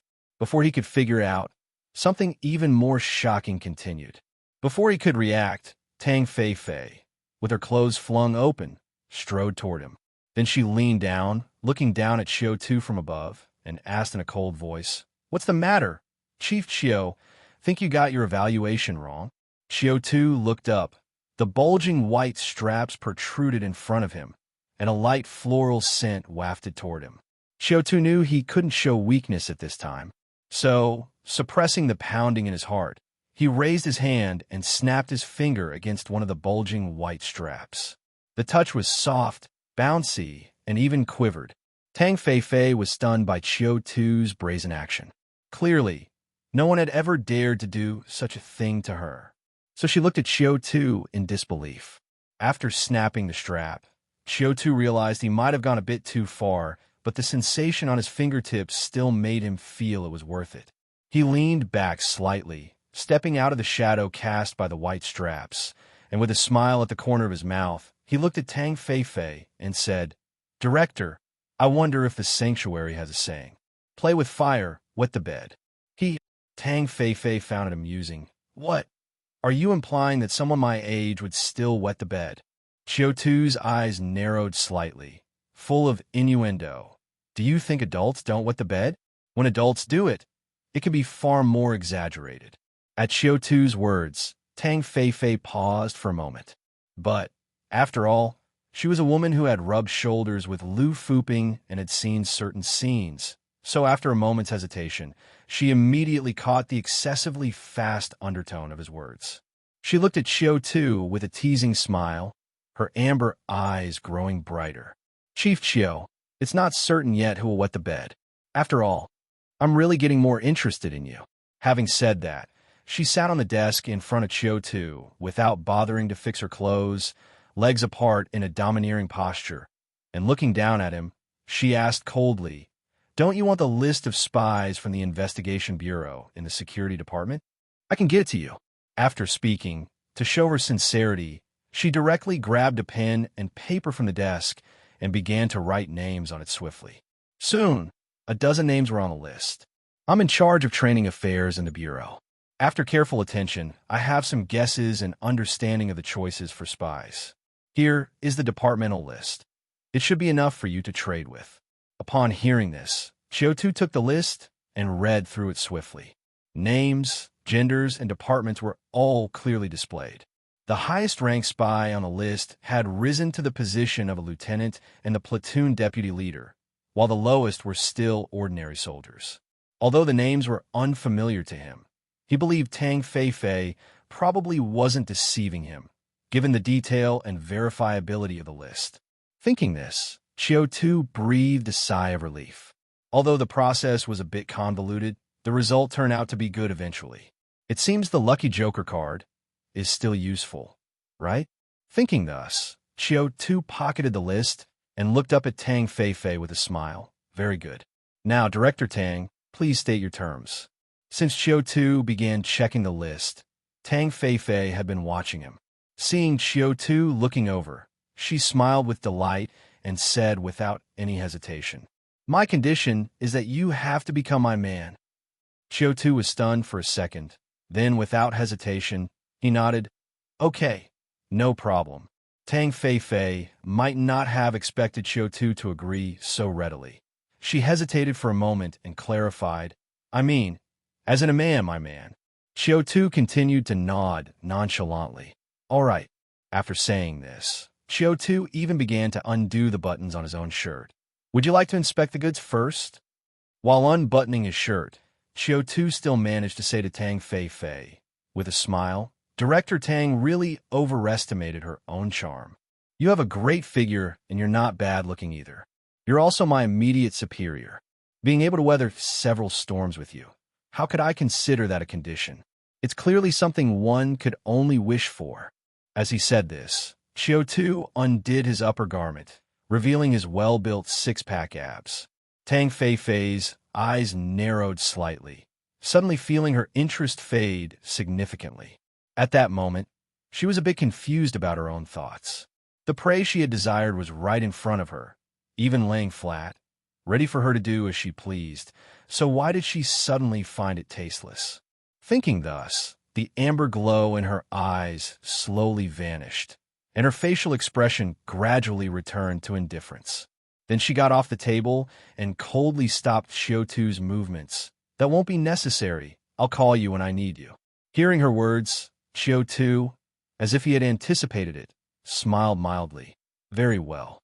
I await Director Tang's summons at any time. While saying that, he continued to fasten his buttons and headed towards the door. Seeing Qiu Tu's expression, Tang Fei instinctively felt that something was amiss, but she couldn't pinpoint what it was. She hesitated, wanting to call out to Qiu Tu, but then she felt that being so fickle was meaningless, so she eventually stopped herself. At the door, upon opening it, Lu Fuping staggered and fell in, landing right into Qiu Tu's arms. Obviously, this beautiful lady had been eavesdropping at the door just a moment ago. Still halfway through buttoning his shirt and not fully dressed, Qiu Tu solidly received Lu Fuping's softness. Feeling Qiu Tu's strong body and smelling that intense masculine scent, Lu Fuping's cheeks flushed red.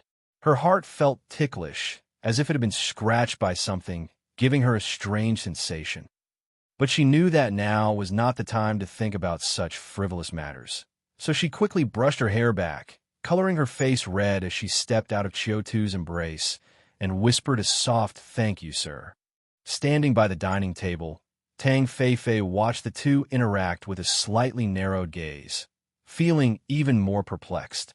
But before she had time to ponder, Lu Fuping, who had straightened up, pointed at the two with open shirts, her face a picture of surprise. You guys. After that, she covered her mouth to stifle a giggle. Isn't this a bit too fast? Tang Fei. Qiu Tu. Is Qiu Tu the kind of person who lets himself be taken advantage of? Of course not. So, upon hearing this, he retorted with a smile. Fast or not, Sister Lu would know if she tried, right? Why bother with trying to goad me here?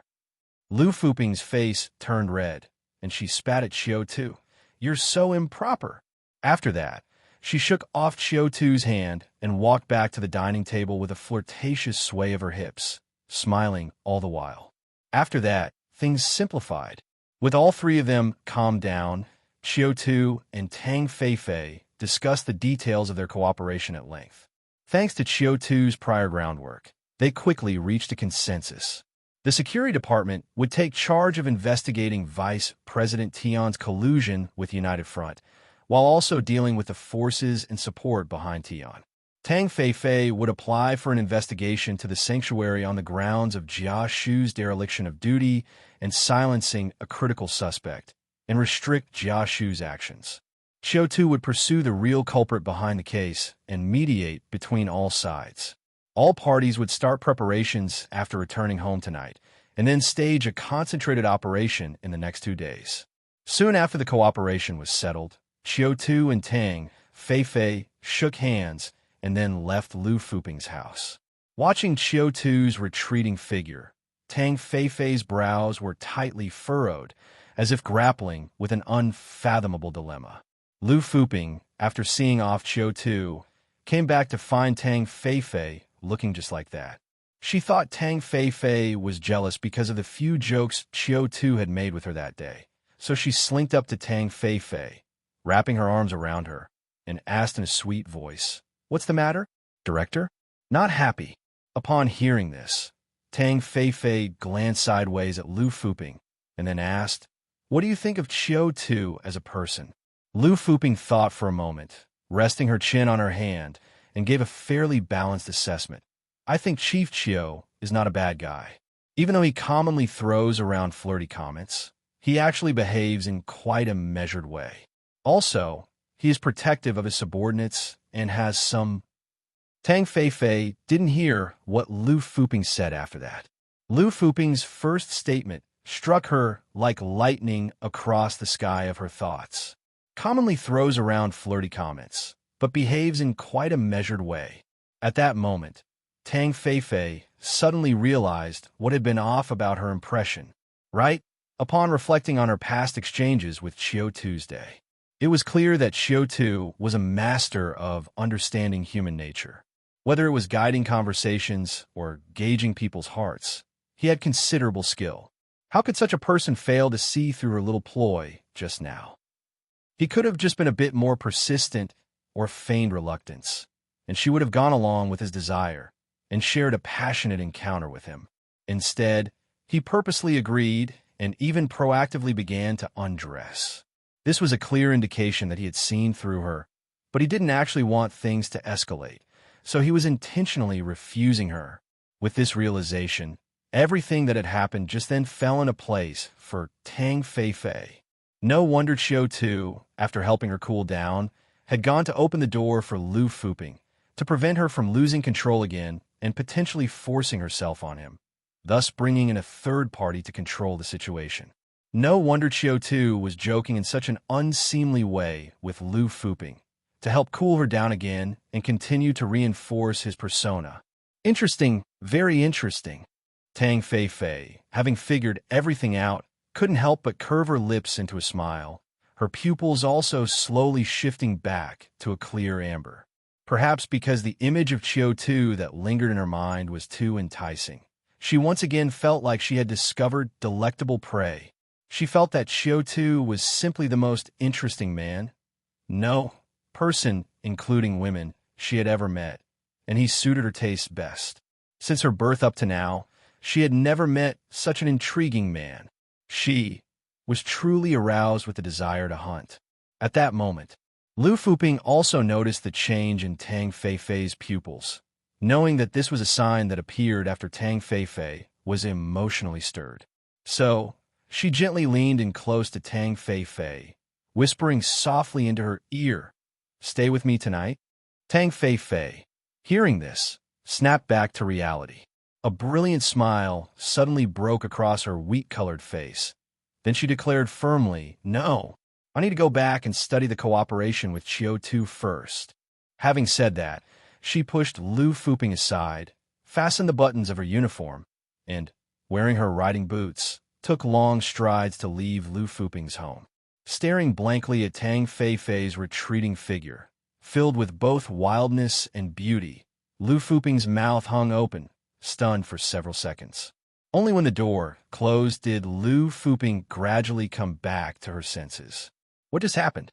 Was she rejected? Lu Fuping was a bit incredulous. And thinking back on what Tang Fei had just said, she felt like she was the unnamed character in a movie for three, without a name of her own. Moreover, looking at the closed door, she was somewhat frantic. Qiu Tu was someone she had met first, and she was the first to flirt with him.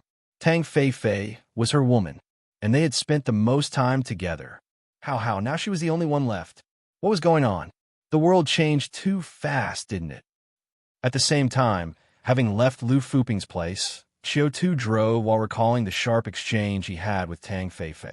Tang Fei wasn't wrong. He had indeed figured out her personality, so he had indeed retreated in order to advance, deliberately rejecting Tang Fei. There were two reasons. First was the effects of the mandragora love drug were about to end. Qiu Tu wasn't sure if any accidents would occur if they were in the middle of something and the effects of the cataclysmic potion suddenly wore off. Therefore, He simply rejected Tang Feifei early on, letting her mistakenly believe it was her compliant behavior that made her lose interest, thereby covering up the process of the mandragora love drug's effects wearing off. Second was for a strong, wild woman like Tang Feifei. Only by keeping her interested, then disappointed, then interested again, and disappointed again, constantly swinging her emotions, could she fall deeper and deeper. The old saying goes, a wife is not as good as a concubine is not as good as a secret lover, and a secret lover is not as good as one you cannot have. Only by constant pull and release, reeling in and letting out, can one truly control such a wild and strong woman. While silently summarizing his strategy for dealing with Tang Feifei, Qiu Tu also took out a special communicator from the security department and made a call to Qin Shuman. When the call connected, Qiu Tu asked concisely while driving, "Where are you? I need to see you for something." Hearing this, Qin Shuman reported a room number without any hesitation. Milan Grand Hotel, room 401. The sons and daughters of the covert United Front always acted directly, without dragging their feet. After hanging up, Qiu Tu stepped on the accelerator towards the Milan Grand Hotel. The night lights of Xinjia City were dim, and the streets were sparsely populated, so it only took Qiu Tu a little over 20 minutes to reach the Milan Grand Hotel. After parking his car, he went up to the floor indicated by Qin Shuman's room number and took the elevator in silence. Standing in front of room 401, Qiu Tu prepared to knock, but before his hand could touch the door, it swung open on its own. Qin Shuman stood at the doorway with hands behind her back, smiling charmingly. Today, she was using the body of Yin Chen's mistress, Qin Shuman. Seeing Qiu Tu, Qin Shuman smiled and said, "I actually needed to see you too. I didn't expect our minds to be so in sync." Qiu Tu, upon hearing this, slammed the door shut with a bang and then swept Qin Shuman up into his arms and charged into the room. Qin Shuman was startled, her hands patting Qiu Tu's back while she cried out frantically, wait a minute." Just like the first time something happened between them, Qiu Tu threw her onto the bed and said in a deep voice, "I can't wait." Hearing Qiu Tu's words, Qin Shuman, who felt as limp as water in his arms, felt her entire world wasn't right anymore. What kind of good person doesn't say a word and starts with a 40-minute exercise up front? After such a long exercise, how could she have any energy left to talk to him about things? So tiring. Thinking like this, inexplicably, Qin Shuman started to get a little petulant like a young girl. She turned around, with her back to Qiu Tu, refusing to pay him any attention. Seeing this, Qiu Tu wasn't annoyed. He reached out and touched her smooth back, pinching here, tapping there. After a moment, Qiu Tu seemed to discover something astonishing and exclaimed in surprise, How come you're back in Qin Shuman's body again? Has the treasure's effect worn off? Or did you do it on purpose?" After he spoke, he paused, then added, "Can you still return to Rain Butterfly's body like this?" Hearing Qiu Tu's series of questions, Qin Shuman sat up angrily, saying irritably, "That's exactly what I wanted to talk to you about." After speaking, Qin Shuman also felt like she was a bit whiny. So she calmed herself down and regained her composure as the head of the investigation department. Only then did she touch the body she was in now and said, "Ever since the day you forcefully disabled my ability, I discovered something magical. Even when my soul leaves, Qin Shuman's body astonishingly doesn't decay, doesn't die. I found this phenomenon very interesting, so I tried soaking her in nutrient fluid or feeding her liquid food, then monitoring her with equipment. As a result, I found that this body has been maintaining vital signs all along.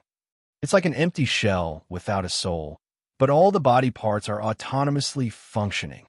As she said this, Qin Shuman was clearly a bit excited. She said, "So, I had a bold idea. What if I could use her as my second body for a long time? That's why tonight, I tried to possess this body again. Sure enough, it was just as I expected. I become Qin Shuman again. Moreover, this time, I can switch bodies freely and don't need you to disable my ability anymore." Hearing Qin Shuman's words, Qiu Tu sat up in surprise. Qin Shuman's discovery was crucial. If Qin Shuman's body is an empty shell without a soul that can be occupied by a new soul or exists independently of one, then could Qiu Tu's body be the same? And could it be because of this that Qiu Tu was able to traverse here and enter this body? Then the question arises, what exactly did Qiu Tu and Qin Shuman experience that day to create such weird shells that could exist separately from their souls? Thinking this, Qiu Tu couldn't help but ask, have you figured out what happened the day we possessed? Qin Shuman heard this and shook her head slightly. She said, these past few days I've also sent people to search for clues. But there's nothing noteworthy. She paused for a moment before adding so. I'm now suspecting that what happened to us that day might not be related to the physical world. It could be related to the non-physical realm. As she spoke, she pointed upwards. It's very possible that some strange change occurred in the non-physical realm that day, affecting us, which led to this situation. Some strange change in the non-physical world. Qiu Tu repeated Qin Shuman's words in his heart, and for some reason, thought of the god that the suit man had mentioned. Could it have something to do with that god? Somehow, Qiu Tu always felt that Xinjia City seemed to be in the midst of some massive storm vortex. After discussing Qin Shuman's matter, Qin Shuman naturally asked Qiu Tu what he wanted with her. Qiu Tu didn't hide anything, proudly taking out the list from his pocket with the names of the spies in the military for the investigation bureau. Seeing this detailed list, Qin Shuman was thrilled. The biggest pressures for Qin Shuman recently were two things. One was to solve the Yin Kaimei case for Qiu Tuesday. The other was the safety of the spies planted by the security department within the investigation bureau. She was still working on the first issue, and the second, she had been trying hard but to no avail. She never expected Qiu Tu to have solved it for her. With this resolution, where could Qin Shuman find any reason to be upset, proceeding to reward Qiu Tu heartily. 7 days, the time to close the Yin Kaimei case. 4 days, the danger lurking in the darkness. The next day was the weekend, no work. It was the day Qiu Tu and Chief Huang of the Logistics Equipment Department had arranged to go to the horse racing club at the Feitsue city residence. Early in the morning, Qiu Tu returned home to his small abode on Old Alley Street, satisfied. When he got home, Shenling Shuang was already awake, washing clothes. When she heard Qiu Tu return, she came out of the bathroom, with panda eyes glaring at Qiu Tu, muttering bitterly, "You dog of a man, not coming home all night. You must have been out fooling around." Hearing this, Qiu Tu smiled faintly as he changed into his casual clothes and casually retorted, "That's slander, you know. I definitely didn't go out fooling around. A friend's cat had 2 kittens, and she asked me to help take care of them. But who knew? When I got to her place, she ended up washing my shoes and laundering my clothes. I couldn't very well go home naked, could I? So I had no choice but to wait for my clothes to dry before coming back." Hearing Qiu Tu's story that didn't have a shred of credibility, Shenling Shuang was going crazy. "You're trying to fool a ghost here. Go out on the street and ask anyone you drag in. Who would believe that?" "I believe." As they were talking, a large, simple-looking head popped in from a door. It was none other than Atai. Seeing the two of them, he flashed a toothy grin, then said, "Brother Tu really is such a kind-hearted person. I remember one time when I was a kid, the wife of some big shot had a plumbing issue at home, and he was called to help. It took him all night to fix it too." Shenling Shuang. Is this really a defense? By that time, Qiu Tu had changed into his clothes, and with a laugh, he patted Shenling Shuang on the head, picked up her face, and kissed it before leaving the house arm in arm with Atai. All that was left was Shenling Shuang with a flushed face, bubbles popping over her head. She had completely forgotten to be angry. Easy peasy. Having left the house and arrived at his car, Qiu Tu's core team members, Eagle, Akuan, several confidants from the political department, Chao Dabiao, Chun Feng, Ding Xiaolu, Zhu Yan, and even Fong Ming, with whom he often collaborated, had all arrived. These individuals had been briefed extensively over a period of time and knew each other's identities. so they were all casually smoking and chatting. All of them were dressed in uniforms of the political department and the special service department, and each was armed with a gun, making the ordinary citizens of Old Alley Street quickly detour to avoid stirring trouble with this fearsome group. And yet, this gang of fearsome figures promptly extinguished their cigarettes and greeted Qiu Tu in unison when they saw him approach. Brother Tu. Brother Tu. Chief. Chief. Chief Qiu. Seeing this, Qiu Tu chuckled and nodded. Looks like everyone's here. After speaking, he looked around at the group. This was the powerful team he had put together over half a month, and they were also key to the success of today's mission. That's right. After a detailed discussion with Qin Shuman the previous night, Qiu Tu felt investigating cases and making arrests should be done sooner rather than later. Since Yin Shun had already handed over both the authorization letter and the special arrest warrant to him, the best course was to strike with a surprise attack while the news had not yet fully spread. Capture Qian Dafu, capture those few transports, capture Vice President Tian, capture Third Brother Qin, capture Director Qin, Second House, and then interrogate them slowly.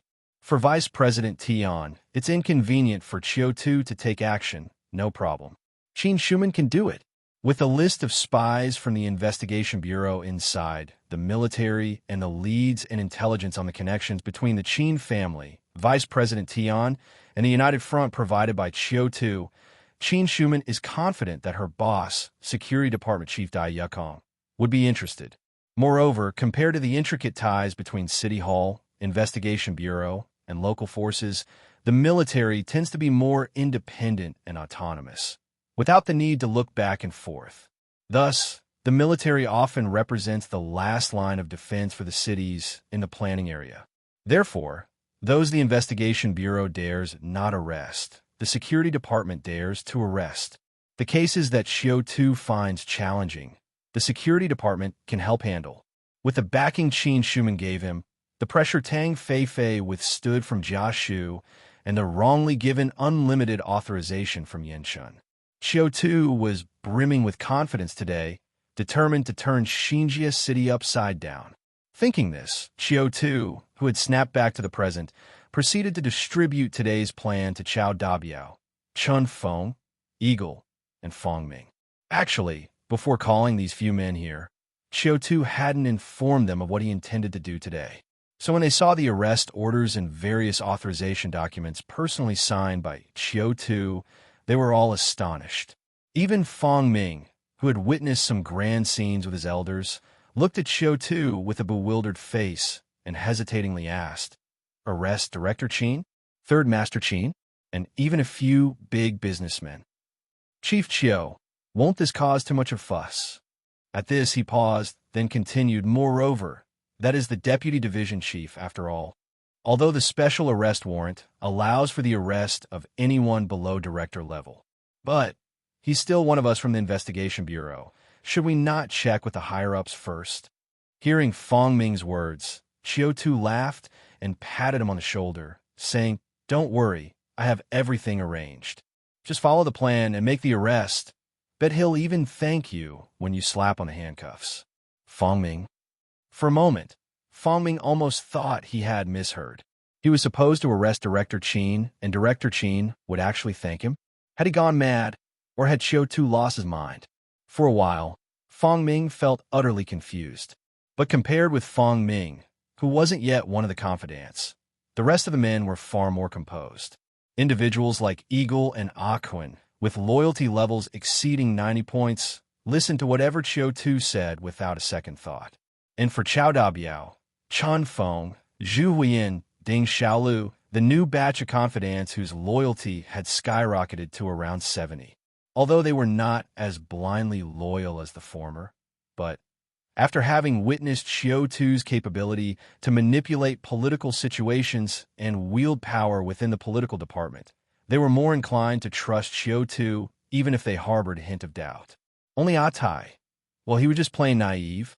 If it weren't for the sake of earning him some merit, and the fact that he was now sticking to Fong Ming like glue, to the point where Fong Ming couldn't shake him off while working, Qiu Tu would not have wanted to bring him along today. So, after Qiu Tu had assigned their tasks, he split the 7 people into several teams and gathered the personnel in preparation to set off.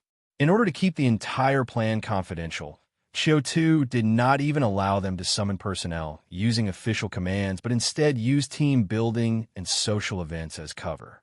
Qiu Tu and Qin Shuman had thoroughly calculated the manpower required for the entire capture plan the night before. The combination of the investigation team and Fang Ming's squad, consisting of over 30 agents, was more than sufficient. After all, most of those caught by the political department were merely ordinary businessmen. If they approached with weapons and arrest warrants, the targets wouldn't oppose the entire sanctuary system unless they wished to resist. Otherwise, they could only comply meekly. The reason for assembling Fang Ming's squad was merely to guard against the private armed forces of powerful and influential families like the Qin family.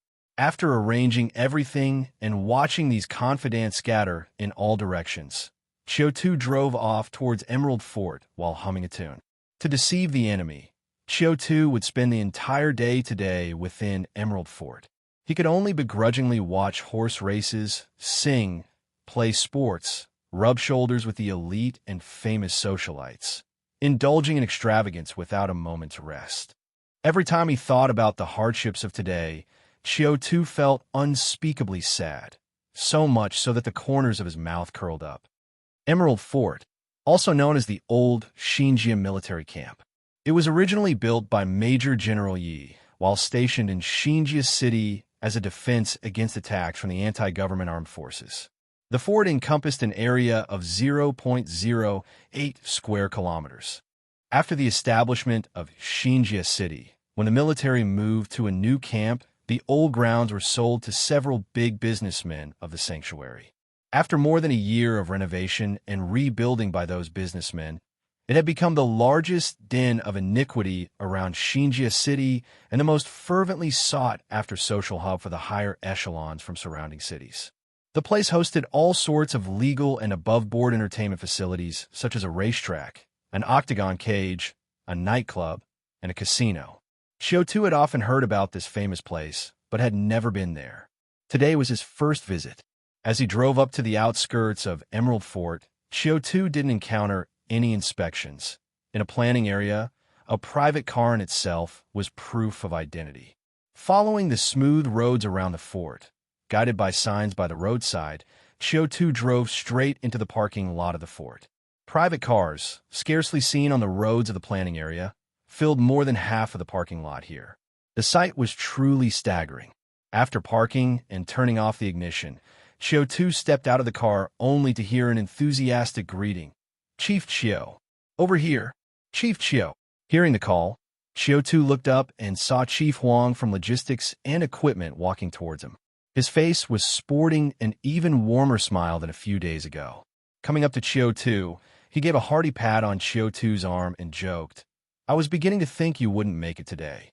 Upon hearing this, Qiu Tu asked curiously, "Why would you say that, Brother Huang?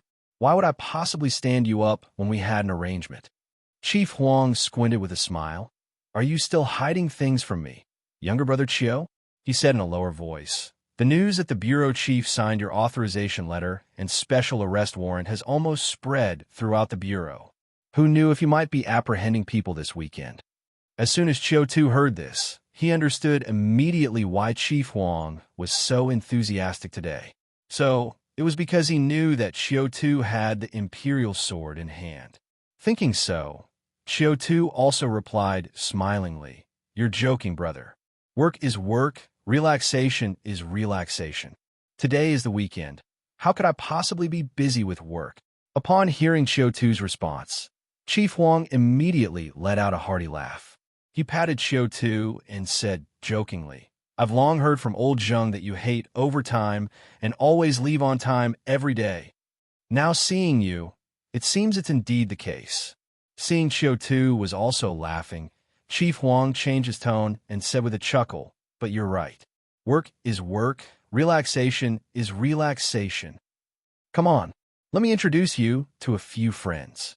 As Qiu Tu was there today to blindside the enemy and gather information, he immediately followed up on Chief Huang's offer. "You can't just introduce me to a few friends, brother. You said today you'd show me the world.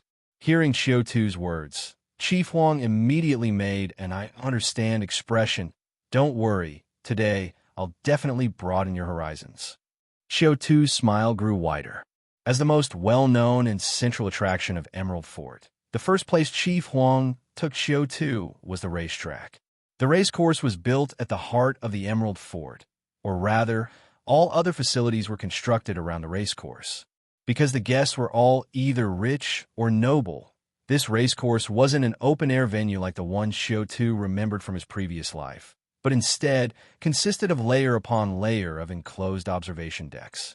The observation decks protruded into the racecourse, with one side being the entrance, and the other three sides were 270-degree panoramic floor-to-ceiling windows, making it exceptionally spectacular and grand. Upon reaching the fourth-floor observation deck, Chief Huang naturally introduced Qiu Tu to the setup. The whole racecourse has 3 levels of observation decks, located on the 4th, 5th, and 6th floors respectively. The 4th floor, like here, is where staff members like us, deputy staff, lieutenants, captains, and wealthy businessmen watch the horse races. The 5th floor is where the directors, deputy directors, major, lieutenant colonels, and some big businessmen from the sanctuary visit. As for the topmost, the 6th floor is where those big shots standing at the top of various cities are located. Like the commissioners from City Hall, the deputy directors from the Investigation Bureau, and the colonels from the military. Even those 3 highest-ranking officials, they all take their seats on the 6th floor. Qiu Tu nodded slightly upon hearing this, indicating that he understood. After introducing the entire situation of the observation decks, Chief Huang led Qiu Tu to the refreshments area to each get a cup of wine. Then they quietly sipped and whispered introductions to a few people on the 4th floor who were watching the horse races. That tall, large young man is a captain from the military, surnamed Zhang, currently commanding a battalion. He is a local from Xinjia. When General Yi was stationed in Xinjia, he was one of the first to side with him and help General Yi eradicate the entire underground forces of Xinjia City. Therefore, when Xinjia City was established and General Yi reorganized the military, he was also recruited and given key training. However, he's a bit of a gambler, often losing his entire salary. At this point, Chief Huang added in a quiet voice, so if he asks you to lend him money, never agree to it. Qiu Tu looked deeply at the Captain Zhang mentioned, nodding slightly. Seeing this, Chief Huang then pointed to a young woman on the left. That one is Section Chief from the Household Registration Division of the Civil Affairs Bureau at City Hall. Her father is a commissioner at City Hall, and her husband is a major businessman in Xinjia, mainly in charge of intercity transportation.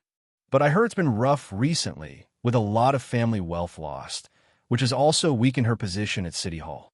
Qiu Tu paused on the young woman for a moment, thinking that her looks were above average, but she had a unique charm. Next, Chief Huang briefly introduced Qiu Tu to a few other guests on the 4th floor.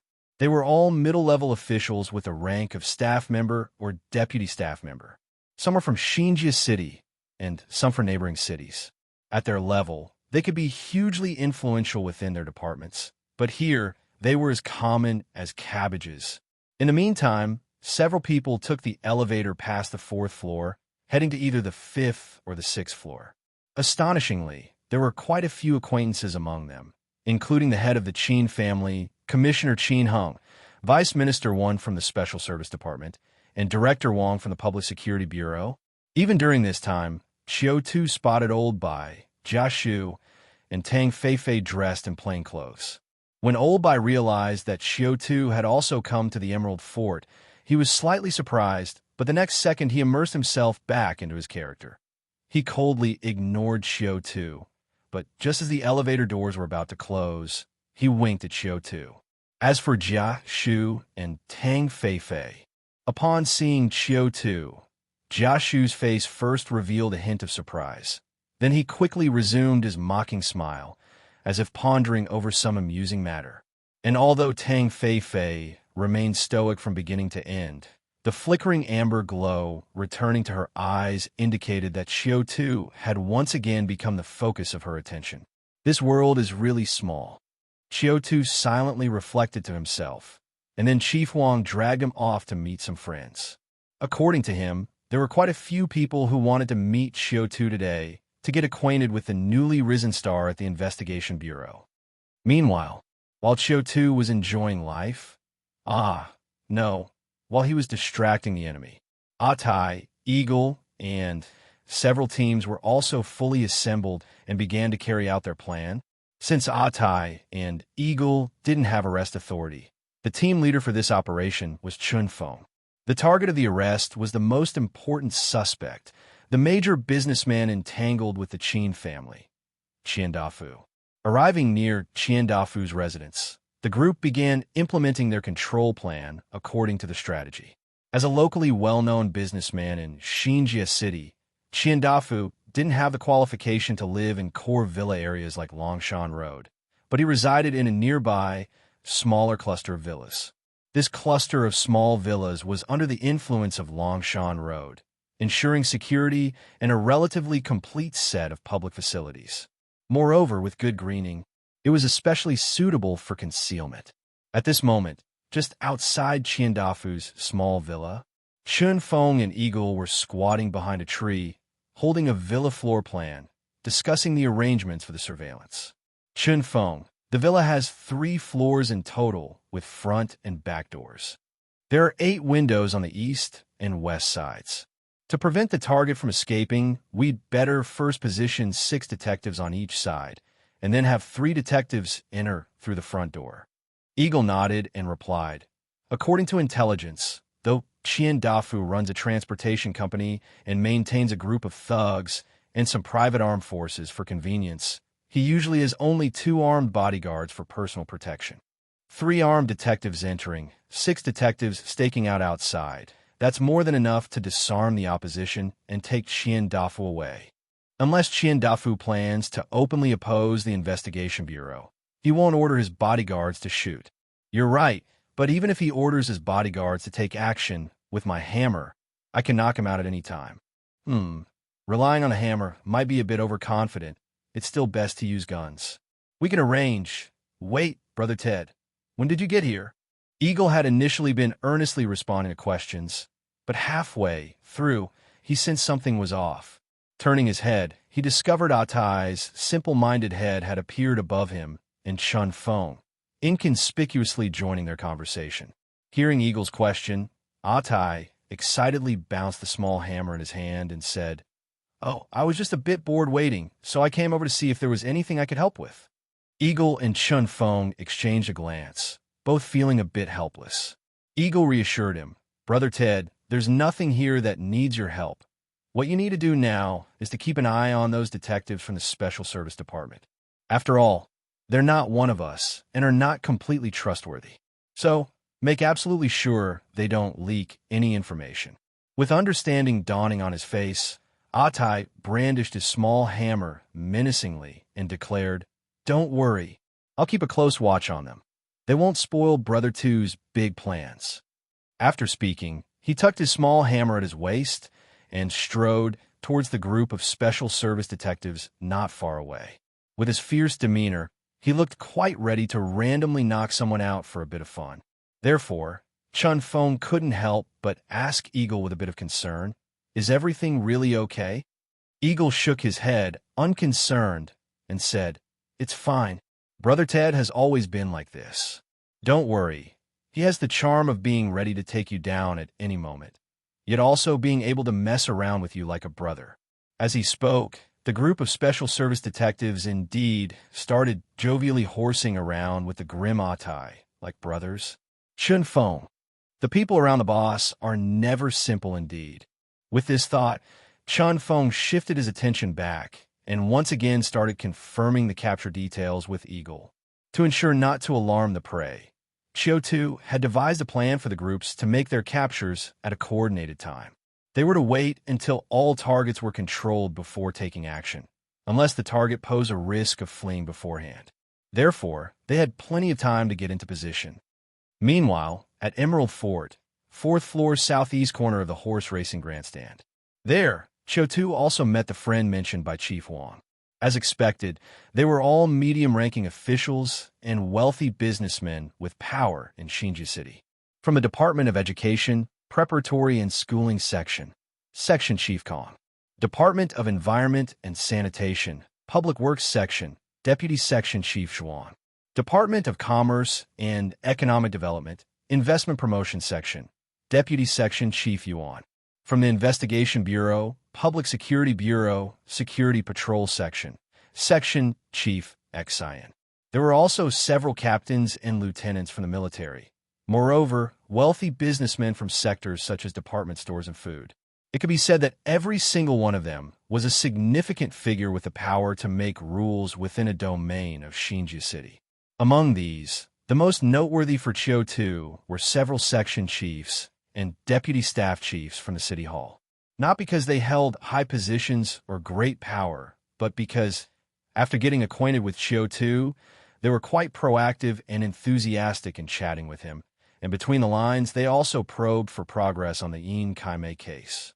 Qiu Tu did not know whether it was their own initiative or if someone was directing them from behind. But still, he quietly took note of their names in his little book to consider bringing them in for questioning if given the chance. As others were busy trying to make Qiu Tu's acquaintance, and Qiu Tu was busy listing them, a new round of horse racing had started. As one of the oldest sports in human history, horse racing has different forms in each era. The rules at Emerald Fort were similar to those of Fragrant River in the past life. Flat obstacle racing with jockeys riding. This also brought new star horses and jockeys into the limelight each month. However, Qiu Tu had no interest in such sophisticated entertainment, so after symbolically laying down 1 silver yuan, he sat in a chair to the side, watching the excited crowd to pass the time. So, he had just been alone for a dozen or so seconds when a woman's voice, as pleasant as an oriole's, sounded by his ear. "Chief Qiu, may I have a chat with you?" Upon hearing that voice, Qiu Tu looked up curiously and saw a somewhat familiar-looking young matron standing respectfully before him with a glass of wine in hand. The young matron's appearance could only be considered slightly above average, but she had a unique air about her of a well-bred lady, which was quite memorable. Qiu Tu hesitated for a second before recognizing the woman in front of him as Chief Bai from the Civil Affairs Bureau, introduced to him just a moment ago by Chief Huang. It goes without saying that Qiu Tu would not refuse the request of a beautiful woman, so he smiled and nodded. "Of course, Chief Bai." When the young matron heard Qiu Tu addressing her by her position, she appeared quite surprised. She gave a soft smile. "Chief Qiu actually knows who I am?" She pondered for a moment, then asked tentatively, "Was it Chief Huang who introduced me, perhaps?" Although the woman was in her 30s, she might have been well protected. Hence, even the vulnerability she exuded didn't seem uncomfortable despite appearing naive. Qiu Tu became even more intrigued by the woman before him with her unique demeanor. So he smiled, shaking his head. "No, your husband is on my list of suspects." As soon as Qiu Tu's words fell, the young matron's body stiffened, and she even struggled to control her expression. She forced a laugh. "You're joking." But Qiu Tu merely smiled, and although he didn't repeat himself, his expression could not have been clearer. He wasn't joking. Actually, right after Chief Huang had introduced this young matron, mentioning that her father was a deputy commissioner at City Hall and her husband was a wealthy transportation businessman, Qiu Tu had felt a sense of familiarity. But since he was listening to Chief Huang at the time, he didn't have the chance to contemplate it further. But when he later matched her with the list of names of transportation businessmen in his mind, he immediately knew her identity. Mrs. Bairu, wife of Qian Dafu. And Bairu's father, Qian Dafu's father-in-law, was not someone else, but the right-hand man of the patriarch of the Qin family, Commissioner Qin Heng of the Civil Affairs Bureau, Deputy Commissioner by Yongdo. Once all these relationships were matched up, Qiu Tu had only one feeling. Xinjie City was really too small. So small that any random encounter could mean intertwined connections. Meanwhile, Bairu also realized that Qiu Tu's expression was no pretense. So she stood there, the smile on her face growing more and more rigid. Finally, after 2 seconds, she gave an awkward smile to Qiu Tu and said, It seems I am intruding. Sorry to bother you, Chief Qiu.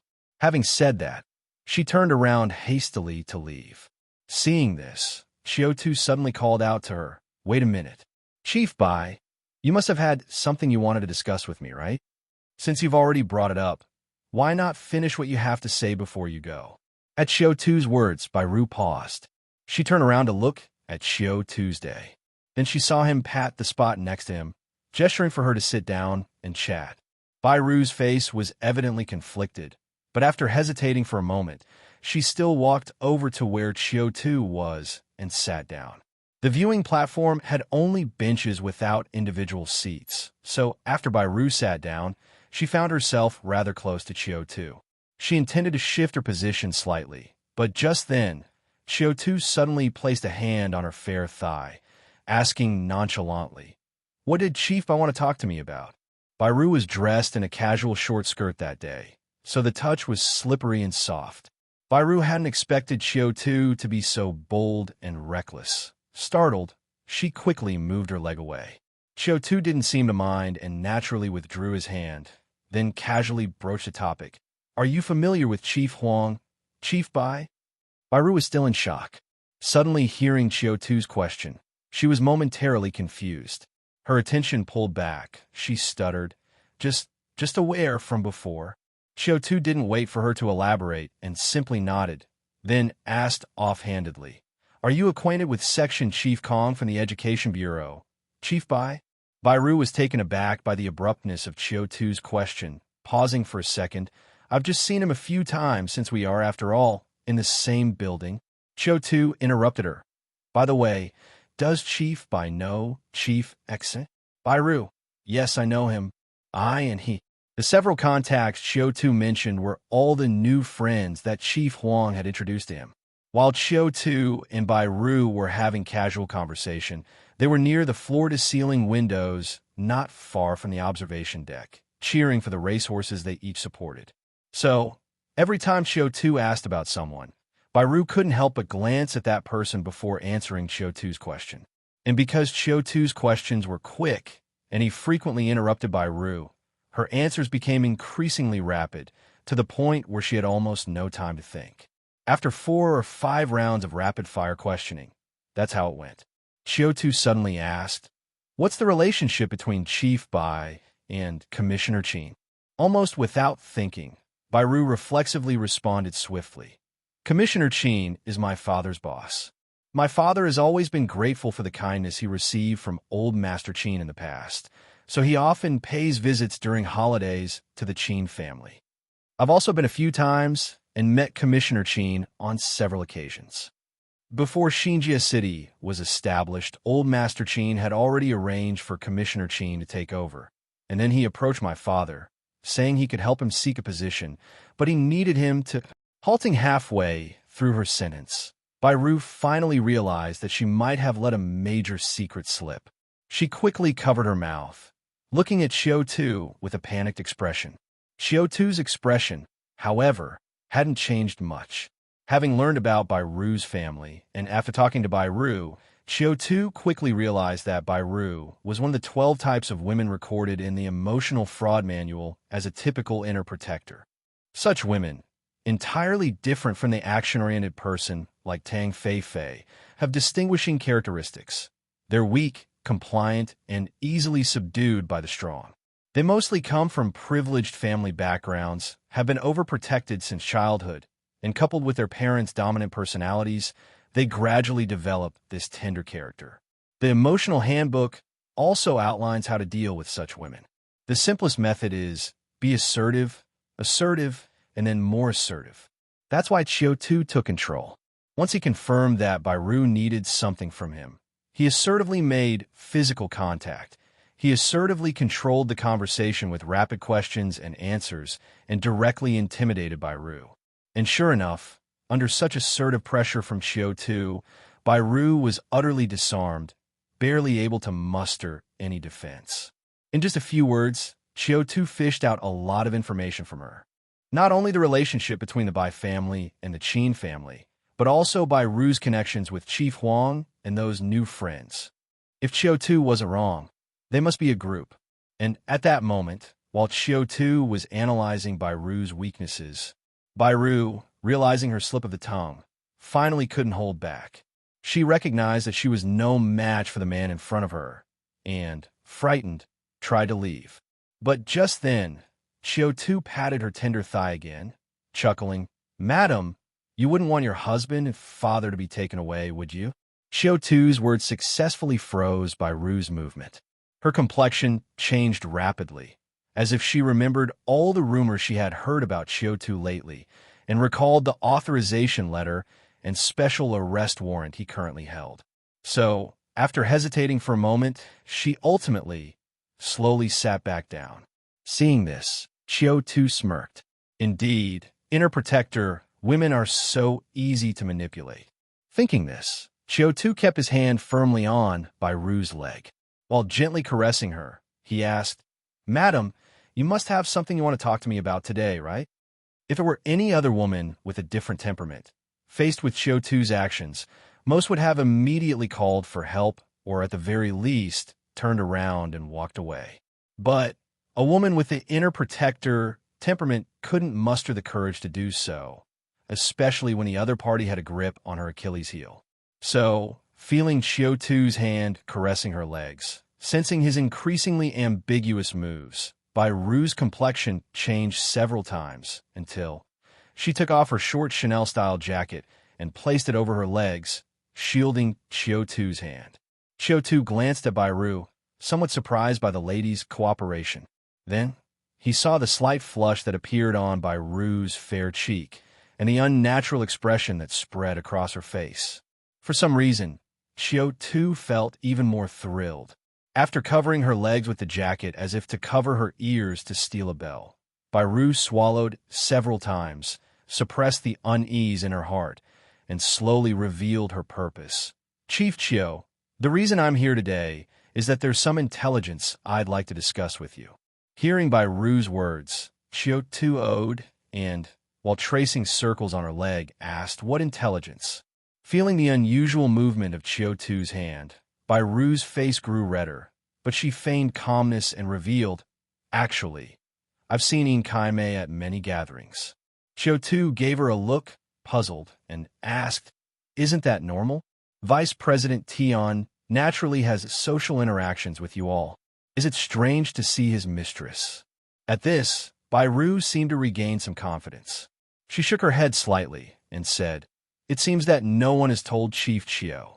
Vice President Tian has his own wife, and at all formal events, he appears with his wife, never with other female companions." Upon hearing this, Qiu Tu was startled for a moment. Then he remembered Bairu mentioning that she often encountered Yin Kaimei at gatherings. His eyes suddenly widened with a shocking suspicion.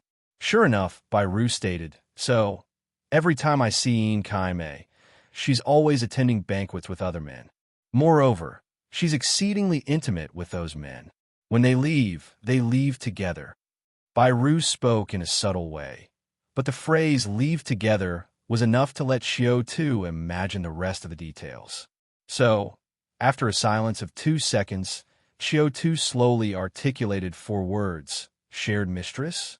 Perhaps the news was too shocking. Qiu Tu even stopped the movements of his hand. This, in turn, allowed Bairu's complexion to return to a more normal state. With some of the flush fading from her face, she then watched the new friends cheering for jockeys and horses in front of the floor-to-ceiling windows and said softly, "I believe that by now, you've guessed who those people might be, right?" Hearing this, Qiu Tu also looked towards the sectional chiefs from the city hall who had just been seeking information from him. Bairu nodded subtly, whispering, "They are just the lowest ranking among them." Qiu Tu. To be honest, it wasn't until this moment that Qiu Tu finally understood why investigating the Yin Kaimei case was fraught with so much danger. Before today, there was one thing that Qiu Tu couldn't figure out. That is, no matter how important Vice President Tian was, it didn't make sense for so many powers to be monitoring his mistress's case, did it? Moreover, they were so desperate that they would assassinate the officers investigating the case. At the time, Qiu Tu had 2 suspicions. 1. Vice President Tian was simply too important to Xinjia City. so important that all sides wouldn't allow anything to happen to him. 2. These powers were likely to have some connection to the anti-government armed forces. While both of these suspicions had some incongruities, before that, Qiu Tu couldn't think of any other possibilities, so he had no choice but to investigate in those directions. However, he had planned for every eventuality, but had not anticipated that Qiu was the core of the case. She was not only Vice President Tian's mistress, but also the mistress of many others. So, when Qiu was discovered to be a spy and was captured by the political department, it led to so many people wanting her dead. So, Jiashu opened the doors of convenience for various powers to silence her. So, there was a threat to Qiu Tu's life when Yin Shun authorized a deeper investigation into the case of Qiu. Even more so, from this, Qiu Tu thought of something further.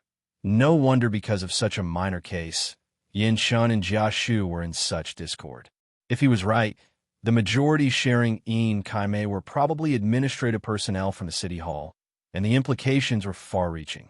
As one of the 3 giants of Xinjia, of course, no one dare pressure Yin Shun, and Yin Shun was happy to see those administrative personnel from the city hall brought down because of the case.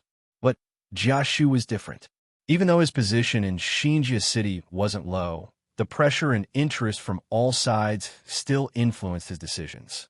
That reasonably explained why, even though they were on the same side, Jiashu and Yin Shun were so divided over this matter. Not for anything else, but for profit alone. And now, having thoroughly understood the intricacies of the case, Qiu Tu's brain was whirling. A question surfaced in his mind. Given the broad implications of the case, should he continue the investigation? His complexion rapidly shifted as his brain weighed the pros and cons. In the end, Qiu Tu's gaze became resolute again. Having been given a second chance at life, he had no room for hesitation and second-guessing. Now that they were ready to launch, how could he possibly give up just because the enemies were too powerful? The broader the case involved, the greater the personal gain after resolving it. No risk, no reward. The higher the waves, the more precious the fish. Take the shot. A bicycle might turn into a motorcycle. Having come to a decision, Qiu Tu felt his mindset become more natural. He smiled at Bairu and said, "Thank you, Section Chief Bai, for telling me such a secret matter. You dare to take such a big risk to warn me. You must want something, right?" Hearing Qiu Tu's words, Bairu's eyes, brimming with tears, turned to him as she pleaded, "I hope Chief Qiu can let my husband go. He's been wronged." Qiu Tu was even more intrigued. "Are you talking about Qiandafu?" Bairu nodded. Qiu Tu pretended to be puzzled. What happened to him? Is he involved in this case? Bairu probably didn't expect Qiu Tu to ask such a question. For a moment, she couldn't tell whether Qiu Tu really hadn't found anything about her husband or if he was hinting at something to her. Just then, a burst of cheers and some groans suddenly came from the direction of the floor-to-ceiling windows overlooking the scene. The cheers intermingled with people's frustrated voices. Qiu Tu and Bairu looked in the direction the sounds were coming from and saw Chief Huang and others, some laughing, some upset, engaged in a heated argument. It looked like a horse race had just finished. Noticing this, Qiu Tu curiously watched Captain Zhang. Indeed, Chief Huang hadn't given a wrong introduction. This young man, following General Yi, had lost another bet, his eyes red as he roared something at the racetrack below. Then, he started asking people around him for money. Qiu Tu watched thoughtfully for a moment and then looked away. At this time, Chief Huang and others returned as well. Seeing Bairu sitting intimately by Qiu Tu's side, they exchanged glances, and when they looked at the two again, there was an unspoken ambiguity in their eyes. After all, Bairu was married, so upon seeing this, she quickly tried to get up.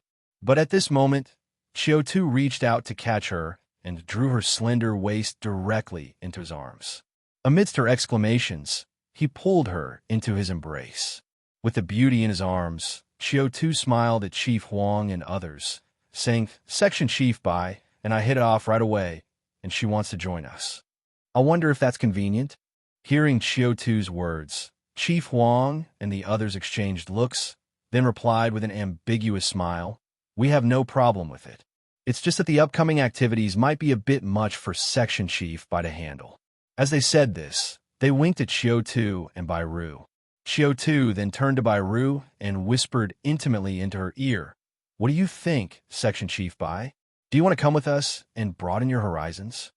Bai Ru obviously guessed what broadening horizons the men were referring to and was not inclined to participate. But, remembering her husband's fate was still in Qiu Tu's hands and that she hadn't fully grasped the meaning behind Qiu Tu's previous words, she hesitated for a long time, her expression changing. Finally, she sighed and nodded slightly, agreeing to go along. Seeing her agreement, the men burst out into loud laughter, especially Section Chief Kong, Deputy Section Chief Zhuang, and other City Hall officials involved with Yin Kaimei laughed the hardest. Because, in their eyes, Qiu Tu's actions were a strong signal to them. They were all on the same side. There was no need to worry about Yin Kaimei's case. Qiu Tu also smiled especially heartily. "Laugh. Laugh all you want. Your time cry will come." After the race, fulfilling Qiu Tu's request to broaden horizons, Chief Huang took Qiu Tu and a dozen heads and deputy heads to the nightclub at Emerald Fort. Upon arriving at the opulent nightclub, Qiu Tu felt his left pants pocket vibrate a few times. With one arm around Bai Ru, he took out the communicator with his other hand. There was only one text on the communicator from Chun Feng. "Boss, shall we gather tonight?" It was the code Qiu Tu and he had agreed on. It meant, "Commander, everything is in place. Should we execute the plan?" Qiu Tu knew all the groups must have already taken positions near Qiandafu and the other targets, ready to move. So he typed a message. "I'm tied up. You guys go ahead. Take action." After sending the message, Qiu Tu laughed and planted a kiss on Bai Ru's face. Then, amid her exclamations, stealthily pressed the send button. After sending the message, Qiu Tu stuffed the communicator into his pocket, embraced Bai Ru, and called out to Chief Wang and the others, "Shall we start now?" Phew. Accompanied by unrestrained laughter and whistling, a line of scantily clad beauties walked in one by one from the door of the private room, all smiling coyly. Soon, the entire VIP room was filled with the chirping and chattering of joyful voices. Meanwhile, outside the small villa where Qiandafu lived, Chen Feng and Eagle had also received the message sent by Qiu Tu. After seeing that it was a code for executing orders, Chen Feng looked at his watch, which showed 1:07 p.m. All the commanders of the action groups had synchronized their watches when they split up, so there was no discrepancy in time. Therefore, Chen Feng and Eagle sent out the action message to the other 4 action groups together. The chief has authorized the operation, and the arrest will officially begin at 1:10 p.m. It didn't take long for the 2 men to receive confirmation replies from all the action groups. With the last confirmation message received, the communicator went silent. Chen Feng and Eagle gave several hand signals, alerting the detectives and surveillance to get ready, and then they began to patiently wait. Time ticked away by the minute and second. Soon, it was 1:10 p.m. Chen Feng and Eagle exchanged glances, then nodded. Eagle stayed behind to command, while Chen Feng led 2 armed special service detectives, holding an arrest warrant issued by Qiu Tu, and strode confidently up to the door of Qiandafu's villa. Thump, thump, thump. Following Chun Feng's knocking, a middle-aged woman's voice soon came from inside. "Who is it?" Chun Feng sternly said, "Political Department." Upon hearing Chun Feng's voice, a flurry of panic ensued inside the house. Instead of opening the door, someone hurried to the windows on the east and west sides of the villa to peer out. When they saw several detectives on alert in each direction, more commotion arose from inside the house. Seeing this, Chen Feng didn't give the people inside much time to react. He drew his service pistol and fired a warning shot into the sky, following Qiu Tu's instructions from that morning. Bang! As the gunshot resounded over the entire villa complex, the noise inside the house quieted down. At this time, Chun Feng shouted into the house, "Political Department on duty. Anyone delaying will face consequences. I'm going to count to 3. If the door isn't open by then, we will take it as an act of resistance to arrest, and were authorized to shoot to kill. 3, 2. Chen Feng hadn't even shouted 1 when someone violently flung open the villa door from the inside. A maid in her 30s looked out at Chen Feng with a face full of terror, her hands raised high. "Don't shoot. Don't shoot. I'm innocent." She then quickly signaled toward the inside that the master is inside. Hearing this, Chen Feng motioned to the special service detective beside him, who stepped forward, dragged the maid out, pushed her aside, and then stood ready next to Chen Feng again. Chen Feng held out the arrest warrant directly, and with a gun in hand, once again shouted into the house, "Qian Dafu, I am Chen Feng, a second-class investigator from the political department's operations section. I'm here to execute an arrest order on you. I'm giving you 3 more seconds. If you don't come out, don't blame us if our bullets are blind." 3. This time Chen Feng didn't even have to shout 2 before a pot-bellied middle-aged man walked out from inside the house, pale as a ghost. Chen Feng looked at him coldly and waved to the special service detectives, "Take him away." The 2 special service detectives stepped forward, cuffed Qian Dafu, and started to lead him outside. The entire arrest process took less than a minute. Qian Dafu's 2 highly paid bodyguards had stood behind him from start to finish, not daring to make a single move. Simultaneously, the villas of the other 3 major transporters, the Qin family, all action groups were moving at the same time. As Qiu Tu and Qin Shuman had expected, in the face of real bullets and armed detectives, in front of the mighty state machine, those businessmen had no power to resist at all.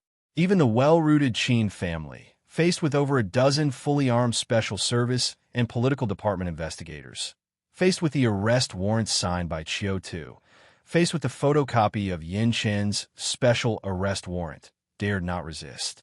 They could only watch helplessly as Qin Jingguang and Qin Shu were taken away by Fang Ming, Chao Dabiao, and others. The operation was swift and fast, leaving these people with hardly any time to react before it was over. But the end of the operation didn't mean that everything was over. The sudden mass arrests by Qiu Tu were like a huge stone thrown into the already churningly turbulent waters, which then, boom, created a huge splash. The repercussions of the incident rapidly spread across the upper echelons of Xinjie city society. No one expected Qiu Tu to take action so quickly, so urgently. He had just received the authorization letter and the special arrest warrant yesterday. Yet today at noon, he went straight to making arrests. He didn't even give the various forces time to react, especially since, at this moment, Qiu Tu was still singing with Chief Wang, Section Chief Kong, and others. Truth be told, when Chief Wang and the others dragged Qiu Tu to the nightclub at the Emerald Fort, although he appeared to be looking forward to it, he wasn't particularly interested at heart. Having lived a profligate past life, he truly felt there was nothing new for him to see. However, after experiencing the services at the Emerald Fort with Chief Wang, Section Chief Kong, and the others, Qiu Tu couldn't help but remark in his heart, "This is indeed something I have never seen before." As his spacious private room echoed with the sound of one communicator after another, Qiu Tu was draping one arm around Mrs. Bairu, the wife of Qian Dafu, and running his other hand up the thigh of a Cheongsam-clad beauty. In front of him, he was enjoying a facial wash service from a big-busted girl. The cleansing cream rolled over Qiu Tu's face, soft and comfortable, making him feel utterly relaxed and pleased. Bairu, blushing and looking away, couldn't bear to watch the scene unfolding before her, but Qiu Tu's persistent grip prevented her from escaping. So, she could only curl up like a quail, casting her eyes toward the group of dancing girls in the center of the room. Then, a series of ringing sounds began to rise and fall throughout the private room. Several City Hall section chiefs gradually stopped their face wash and stepped out to take calls. Bairu, somewhat puzzled by the scene unfolding before her, didn't understand what was happening. It was at that moment that Chief Wang, sitting beside Qiu Tu, spoke up. Chief Wang, too, was indulging in the pleasures around him. As he closed his eyes in enjoyment, he said to Qiu Tu, "Chief Qiu, you know I, old Huang, have a wide circle of friends. Sometimes I can't help but entertain friends when they come asking. So, if you catch them, you can't arrest me, right? The words of Chief Huang made by Ru startle, almost failing to catch on. What does he mean by not arresting Chief Huang if they arrest others? Who is Qiu Tu going to arrest? Wasn't the issue with Yin Kaimei resolved? As she pondered, suddenly, her own communicator began to buzz. Ru took out the communicator and saw that it was a call from her home landline. In that instant, perhaps realizing the caller was her husband, Ru's face flushed even deeper red. She awkwardly glanced at Qiu Tu's hand that was wandering along her waistline, feeling unspeakably ashamed. She wished that Qiu Tu would momentarily leave her alone to take the call. But before she could speak up, as if anticipating something, Qiu Tu took the lead in releasing her. His arms then embraced the girl in front of him, plunging his head forward. Comfortable. Qiu Tu let out a satisfied cry, leaving Ru with a crimson face. Ru quickly seized the opportunity to sit aside and answer the phone. The moment the call connected, the anxious voice of a maid at home came through. "Madam, please come back quickly and see for yourself. The political department, people from the political department have taken the master away." Upon hearing the maid's words, Ru's mind went blank with a buzz. On instinct, she turned her head in shock and looked at Qiu Tu. Before she could utter a word, the door to the private room was abruptly pushed open from the outside, with Section Chief Kong, Deputy Section Chief Yuan, and others all standing at the doorway, their faces filled with disbelief as they looked at Qiu Tu. Section Chief Kong, perhaps the bravest among them, pointed at Qiu Tu, his finger trembling. Qiu Tu, you've been playing a double game." Upon hearing this, Qiu Tu, who was reluctantly raising his head from the cleansing cream, pushed away the fair-skinned, busted girl atop him. Then, with a smile that was not quite a smile, he looked at the three section chiefs standing at the door and said, "Gentlemen, I don't believe I ever said or promised anything, did I? How can this be considered speaking one way to your face and another behind your back? On the contrary, I should probably thank you. If you hadn't jumped out on your own, who knows how much time I might have had to waste before I could uncover the true depths of this case." Having said that, Qiu Tu took a deep breath and stood up. He then pulled out a blank arrest warrant from his pocket, drew out a pen, and briskly signed several names on it, showing it to everyone. Section Chief Kong, Deputy Section Chief Zhuang, Deputy Section Chief Yuan. Shall we take a trip to the political department? Possibly never expecting Qiu Tu to turn his face so quickly, the three men erupted in panic, shaking like leaves, barely able to stand. It was at this moment Ru, who had appeared so delicate and weak from the very beginning of their meeting, suddenly mustered her courage, stood up defiantly, and, with an indignant face, said to Qiu Tu, "You, how could you?" As if he had just noticed Ru, he let out a surprised, "Oh," and added her name to the arrest warrant. "Right. I almost forgot about you, Section Chief Thank you for your cooperation with the operation today. I hope you can be just as cooperative when we reach the political department." They might never have encountered a situation where they were having a great time playing together, only for it to turn into an arrest in the middle of their fun. So when Qiu Tu stood up and signed the arrest warrant on the spot, the entire glittering private room suddenly fell silent as a tomb. The other captains and section chiefs playing with them, as well as the rich merchants, all lifted their heads from the ladies' creamy bosoms, one by one, looking at Qiu Tu in surprise, then at Section Chief Bai and Section Chief Kong. Perhaps the atmosphere in the room was too stiff, or maybe the name political department, stained with blood, was too scary. Even the beauties who had been dancing in the room stopped their moves, standing still, not knowing what to do as they watched everyone. The only one who remained calm in the room was probably Chief Huang, the organizer of the party. The girl helping him wash his face was already too frightened to move, but he actually closed his eyes, pressing forward, rubbing in the tender softness as if the whole thing really had nothing to do with him.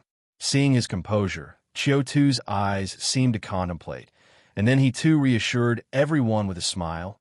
"Everyone, don't be agitated. I'm just going out to discuss a case with Section Chief Kong and Section Chief Bai. This matter is official business among us and has nothing to do with you all. So, Qiu Tu walked to the middle of the private room, grinning as he wrapped an arm around a scantily clad dancer, then snapped his fingers at the service personnel at the console. Continue the music, continue the dance. Let's all continue to have fun. Being the center of attention in the room now, Qiu Tu's instructions had the service personnel promptly put the dynamic music back on. With the music vibrant and blazing, Qiu Tu laughed heartily, hugging the barely clothed dancers, and started dancing wildly.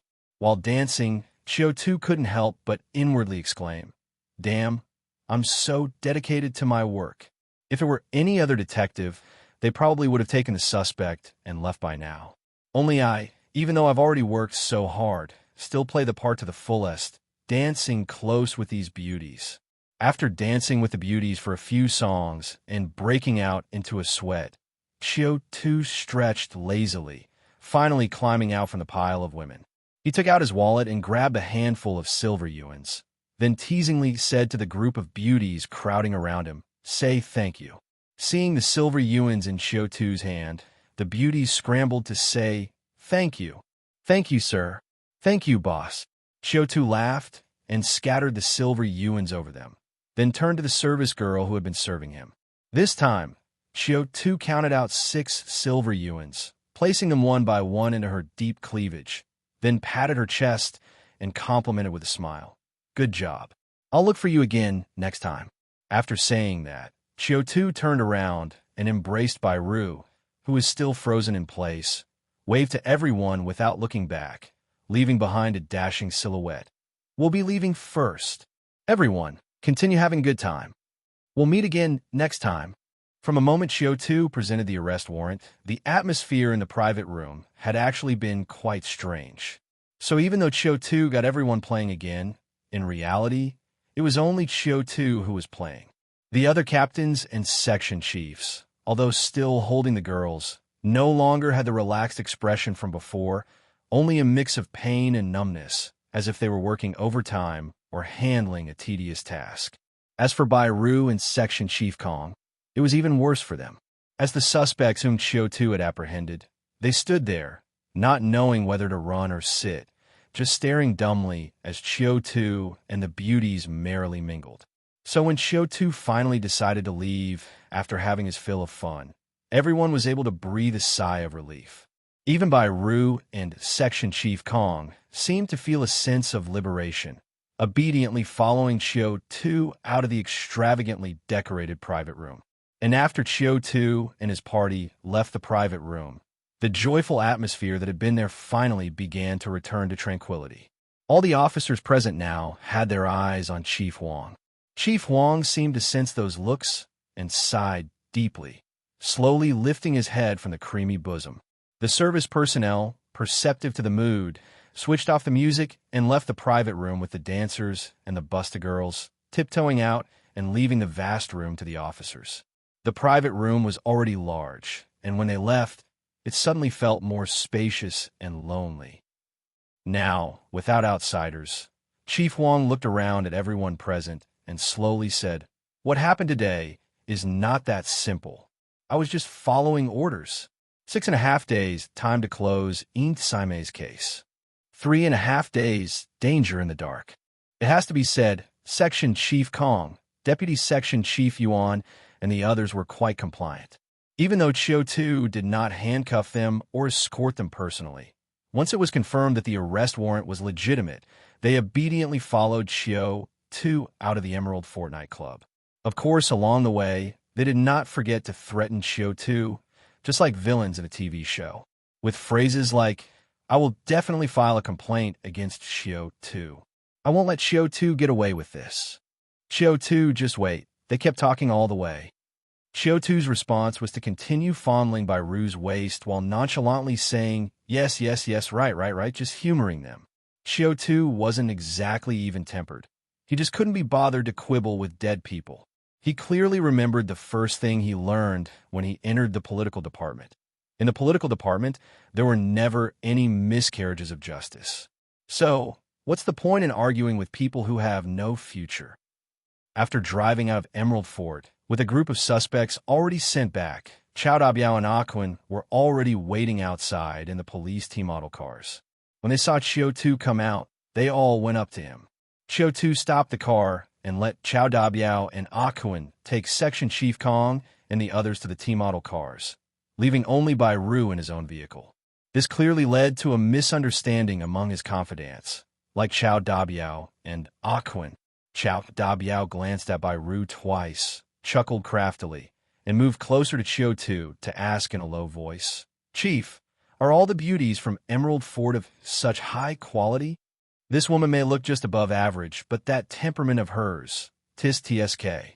Hearing Qiu Tu's words, Qiu Tu tilted his head towards Bai Ru in the car and indifferently stated, "She is one of the suspects, the wife of Tu, section chief from City Hall. Her father is the deputy director of the Civil Affairs Bureau." Hearing Qiu Tu's words, Qiu Tu was initially stunned, then hurriedly put away his playful expression, looking rather embarrassed. Although there are slight differences in the hierarchy, the positions within the three major institutions were still interchangeable. Moreover, being part of the sanctuary meant that, unless an official status was revoked, subordinates could not make such jokes with their superiors, even if they were suspects. Seeing Qiu Tu taken down a peg, a malicious smile appeared on Qiu Tu's face. Say what you will, although Qiu Tu was greedy, lecherous, timid, and averse to trouble, after spending time together, you'd find he is quite amusing. And indeed, teams often need such a lubricant. That's why Qiu Tu actually enjoyed teasing him from time to time, just to see him in an awkward spot. Thinking this, Qiu Tu instructed Qiu Tu and the others to escort the prisoners in the police T-model cars, while he followed behind in his vehicle with Bai Ru. He got into the car and started it. Sitting in the passenger seat, Bai Ru fell silent for 2 seconds before asking, "Why didn't you let me go in that car too? Is it because you want to interrogate me alone? Or is it because I'm a woman and it's not very convenient to sit with them in the same car?" Qiu Tu didn't answer her question and instead, while driving, commanded, "Spread your legs." Upon hearing this, Bai Ru looked bewildered, but her conservative nature meant that faced with Qiu Tu's authoritative command, she involuntarily chose to comply. She spread her thin legs apart. Thus, with his left hand on the steering wheel and his right hand on Bai Ru's thigh, Qiu Tu felt comfortable. After all, when driving, hands should be where they belong. Otherwise, what's the point of driving? Bai Ru. Following behind the police T-model car, they drove all the way to the investigation bureau. He stopped the car. Although no action had been announced, somehow, news had reached Lu Fuping from the investigation bureau, who was already waiting in the parking lot. When Qiu Tu got out of the car, she swayed over. Approaching Qiu Tu, she was about to say something with a smile on her face. But before she could speak, she saw Bai Ru coming down from the car, and she paused.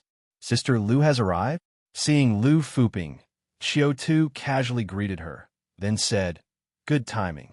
This is Section Chief Bai, the wife of Tu. Could you take her to the guardroom?" Seeing Qiu Tu assigning her a task, although Lu Fuping wanted to stay and chat with him, she could only salute and respond, "Yes, Chief." After receiving the order, Lu Fuping walked towards Bai Ru, gesturing slightly with her hand. "Section Chief Bai, this way, please." According to the Emotional Fraud Manual, for women with a protective mindset, change signifies danger and discomfort. They prefer a static, predictable life. So, even though Qiu Tu had been taking advantage of her since they met, the moment she saw Lu Fuping, Bai Ru still pulled at the corner of Qiu Tu's uniform jacket in a plea for help. Noticing her action, Qiu Tu was startled for a moment, then patted Bai Ru's hand with amusement in his eyes, soothingly saying, "Don't worry, Agent Lu is my person. She won't do anything to you." Hearing this, Bai Ru finally relaxed, and then also let go of the corner of Qiu Tu's jacket. But after letting go, she realized belatedly, why should she trust the subordinates of Qiu Tu? If he himself is a big liar, wouldn't his subordinates just be small-time swindlers? She must be very careful. Thinking this, Bai Ru followed Lu Fuping towards the investigation bureau. Along the way, Lu Fuping led by Ru forward while saying with a sympathetic face, "Section Chief, I must have been wronged, right? Chief Qiu is, well." As if sensing Lu Fuping's opinion of Qiu Tu, Ru froze for a moment, then looked up at Lu Fuping with puzzled astonishment. "Miss Lu, do you also have issues with Chief Qiu?" Glancing around and seeing that no one had noticed, Lu Fuping whispered with a look of disgust, "What chief? He's just a pervert. Let me tell you, he often—" Really? Yes. Why were you taken to the political department? Section Chief Qiu didn't take advantage of you on the way, did he? I was taken because of my husband Qian Dafu. Of course, he took advantage of me. My God, he's such a beast. But what's up with your husband? My husband, well... In this way, their conversation grew more engaged. Even though it was just a short few-minute walk from the parking lot to the guard room, Lu Fuping had already managed to extract all the information she found interesting. She learned not only what happened today, the reasons why Ru, Section Chief Kong, and others were arrested, Ru's family background, her marital relationship, but even the color of her underwear. Black lace. A bit risque. After escorting Ru into the guard room, Lu Fuping hummed a tune and swayed her hips cheerfully towards the investigation bureau, feeling rather good. Just last night, she had merely audited a live lesson by Qiu Tu and felt like she'd gained a lot. Using what she learned on Ru today turned out to work pretty well. This made her look forward even more to Qiu Tu's teaching. She felt that if she could learn from Qiu Tu a few more times, she might become a qualified spy and interrogation expert. But the most important thing right now was to figure out exactly what Qiu Tu planned to do today and why he had caused such a stir. This was the mission recently given to her by the forces behind her. With that thought in mind, Lu Fuping quickly headed towards the investigation bureau. Lu Fuping loyalty +8. As Lu Fuping watched Ru enter the investigation bureau building, Qiu Tu rested in the car for a moment, then looked up at the overcast sky and also headed towards the investigation bureau building. Taking the elevator, he reached the 9th floor, the political department. The person he ran into was his superior, the head of the interrogation section, Zheng Tao. Seeing Qiu Tu again, Zheng Tao's expression was noticeably complicated. As a workaholic, of course, Saturday was a working day. Thus, he was one of the first to learn about Qiu Tu's big roundup today. Upon learning that Qiu Tu had tricked some section chiefs of the city hall into going to the Emerald Fort under the guise of leisure to deceive the enemy, and then arrested all involved with a thunderous approach. For the first time, he started to see his subordinate in a new light, thinking, maybe he's quite a talent. So, upon seeing Qiu Tu, he even took the initiative to greet him and praised. "Chief Qiu, you've done a splendid job with this case." Surprised at Zheng Tao's praise, Qiu Tu glanced at him and replied, "Section Chief, don't think you can replace a vacation with praise, huh? I'll definitely make up for today's overtime work next week." Zheng Tao. Such an incorrigible case. After parting with Zheng Tao, Qiu Tu received many looks along the way similar to Zheng Tao's that were either admiration, envy, or surprise. Obviously, there are no secrets in a government department. The people Qiu Tu had arrested half an hour ago were already the talk of the entire political department. However, Qiu Tu was not as optimistic as they were. So, after briefly attending the arrest report back at the investigation bureau, Qiu Tu didn't go immediately to interrogate the criminals. Instead, he went to the empty meeting room next door, took out his communicator, and waited quietly. He was waiting for a phone call. That call would determine the success or failure of everything he did tonight. Qiu Tu did not have to wait long.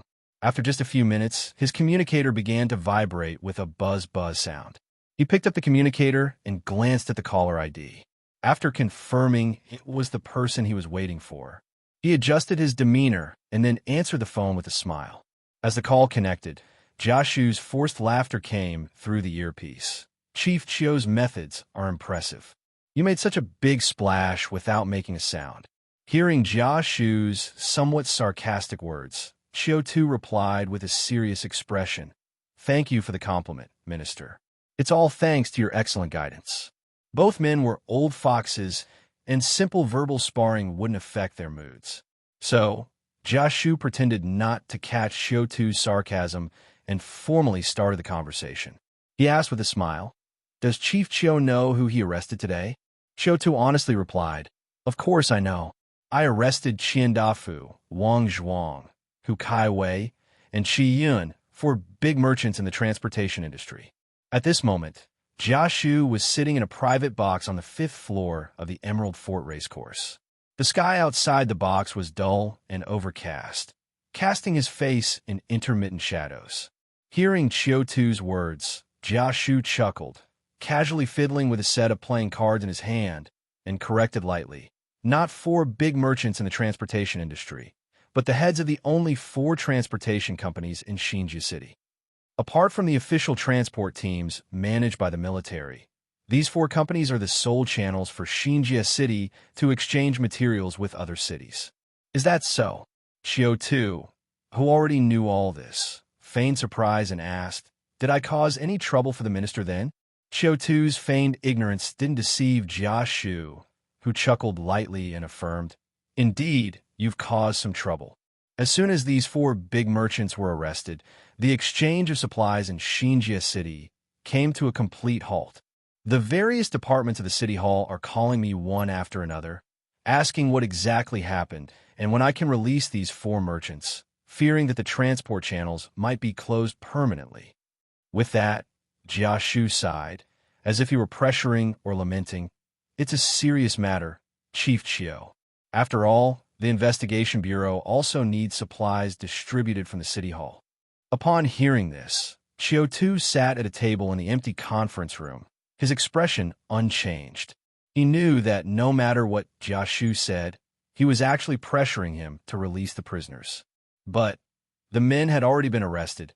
How could Qiu Tu possibly let them go?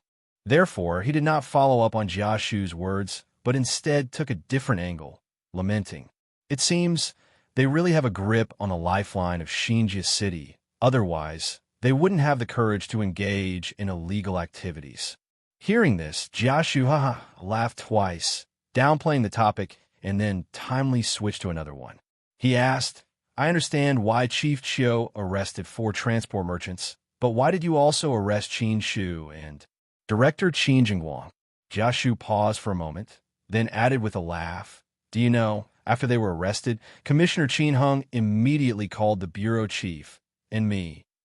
He stopped there, neither revealing what Commissioner Qin had said nor how Yin Chun reacted, leaving a meaningful silence. Upon hearing this, Qiu Tu knew the most crucial part was coming. So instead of directly answering Jiashu's question, he digressed and said, "Minister, do you know that Director Qin Jingguang was very happy when he was taken away by our political department investigator? He even shook the investigator's hand and said thank you." Upon hearing Qiu Tu's words, Jiashu's card playing paused momentarily over the phone. He feigned surprise with an "oh" and asked, "Really? What?" Qiu Tu paused for 2 seconds, then softly said, "Because I sent him a text message beforehand. I told him the security department was eyeing this case, eyeing him." Boom! Whether by coincidence or not, as Qiu Tu quietly revealed this secret, a rumble of thunder exploded over the sky of Xinjia City. Together with the thunder, the already gloomy sky began to pour down small droplets of rain with a whoosh. The drizzle seemed to disrupt the communication signal. Jiashu paused for 2 seconds before putting away the cards and the smile, and slowly asked, "The security department is eyeing this case?" Qiu Tu hummed an affirmation, sharing an even bigger secret. "Moreover, according to the information I've received, the security department is very likely to take action to arrest Vice President Tian tonight." Jiashu was silent again for 2 seconds. After 2 seconds, as if he had replayed all the information in his mind and reevaluated the whole case, he regained his composure. He leaned back on the sofa in the private box, laughed insincerely, and inquired, "Chief Qiu, how did you come to know about this?" Qiu Tu replied with a smile, "Because I've been in mutual communication with them." Having said that, Qiu Tu paused, then added softly, "Or rather, I was the one who disclosed this case to the security department. Boom! Another peal of thunder rumbled across the murky horizon. The rain fell harder and soon melded into sheets. Through the glass, the downpour partitioned the world into segments, like a curtain of rain. Over the phone, Jiashu could barely contain his emotion. He laughed twice with a ha-ha, and then said, "Interesting, interesting. I had not expected Chief Qiu to be so forthright." Qiu Tu also started to laugh. 2 seconds later, Jiashu's fake laughter ceased. He sat up and said blandly, "Give me a reason." This time he did not smile, and his tone was very calm. Yet, it still gave off an eerie sense of bloodiness. As Jiashu spoke these words, a mass of crisis warnings suddenly popped up in front of Qiu Tu. A countdown hourglass, with only 1 minute, started flashing, crazily flickering with red light, as if telling Qiu Tu how dangerous the crisis was. But Qiu Tu did not even glance at the countdown hourglass, nor did he look at those crisis warnings. He took in a silent, deep breath, suppressing the emotions churn in his heart, and naturally said to Jiashu, "Because, during the days handling this case, I found it to be too complex, too special. It's like a candied fruit wrapped around poison. Handled well, there isn't much benefit to be gained. Handled poorly, one might instead face difficulties from all sides." 053. So, I thought, since this is the case, why should the political department insist on clinging to it? After all, this case involves crimes committed by cataclysmics, which isn't within our investigative domain. Why not throw the case to the military, let them deal with City Hall, and we reap the benefits like a fisherman? Qiu Tu's voice had a beguiling charm as he softly said, "After all, we're the ones who discovered this case. If it's cracked, we get the credit. If it's not solved, we're not the principal investigators, so we won't be criticized. 045. We'll take the benefits we deserve, let the military, let the security department bear the pressure. As long as we have some key suspects in our hands, the progress of the security department's investigation will always be under our control." 039. Seeing that Jiashu was taking the bait, Qiu Tu paused, then whispered, "Moreover, what's most important is that in doing so, the fundamental conflict between you and the bureau chief over this case will no longer exist." I could also breathe a sigh of relief. After all, being caught between you and the bureau chief has been like an eternity for me. As Qiu Tu spoke his last sentence, the countdown hourglass, struggling through a few more seconds of flashing red light, gradually came to a halt. Qiu Tu did not let his guard down. He quietly waited a few more seconds. Seeing that the countdown hourglass truly did not resume its countdown, he finally allowed himself to secretly exhale in relief. I should have won the bet, right? The reason Qiu Tu took such a risky gambit, boldly proposing his cooperation with the security department, was actually based on a reason. After the fervor of last night, Qiu Tu continuously reviewed the entire case with Qin Shuman and sorted out their plans moving forward.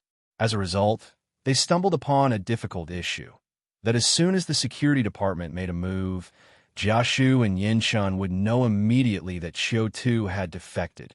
After all, to this point, all the clues and pieces of evidence for the case were in Qiu Tu's hands. The security department had no pretext to act, even if Qin Shuman could find another entry point to force an intervention. Given Yin Shun and Jiashu's cunning and suspicion, it was unlikely they would believe in such a coincidence. Therefore, after much consideration, they felt it was better to take the initiative in disclosing this rather than being found out, to bring the matter out into the open. In doing so, as long as the reasons were valid, even if Yin Shun and Jiashu might still be suspicious, it would surely be more credible than if they discovered it on their own. As for what reason could make Qiu Tu's collaboration with the security department appear reasonable, after much thought, they ultimately decided on the reason just mentioned by Qiu Tu. It's actually quite simple. In this world, every decision is driven by interests. The reason Yin Shun and Jiashu had conflicts over this case, in the end, was due to a lack of unified interests. Jiashu had two interests in this case. One, the promise of brand new surveillance equipment from Vice President Qiu Tu, the desire not to confront City Hall and other Xinjia city forces directly. Yinshan also had two interests in this case. One, to put Jia Shu in his place. Two, to strike against the City Hall faction. Both of their first interests had been nearly satisfied, leaving only the second interest unfulfilled, which is their core conflict concerning this case. And it was because of this core conflict that Qiu Tu, caught between the two, found himself in a difficult position.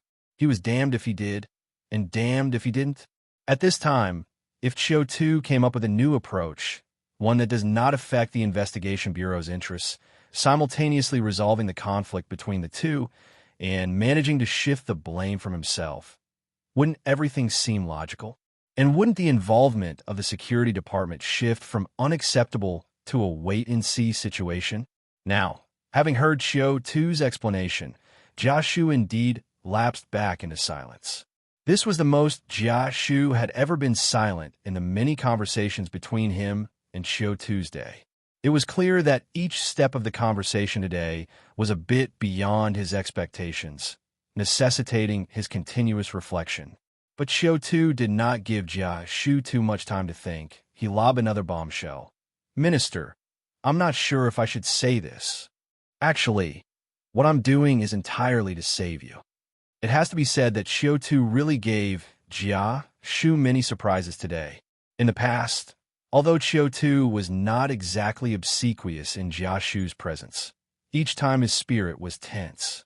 As an experienced interrogator like Jia Shu, he could see Qiu Tu's nervousness at a glance. But today, Qiu Tu seemed to suddenly reveal his edge. From the start of the phone call, he showed a demeanor ready to contend with me. Natural, composed, unyielding, uncompromising. Later, he even directly threw a heavy bomb my way. Honestly, even Jia Shu, who had seen a lot of the world, had a hard time imagining what kind of mindset Qiu Tu had to dare reveal he had leaked case information to the security department. Wasn't he afraid I would charge him with dereliction of duty and take him down? Wasn't he afraid I would become furiously enraged and execute him secretly? It was precisely because of this curiosity and surprise that Jia Shu repeatedly became silent, contemplating Qiu Tu's changes. Guessing what kind of trump card did Qiu Tu have to be so confident. However, before Jia Shu could figure it out, Qiu Tu dropped another heavy bomb. Are you doing all this to save me? Jia Shu repeated Qiu Tu's words with a laugh, interest in his eyes almost spilling over. He got up, walked to the VIP box windows of the racecourse's fifth-floor viewing platform, and looking at the torrential rain outside, he asked with a light chuckle, Chief Qiu, where does this idea come from? At this moment, Qiu Tu was also standing beside the window in the empty conference room of the political department, gazing distantly at Xinjia City, shrouded in rain and mist.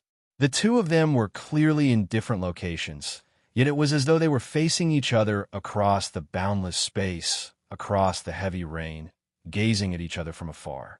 Qiu Tu said softly, Minister, in fact, today, in addition to arresting the 4 major transportation merchants and Director Qin and Third Master Qin, I arrested a few other people as well.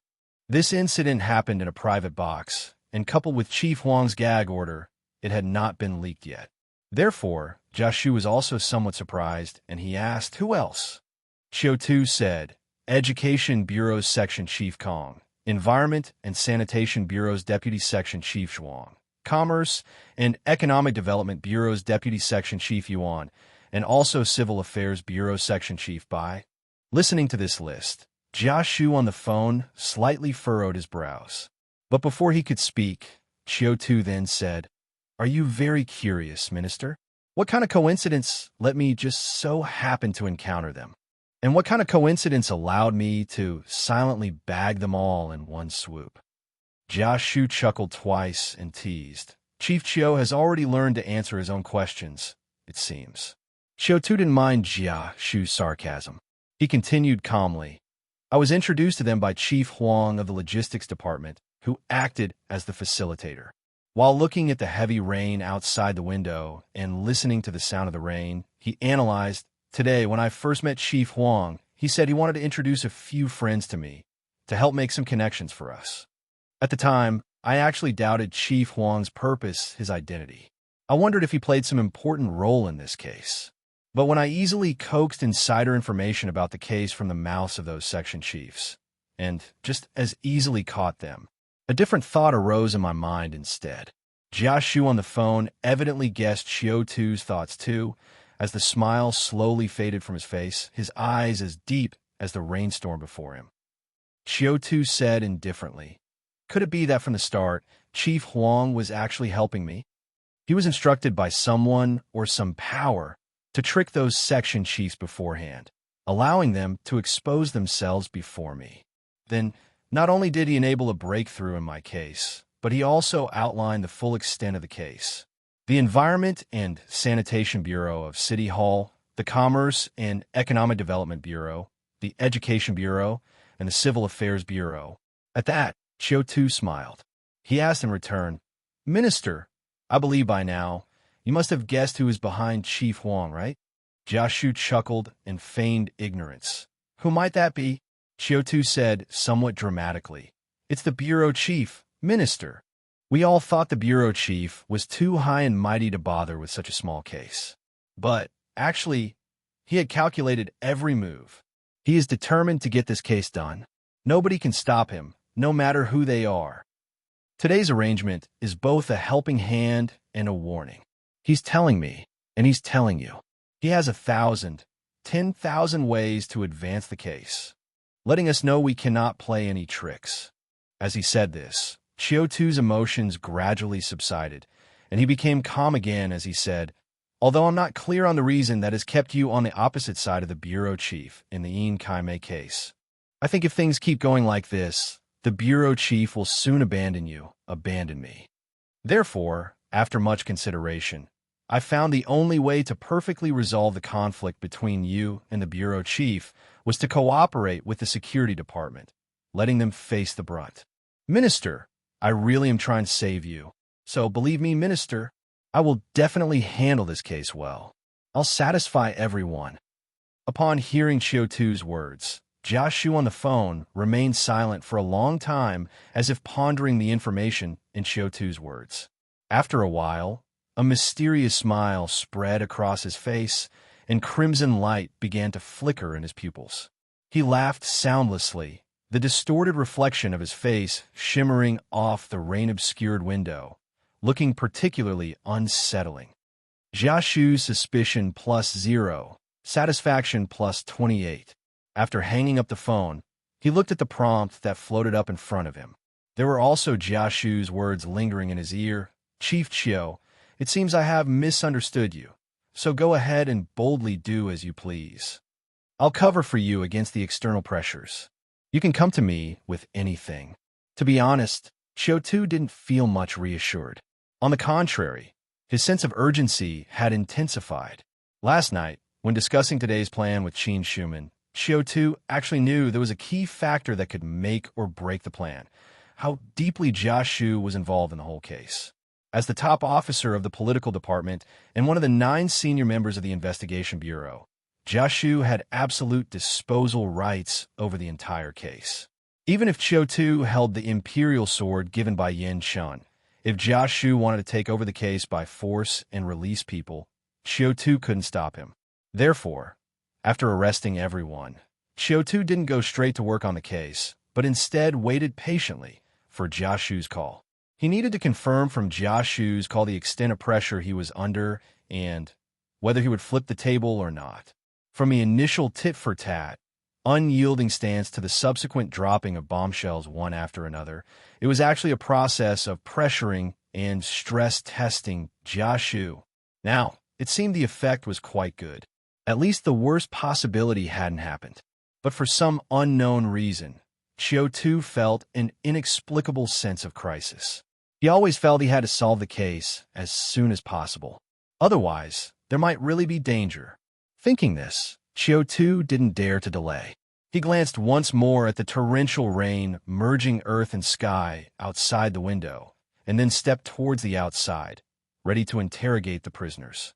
In times of emergency, Extraordinary measures are necessary. He was ready to use his cataclysmic ability to interrogate all the suspects in one go. With that thought, Qiu Tu left the empty conference room and headed to the adjacent temporary office of the investigative team, ready to bring people in for questioning. But just as he pushed open the door to the temporary office, Qiu Tu found that none of the investigation team members were there.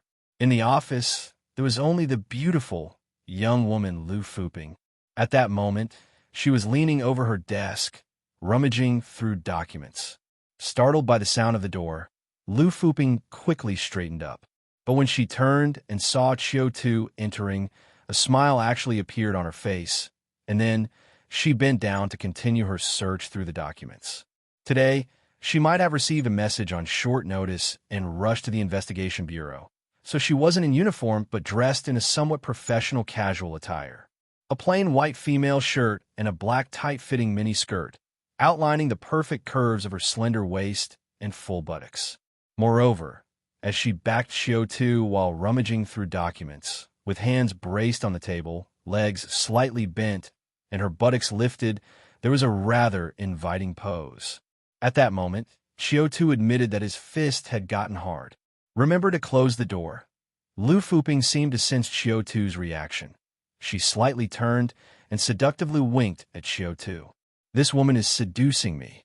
After clarifying this point in his mind, Qiu Tu closed the door behind him and then walked over without hesitation, reaching out to give Lu Fuping's full bottom a smack. A crisp smack reverberated wave after wave. But Lu Fuping acted as if she noticed nothing, didn't even cover with her hands, and just blushed while straightening up, grabbing Qiu Tu's collar, and said in a soft and sticky voice, "Chief, my house is empty tonight. Do you want to come over and do it?" Qiu Tu realized it's really not easy for a man to strive for a career. On the road of his career sprint, there were always various temptations waiting for him. But fortunately, having just undergone a round of cleansing with facial wash at Emerald Fort, Qiu Tu could barely resist Lu Fuping's lure and even spare the effort to analyze. So he gently embraced the beautiful young woman before him, holding soft jade in his arms, incomparably comfortable. Then he leaned into Lu Fuping's ear and whispered softly, "Sister Lu, the first rule of being a spy is to keep a cool head. You are too anxious today.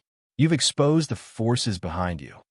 Third chapter is up, still going for a 10,000 words update tonight. As for monthly tickets, to be honest, I really overestimated the capabilities of my clumsy hands. I have to write nearly 10,000 words a day from morning till evening. I've only been sleeping 4 to 5 hours for the last 3 days. But I will try my best to keep it up. Finally, as for monthly tickets, ask for subscriptions.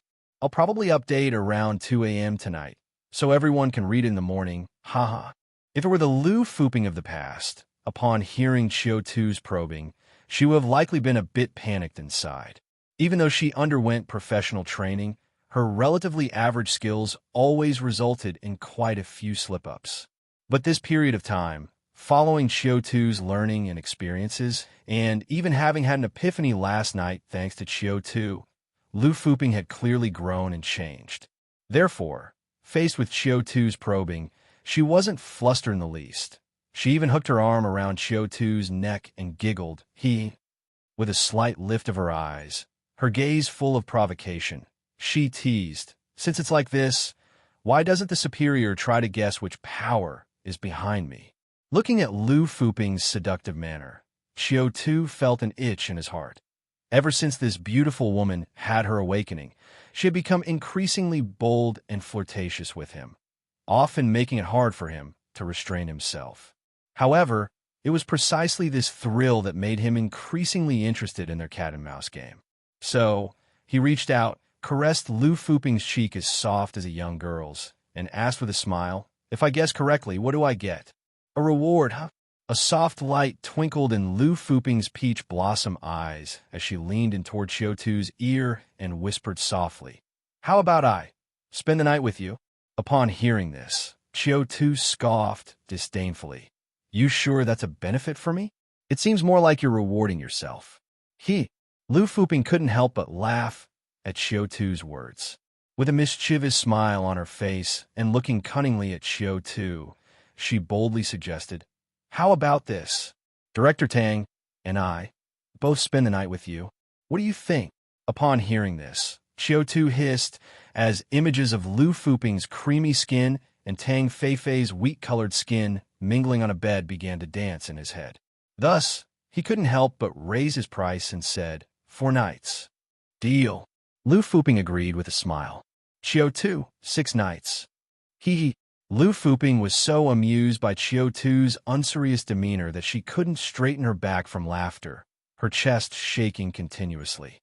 After the laughter had passed, Lu Fuping raised her eyes with a feigned pout and said, "Are you going to guess or not? If you don't guess, you won't get a single night." Qiu Tu, upon hearing this, also reverted back to his serious self. Stretching lazily, he casually said with a light smile, "I'll guess you're from the Investigation Bureau." Qiu Tu's statement sounded like a truism. If someone else were beside them, they would probably think Qiu Tu was mental. As an agent of the political department, of course Lu Fuping would be backed by the Investigation Bureau. But Lu Fuping immediately understood what Qiu Tu meant, so her complexion couldn't help but change. Seeing her reaction, Qiu Tu teasingly smiled and gently patted Lu Fuping's shoulder. "Looks like I guessed correctly. Let me guess which city's investigation bureau you belong to around Xinjia City." Lu Fuping, upon hearing this, stared intently at Qiu Tu, as if she wanted to personally witness him guess wrong.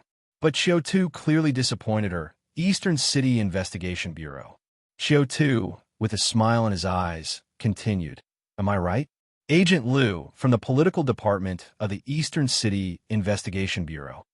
Even as she tried her best to conceal it, Lu Fuping's pupils contracted slightly, and her body stiffened for a moment when Qiu Tu revealed her identity. After a moment, she smiled radiantly, denying, "The superior is joking.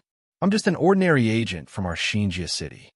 I'm certainly not some spy from another city's investigation bureau." Qiu Tu smiled and lifted Lu Fuping's chin, asking, "So, are you trying to back out of the deal?" Lu Fuping giggled twice and replied, "Not really."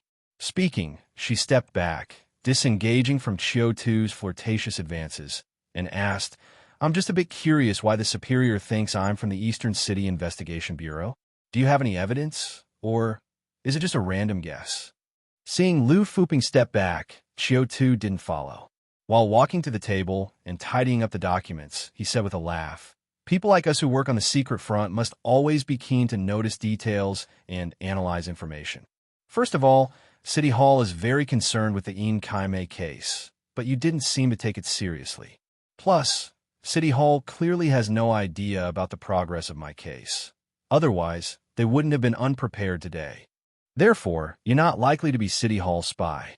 Lu Fuping nodded thoughtfully upon hearing this. Qiu Tu continued, "Next, you're not a member of the anti-government armed forces. The reason is similar to that of City Hall.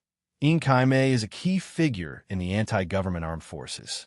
Whether it's to save her, kill her, or to use the opportunity to create discord among the 3 main authorities of Xinjia City, you have too many reasons to be invested in this case. But you, yet again, were not.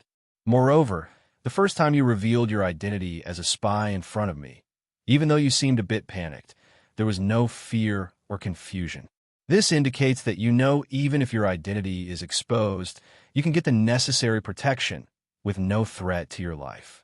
Such confidence in one's own identity isn't something that a spy from the anti-government armed forces could possess."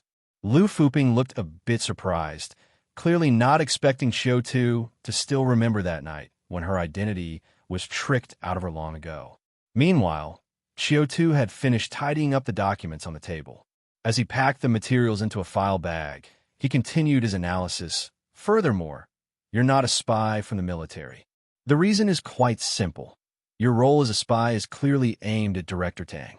As he said this, Qiu Tu glanced at her and then said with a smile, "But I happen to know who the military spy is around Director Tang." During the initial establishment of Xinjia City, each agency had very few inside agents, and they had to maximize their effectiveness. Therefore, The probability of placing two moles beside Director Tang at the same time is too small. Upon hearing this, Lu Fuping was startled and suddenly realized that Qiu Tu indeed seemed to have logically and methodically eliminated all the distracting options. But she still felt somewhat unconvinced. She asked, "Then why do you guess that I'm a mole sent by the Eastern City Investigation Bureau?" Qiu Tu smiled. "It's quite simple. You're not a mole for the anti-government armed forces, so you can only be a mole from one of the three major power institutions. And since you are not a mole from the three major power institutions in Xinjia City, you can only be a mole from another city. Your interrogation skills are sophisticated, your methods cruel, and you are extremely familiar with the various regulations of the Investigation Bureau. Therefore, I speculate you're likely a colleague. In other words, you are also an agent of the Investigation Bureau." Qiu Tu said, "Coincidentally, someone once talked to me about the situation of the cities surrounding Xinjia. He mentioned that the chiefs of the investigation bureaus in the 6 or 7 cities around Xinjia City have good relationships with Yinshan. Only Director Lu from Eastern City and Yinshan have some enmity. Thus, your likelihood of being a mole from the Eastern City Investigation Bureau has increased significantly." Speaking of which, Qiu Tu patted the documents he had placed on the table and said with a smile, "And what really confirmed your identity was the unusual behavior you exhibited today. Knowing you were a mole and worried about a leak, I deliberately did not inform you when executing the entire arrest plan today. Yet, you rushed over here on your own and, uncharacteristically, started sifting through the files related to the Yin Kai-mei case." Qiu Tu walked over to the window, gazing at the continuous drizzle outside, and began to muse aloud. "You never cared about this case before, so why have you suddenly become interested in it now?" "Very simple, because the power behind you has suddenly taken an interest. But why weren't they interested before, and now they suddenly are?" Qiu Tu turned around, smiling at Lu Fuping because, "I made a big fuss today. Xinjia City Hall took a vehement stance, opposing our investigation bureau. The power behind you suddenly realized this might be an opportunity to strike at Yinshan or to cause him trouble. Therefore, they sent you to steal secrets." Saying this, Qiu Tu laughingly asked, "I wonder, am I right or wrong? Agent Lu from the Eastern City Investigation Bureau?"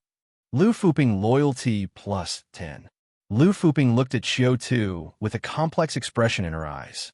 Indeed, Qiu Tu's analysis was well-founded and logically meticulous. It was only after she listened carefully that she realized she had unwittingly exposed so much information in her daily interactions with Qiu Tu. This discovery also made her aware once again of the gap between herself and Qiu Tu. She couldn't help but reflect. If she were in Qiu Tu's shoes, encountering herself, could she deduce her own identity from such minimal and fragmented information? No sooner had this thought arisen than she knew the answer. No. She would not even have noticed those small, fragmented pieces of information. As she thought this, she looked at Qiu Tu with passionate, peach blossom eyes, thinking perhaps it wouldn't be so bad to keep learning from Qiu Tu. If Qiu Tu were willing to share his knowledge, perhaps in no time at all, she could become a qualified spy and agent. With that in mind, she threw Qiu Tu a coquettishly annoyed glance and said, "I owe you 4 nights." After speaking, she turned to leave. Just then, Qiu Tu's voice came from behind her, 6 nights. Lu Fuping stumbled, almost falling over. She turned back and gave Qiu Tu an irritated look. Qiu Tu held up 2 fingers, and it's for 2 people. A blush spread across Lu Fuping's face, and with a light huff, she turned and walked away. Lu Fuping loyalty plus 2. With a smile, Qiu Tu watched Lu Fuping's retreating figure, a thoughtful expression in his eyes. He had spent half a day playing around with Lu Fuping amidst his busy schedule for a reason of his own. If he remembered correctly, Secretary Bai had indeed solemnly mentioned that the chief of the Eastern City Investigation Bureau and Yin Chun didn't get along. Secretary Bai even hinted that if Qiu Tu was to flee, he could head in the direction of Eastern City. Moreover, the fact that the Eastern City Investigation Bureau had planted a spy within their sibling unit, the Xinjia City Investigation Bureau, was enough to show that their relationship had reached a point of extreme animosity. Qiu Tu now openly relied on himself and covertly on Tang Feifei to keep Jiashu in check, but he had no way of dealing with Yanshun. And in Xinjia City, while the relationship between the three giants of City Hall, Investigation Bureau, and the military wasn't harmonious, it hadn't reached the point of open confrontation, leaving Qiu Tu no external forces to borrow from. So, once he guessed the power behind Lu Fuping, Qiu Tu became interested. If he couldn't borrow power from within Xinjia City, could he introduce an external force to balance or deal with Yanshun? Thus, Qiu Tu was direct in exposing Lu Fuping's identity today. Moreover, this was just the first step of Qiu Tu's plan. It was the preparation he made in advance to deal with Yanshun. Next, Qiu Tu would make more contact with Lu Fuping, slowly pulling her and the forces behind her into his camp and amassing more strength, until he could take down Yanshun. Though it was still early for this matter, a chess player must have the quality of thinking 10 steps ahead while taking one. Thinking this way, Qiu Tu pressed the matter to the back of his mind and picked up the organized files on the desk, heading towards the guardroom. It was time to see the fruits of today's efforts, and it was time for the Yin Kaimei case to come to an end. Accompanied by the hustle and bustle of the rain, Qiu Tu arrived at the political department's guardroom. At this time, his confidant Xiao Dabiao, Chun Feng, Eagle, Aquin, Ding Xiaolu, and Zhu Huiyan were already waiting there. Perhaps because they had suddenly arrested so many prominent figures, they were excited, agitated, as well as wandering and uneasy, and could only relieve the pressure by talking to each other. Do you think, after capturing the 4 major transportation merchants and Director Qin, we won't run into any trouble? There shouldn't be any, right? Our boss has a special arrest warrant and authorization letter, specially authorized by the Investigation Bureau chief. Everything we do is legal and legitimate. No one can find fault. Indeed, it's legal and legitimate, but if we can't extract any useful information from their mouths, and if they take revenge on us after being released, what then? Don't overthink it. That won't happen. I heard that City Hall is very angry about our arrests of these wealthy businessmen and the section chief, and they've been putting pressure on our bureau. We might not have much time for interrogation. This case is a bit complicated, and it may not be possible to get results in a short period of time. Exactly. Having become a cataclysmic, Qiu Tu's vision and hearing had improved a lot compared to before. So even at a distance, he could clearly hear the worried chatter of his confidants.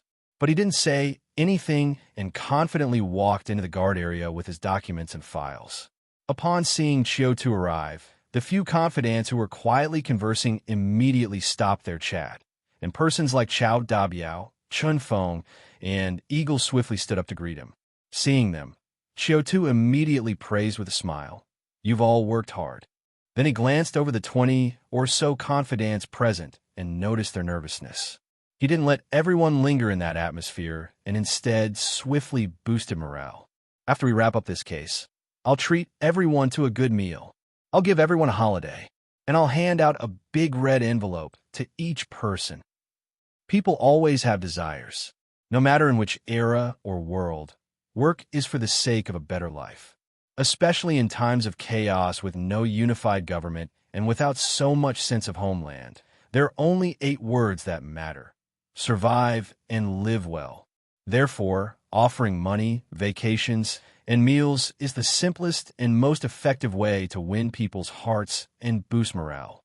So, visibly, the likes of Xiao Dabiao, Ding Xiaolu, and Zhu Huiyan all showed expressions of joy on their faces. One after another they shouted, "Thank you, Commander." "Thanks, Chief." "Thanks, Brother too," louder than the next. In front of Qiu Tu, a series of prompts like "Loyalty +1, +2" popped up. Qiu Tu, seeing this, paid no mind but continued. "As for the case, you all don't need to worry. I will personally review the case and strive to clarify everything today." Maybe because Qiu Tu's statement was too exaggerated, his confidants, one by one, all looked a bit surprised. Clear up the case today? How could that be possible? Most of the confidants present were members of the investigative team, so they knew just how perplexing and complex the case was. The deceased had no fatal injuries, no residue of lethal drugs. The cause of death was sudden cardiac arrest. In these chaotic times, this was almost an insoluble mystery. And although the fact that the deceased was a spy within the anti-government armed forces was certainly established, her superiors and subordinates had not yet been exposed.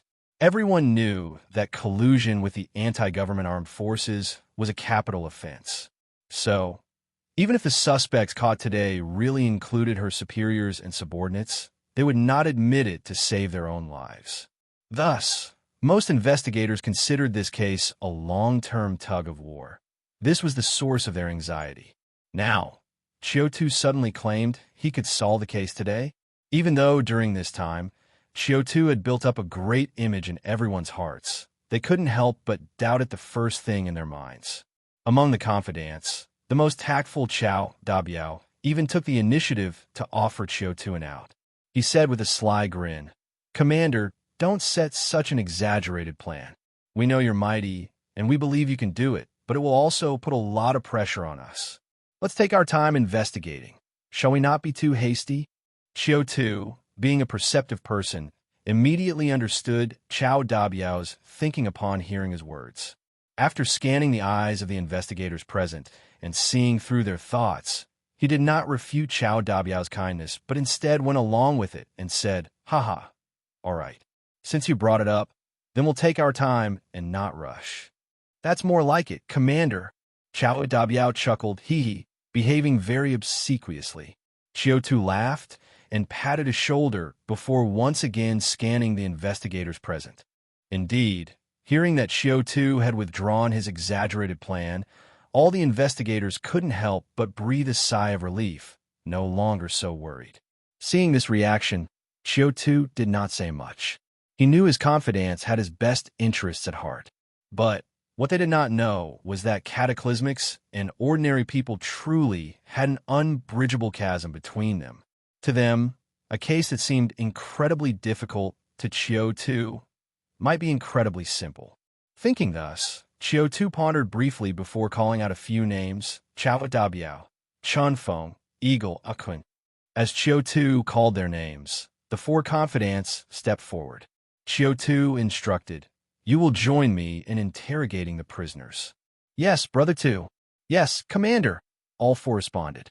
Qiu Tu then turned to Lu Fuping, who had slipped in unnoticed at some point, and summoned Lu Fuping, Ding Xiaolu, Zhu Huiyan. Upon hearing Qiu Tu's call, the three stepped forward. Qiu Tu instructed, "You will be in charge of managing the external work, escorting and guarding the prisoners. These responsibilities will all fall to you.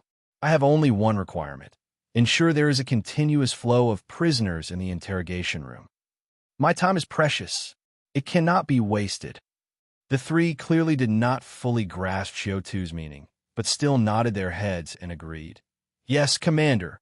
After these arrangements, Qiu Tu called out a few other names.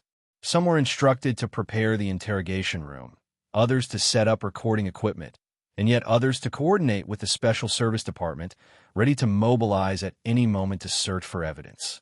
In short, he meticulously arranged everything down to the smallest detail.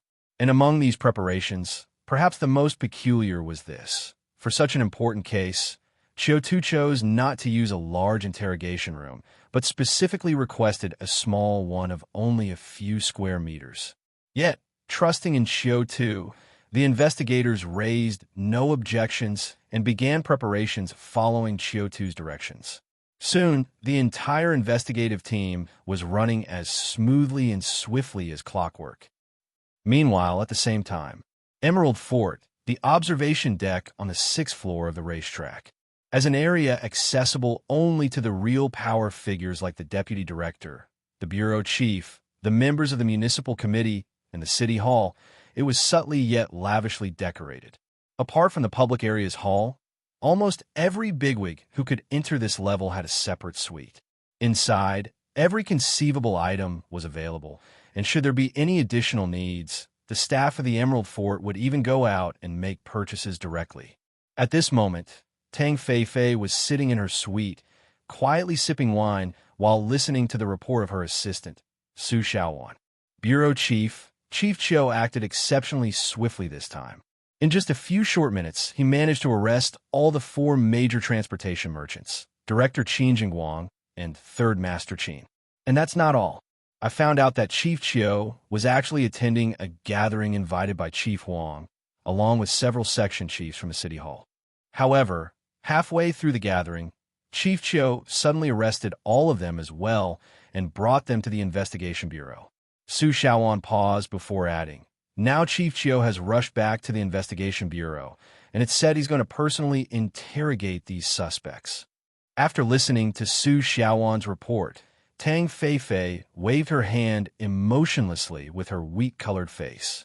Su Xiaowan bowed slightly and then exited to the outer part of the suite, leaving Tang Feifei alone. Seeing Su Xiaowan leave, Tang Feifei then got up from the sofa. She tidied her short hair and walked with her wine glass to the floor-to-ceiling windows of the suite. As she admired the heavy rain outside, a meaningful smile appeared on her face. "Not bad at all, little man.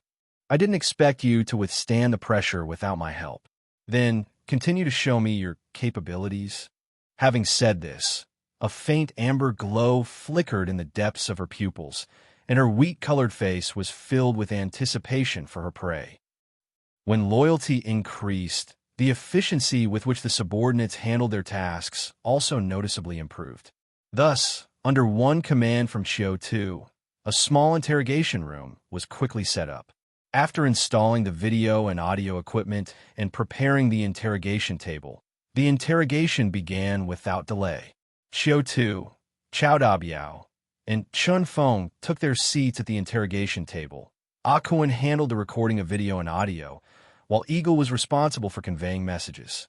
Qiu Tu went through the list of suspects he was planning to interrogate today, and, after confirming the questions he wanted to ask, he turned to Eagle and gave an order: "Bring Qian Dafu for questioning and have Qi Yin prepare." Hearing Qiu Tu's command, Eagle hurried out to make arrangements. Soon after, Eagle returned, followed by another door being opened from the outside. Ding Xiaolu and Zhu Huiyin escorted Qian Dafu into the interrogation room. They handcuffed Qian Dafu to the suspect's seat, saluted Qiu Tu, and then left the room. Qian Dafu was not as weak as his wife. He was clearly a tough nut to crack. Even now, trapped in his plight, he spoke arrogantly. "I'm telling you, my father-in-law is director by, and I know many members of the municipal committee too.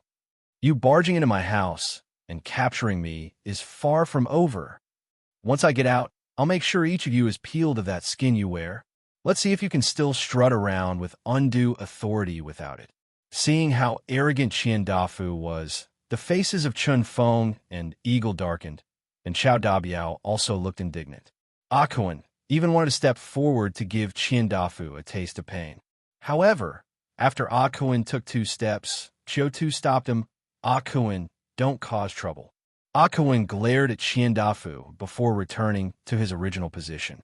Qiu Tu, on the other hand, glanced at his documents and then said expressionlessly, "Qian Dafu, I'm going to start your first interrogation now. Whatever I ask, please answer accordingly." Qian Dafu cocked his head and scoffed, "I won't say a thing. Someone will come to save me." "Qiu Tu, did you kill Yin Kai Mei?" "Qian Dafu, I killed her." Seeing Qian Dafu's defiance just a moment ago and his outright refusal to cooperate, Chao Dabiao, Eagle, and the others were ready to step forward and beat him. This case could already proceed with a confession under duress. However, when they heard Qiu Tu ask whether Qian Dafu killed Yin Kai Mei, and he swiftly admitted it, they were all dumbfounded. "Wait a minute, did I hear that wrong? Shouldn't Qian Dafu have denied it?" At that moment, Qiu Tu, with no trace of emotion, asked, "Please face the camera and repeat what you just said. Did you kill Yin Kai Mei or not?"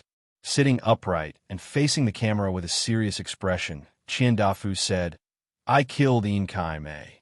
Chao Dabiao, Chun Feng, Eagle, Awakens. "This is the case cracked? Is this for real?" They looked at Qian Dafu, then at Qiu Tu in confusion. It felt like something they were unaware of had happened, but they didn't know what. But at this time, Qiu Tu paid no attention to their shock and suspicion. Their doubts would be answered during the following interrogation, but not now. What Qiu Tu needed to do now was to interrogate all the prisoners as quickly as possible, secure the testimony and evidence, and then lift his cataclysmic ability. Indeed, for the interrogation this time, Qiu Tu had also invested heavily. He had directly activated his cataclysmic ability, order space. Moreover, the rule he set today was that within the order space, everyone must tell the truth in response to his questions. Such a straightforward setting brought about terrifying effects. Qian Dafu was so arrogant at the beginning, so uncooperative, but when faced with the rules set by the cataclysmic ability, he could only reluctantly tell the truth, despite being extremely unwilling. This was the dimensional strike of the cataclysmics on ordinary people. As Qiu Tu marveled at the strength of the cataclysmics and the cataclysmic treasures, he continued to ask, "What method did you use to kill Inkai Mei?" Qian Dafu's face clearly revealed a look of conflict and fear. He clearly didn't want to answer Qiu Tu's question, but under the effect of the cataclysmic ability, he was forced to honestly confess his crime. I gave Inkai Mei a gift at a gathering once. It was a book, a banned book. It was a banned book accompanied by a catastrophe curse. As long as one looks through it for a long period, the soul would gradually be eroded, and then with a remote command from me, I could manipulate her health, even her life. Qiu Tu listened to Qian Dafu's account with an expressionless face, nodded slightly, feeling that the truth behind Inkai Mei's death was almost as he had guessed and deduced, and was not beyond his expectations.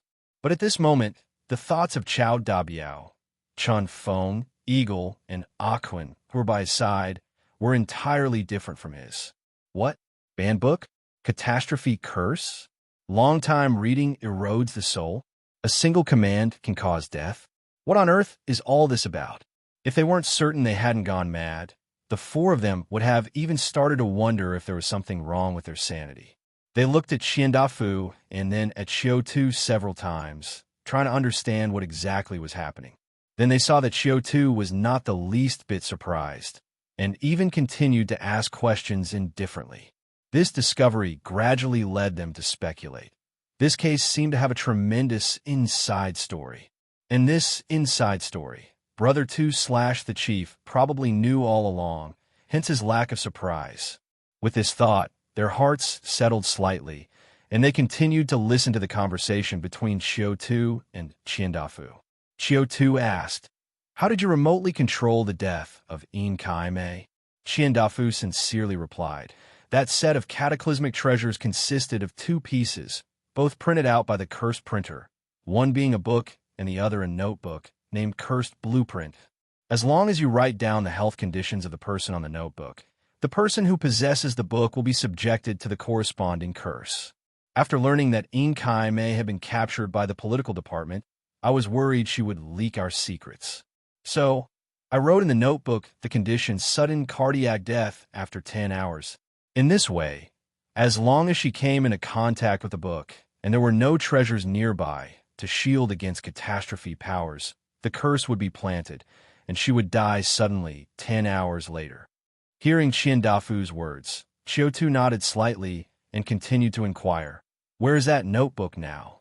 Qian Dafu said, "It's in a safe in a hidden compartment in my basement." Qiu Tu asked the safe's combination. Qian Dafu replied, 486883284. Qiu Tu took a pen and paper, wrote down the relevant information, then casually passed it to Eagle. By this point, Eagle was already dumbfounded. Compared to Chao Dabiao and Chun Feng, who had been working in the political department for a long time, he and Aquin had only recently joined. So this was his first time participating in an interrogation by the political department. Seeing Qian Dafu, who had been so arrogant just before, now answering every question under the influence of some unknown power, he had only one thought. Is every interrogation this dramatic in the political department? No wonder all the powers in Xinjia City are terrified of the political department. If he had this kind of ability, he would keep all his enemies awake at night.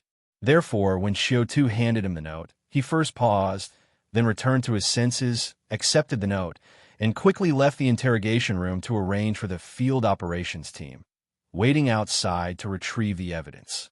After doing all this, Eagle stood at the entrance of the interrogation room for 2 seconds, suppressing the intense heartbeat that had started earlier, then hurried back into the interrogation room, afraid to miss any part of the interrogation process. Because in those 2 seconds, he also realized that something was off about this interrogation. Qiu Tu could easily interrogate all the prisoners by himself, so why did he need to call the 4 of them in to assist? Was Qiu Tu trying to show them another side of this world through this method? A new Xinjia with various supernatural powers. No ordinary person could resist the allure of supernatural power, and Eagle was no exception. So he was tempted. He knew that this might be the second chance to change his life. Therefore, he had to seize this opportunity. With this thought, Eagle hurried back to the interrogation room. Fortunately, he hadn't missed anything. As soon as he stepped into the interrogation room, he heard Qiu Tu ask, "Where did you obtain that set of cataclysmic treasures?" Hearing this question, Eagle also couldn't help but listen intently. Qian Dafu's face showed even more struggle, but he still uncontrollably spoke the truth from the Qin family. "It was given to me by 3rd Master Qin." Upon hearing this, Eagle looked up in surprise at Qiu Tu. However, what surprised him was that Qiu Tu seemed to have anticipated this, showing no surprise, but instead continued to ask calmly, "Then do you have contact or cooperation with the United Front and other anti-government armed forces?" Qian Dafu looked like he was about to give up. He nodded woodly. "Yes, there's contact, and there is cooperation." He detailed it bit by bit. After all, Xinjia City has just been designated a planning area. Previously, it was all under the influence of anti-government armed forces, so he naturally had contact with them. An inter-city trade requires a long and arduous journey. During this period, anti-government armed forces can either protect us or plunder us at any time, so we must have a good relationship with them. Qiu Tu asked, "What kind of relationship?" Qian Dafu confessed, "We cooperate with the anti-government forces, providing them with a large number of supplies, medicines, and weapons.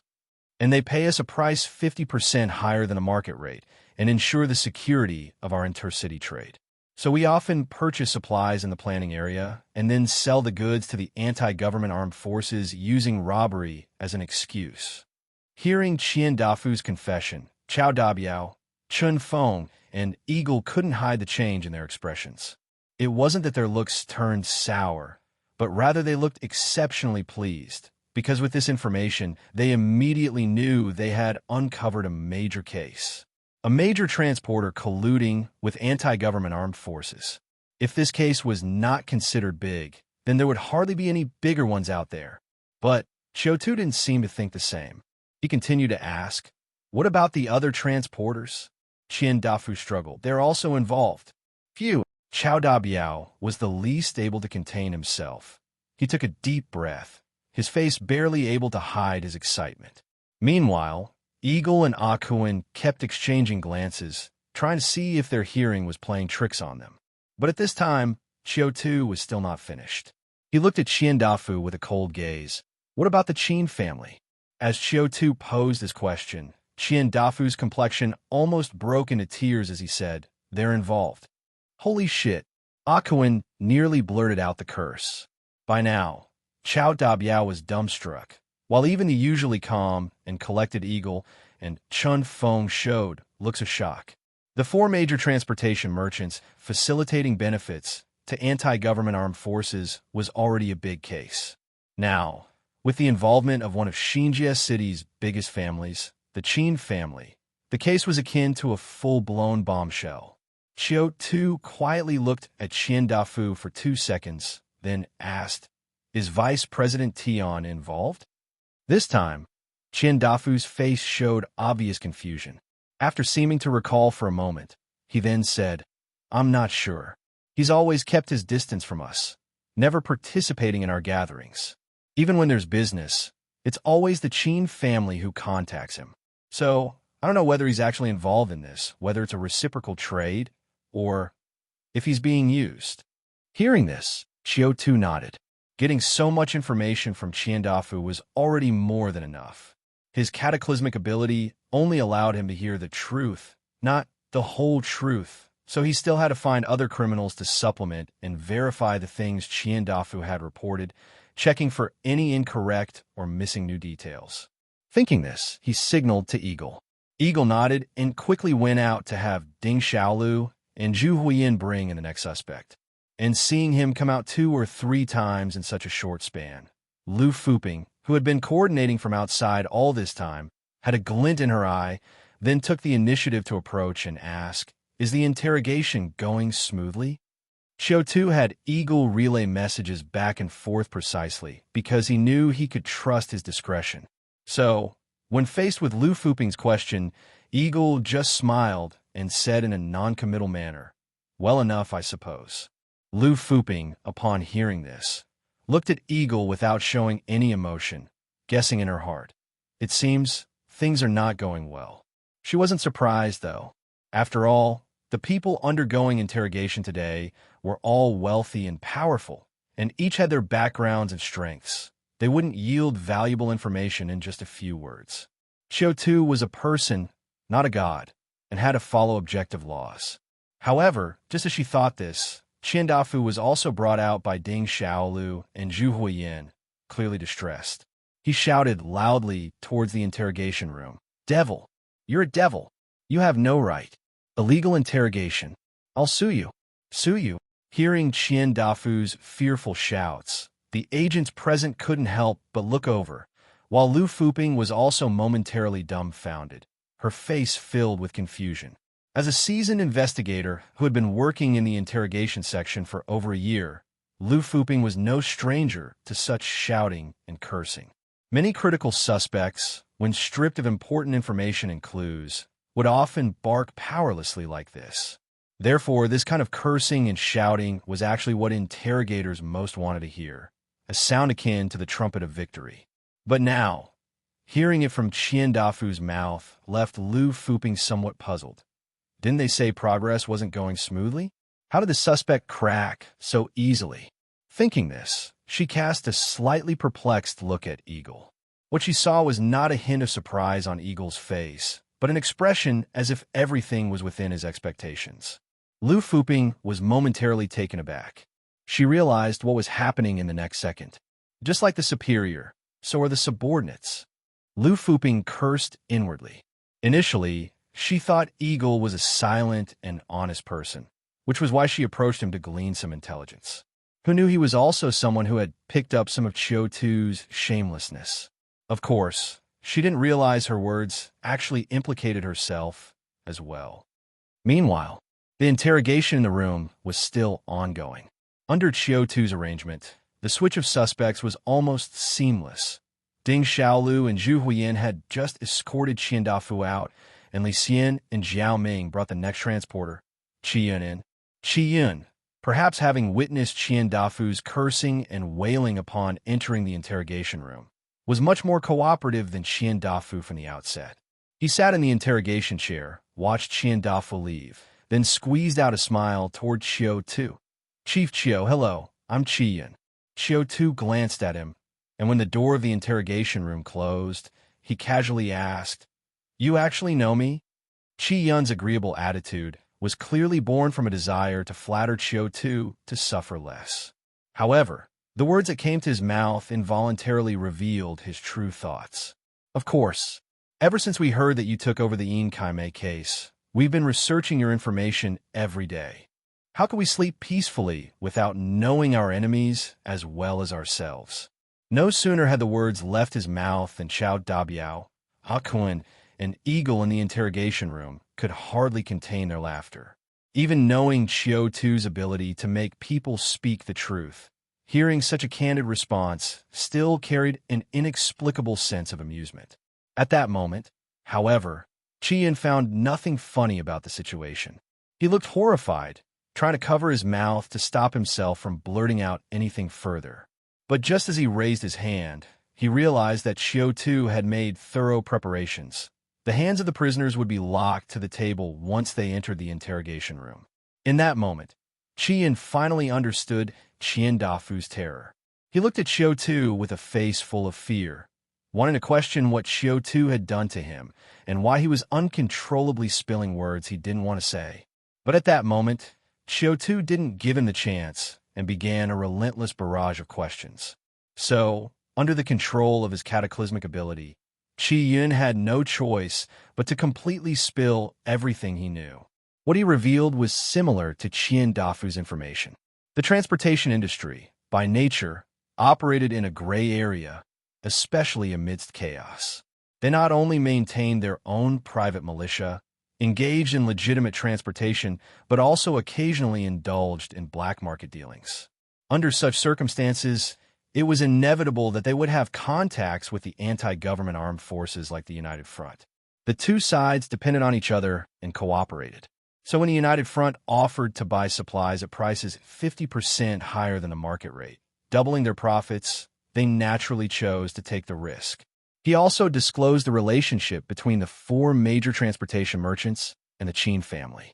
According to him, the Qin family was the contact point for the four major transportation merchants with the United Front, and it was they who also controlled the four major transportation merchants. After all, given the long-standing and deep-rooted presence of the Qin family in Xinjia City, controlling an entire industry was rather straightforward. After the interrogation of Qi Yun, Qiu Tu had a very accurate grasp of the identities of the four major transportation merchants. He and Qin Shuman hadn't guessed wrong. The four major transportation merchants were indeed the Qin family's true operatives. It seemed as if old Master Qin had handed over various gray and black industries to Master Qin seem merely as a distraction. The Qin family's true illicit businesses and private militia had long been split into four, decentralized, and joined the four major transportation merchants under the guise of transportation personnel. This discovery immediately put Qiu Tu on high alert. The Qin family undoubtedly had significant hidden forces in the background. In this case, although the Qin family might not break completely in the short term, but if this drags on for even a little longer, and the Qin family senses something is wrong, they could remotely command this private militia to cause trouble in Xinjia City or even act against Qiu Tu. At that time, a storm of blood and violence could sweep through Xinjia City. By then, even if the investigation bureau and the military managed to forcefully suppress the situation, as the instigator of the entire affair, Qiu Tu would not be spared punishment. He might very well become the final sacrifice of the incident, offered up to appease the anger of both sides. Politics has never been about justice, only interests. A minor deputy staff head, compared with the Qin family that wields immense influence in Xinjia City, is really inconsequential. Qiu Tu realized this point, and the sharp-witted eagle and Chen Feng obviously could think of it as well. Therefore, both of them looked at Qiu Tu with a bit of concern. Qiu Tu sensed their gaze, but he didn't say anything.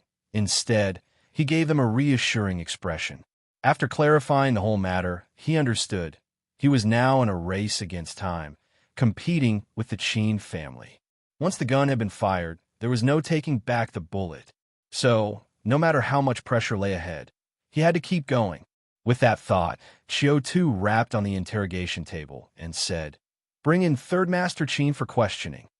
Hearing Qiu Tu abruptly change the order of the interrogations, Eagle immediately guessed that Qiu Tu was adjusting the interrogation plan, so he hurriedly ran out to switch the suspects. Soon, Qi Yun, looking dejected, was taken away, and Third Master Qin, Qin Shu, was brought in by the investigators. Compared to Qian Dafu's bluster masking incompetence and Qi Yun's obsequiousness, Qin Shu was evidently much calmer.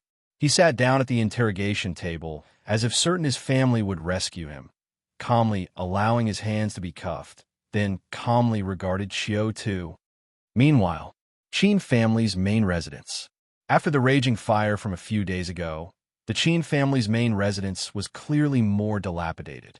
Even though the Qin family's workers had been continuously rebuilding and repairing, there were still numerous black and crimson marks left by the flames. Perhaps with the passage of time, and as the Qin family's legacy was passed down through the generations, These marks might become an inscription of the Qin family's long history and legendary years. But for now, they remained a humiliation for the Qin family. And within the main estate once scorched by flames, Commissioner Qin Hung, sat in an intricately carved mahogany armchair, holding a communicator, and was chatting with a faint smile to someone on the other end. On the other end of the communicator was his subordinate, Bai Ru's father, Qian Dafu's father-in-law, Bai Yongdong. Having his daughter and son-in-law arrested, his emotions were clearly agitated. Commissioner, just who is this Qiu Tu?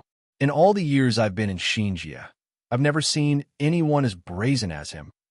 It's bad enough that they've arrested one of the 4 major transportation merchants, but a deputy head from the investigation bureau dares to arrest a department head from the city hall. This is truly lawless. Shouldn't we take action and warn these youngsters? Otherwise, I think they might really climb atop us and defecate, he said. Hearing Bai Yongdong's words, Commissioner Qin covered his mouth and coughed a bit forcefully a couple of times before slowly saying, Yongdong, you're an adult. Don't be so hot-tempered. Regarding this matter, I've already phoned Director Yin and Minister Jia.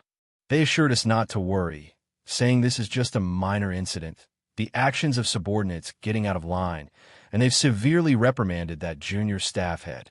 But, after all, the arrest has just been made, and if the investigation bureau releases them immediately, it would be a loss of face. So they asked us to wait one day, and by tomorrow, this will be over, he added. Hearing Commissioner Qin's soothing words, Bai Yongdong noticeably relaxed and his mood eased.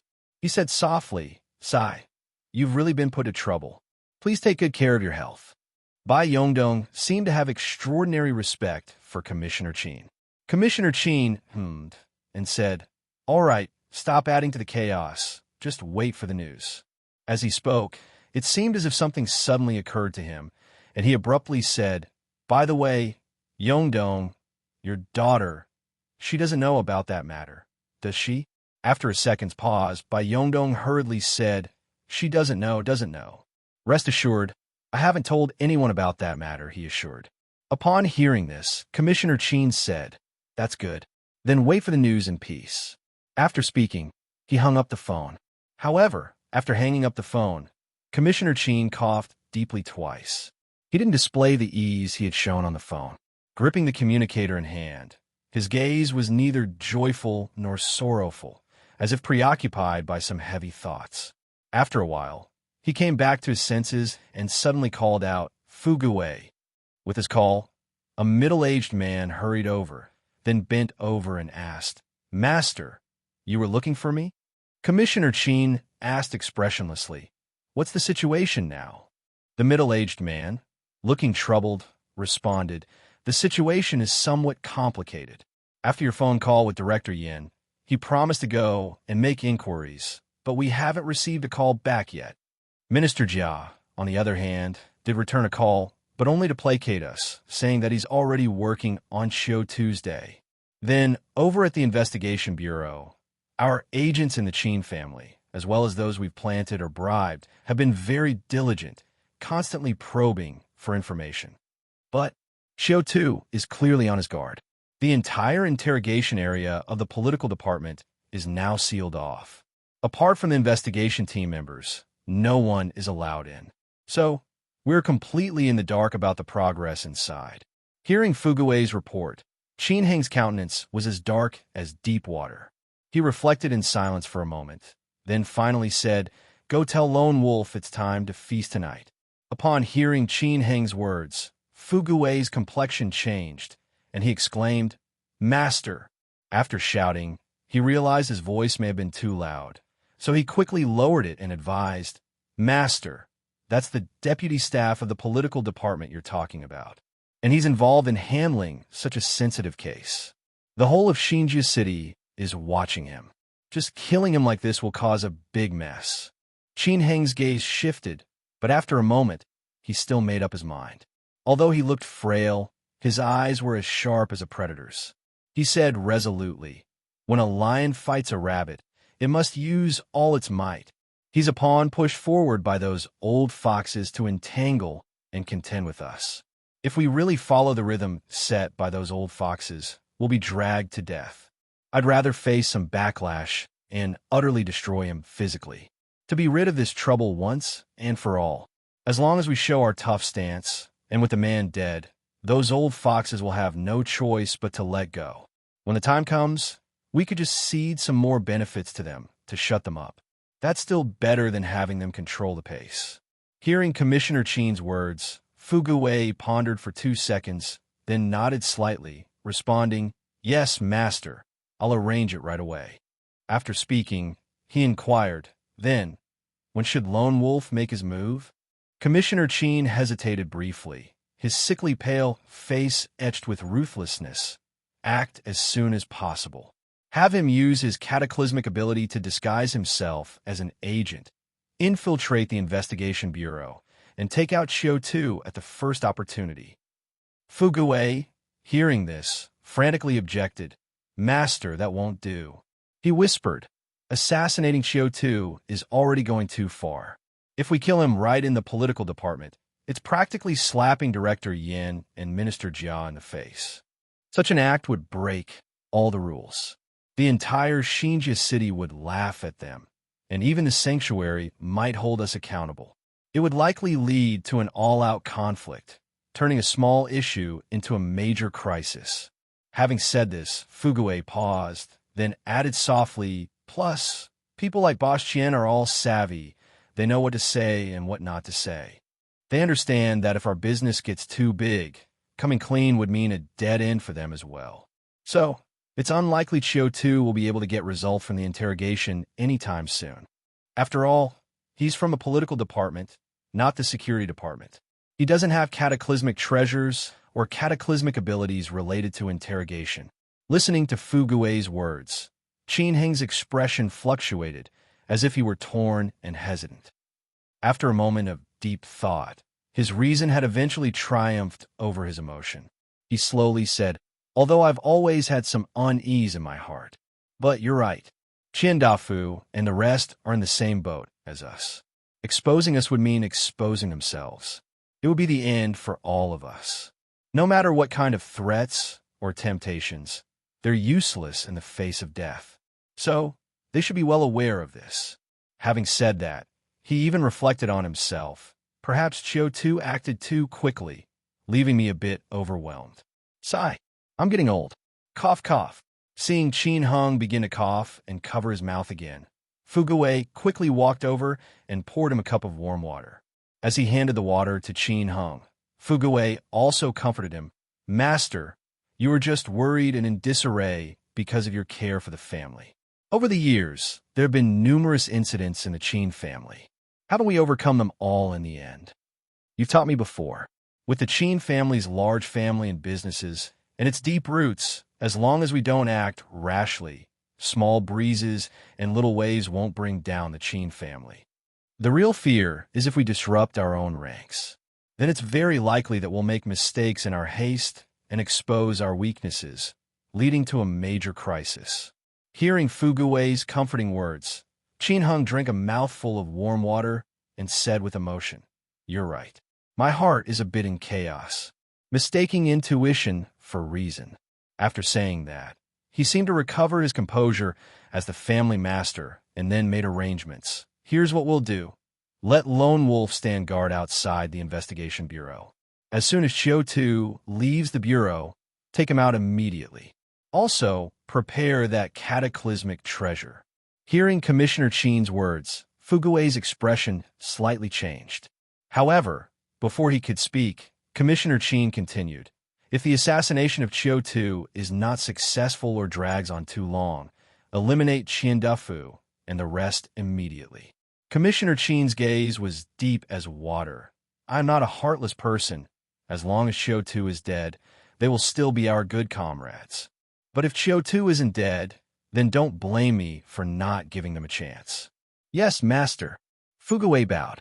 Having said this, Qin Heng placed the water cup on the table and made a third arrangement. "Additionally, have Old Dog gather all the people we have under Qian Dafu's control. Don't let them sit idle either. Give the investigation bureau something to worry about. Apply some pressure. Have some of them demonstrate in front of the bureau's doors. The rest can just cause some trouble in Xinjia City. If Qiu Tu wants to make a big deal out of this, then we'll create an even bigger scene. Hearing this, a bright smile appeared on Fugue's face, and he bowed. Yes, master. Once Qin Hung had finished making all his arrangements, Fugue straightened up and quickly walked outside.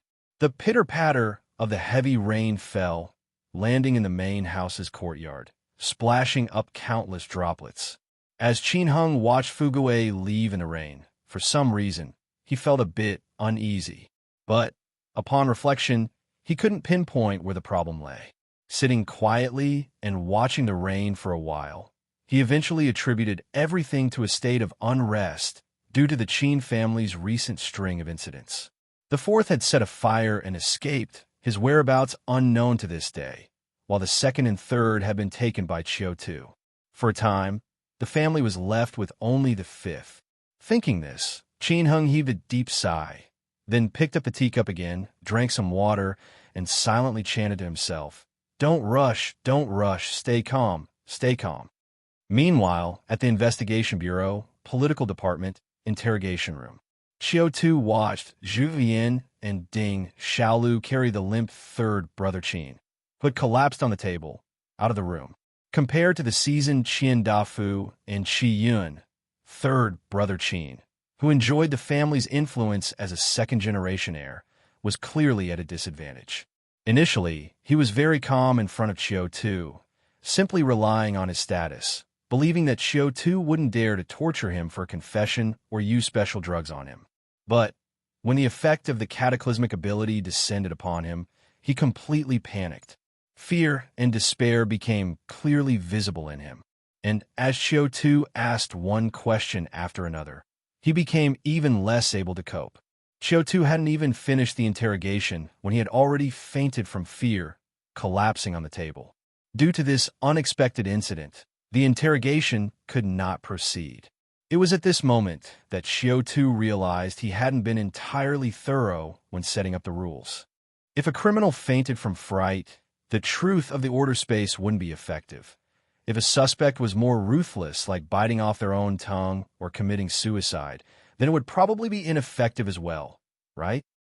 From now on, when setting rules, we must be careful not to leave any loopholes. These people are all pampered officials and wealthy merchants. They wouldn't be too ruthless. But if we were interrogating die-hard loyalists, we would likely get nothing. Qiu Tu mulled this over as he also sorted through the intelligence he had extracted from third brother Qin. It had to be said that as a core member of the Qin family, third brother Qin was obviously more informed than the likes of Qian Dafu. According to his account, the Qin family had deep ties with the anti-government armed forces even during their early days of wealth accumulation. At that time, the Qin family used the resources left by their ancestors to develop quite well in Xinjia City, but could never truly expand.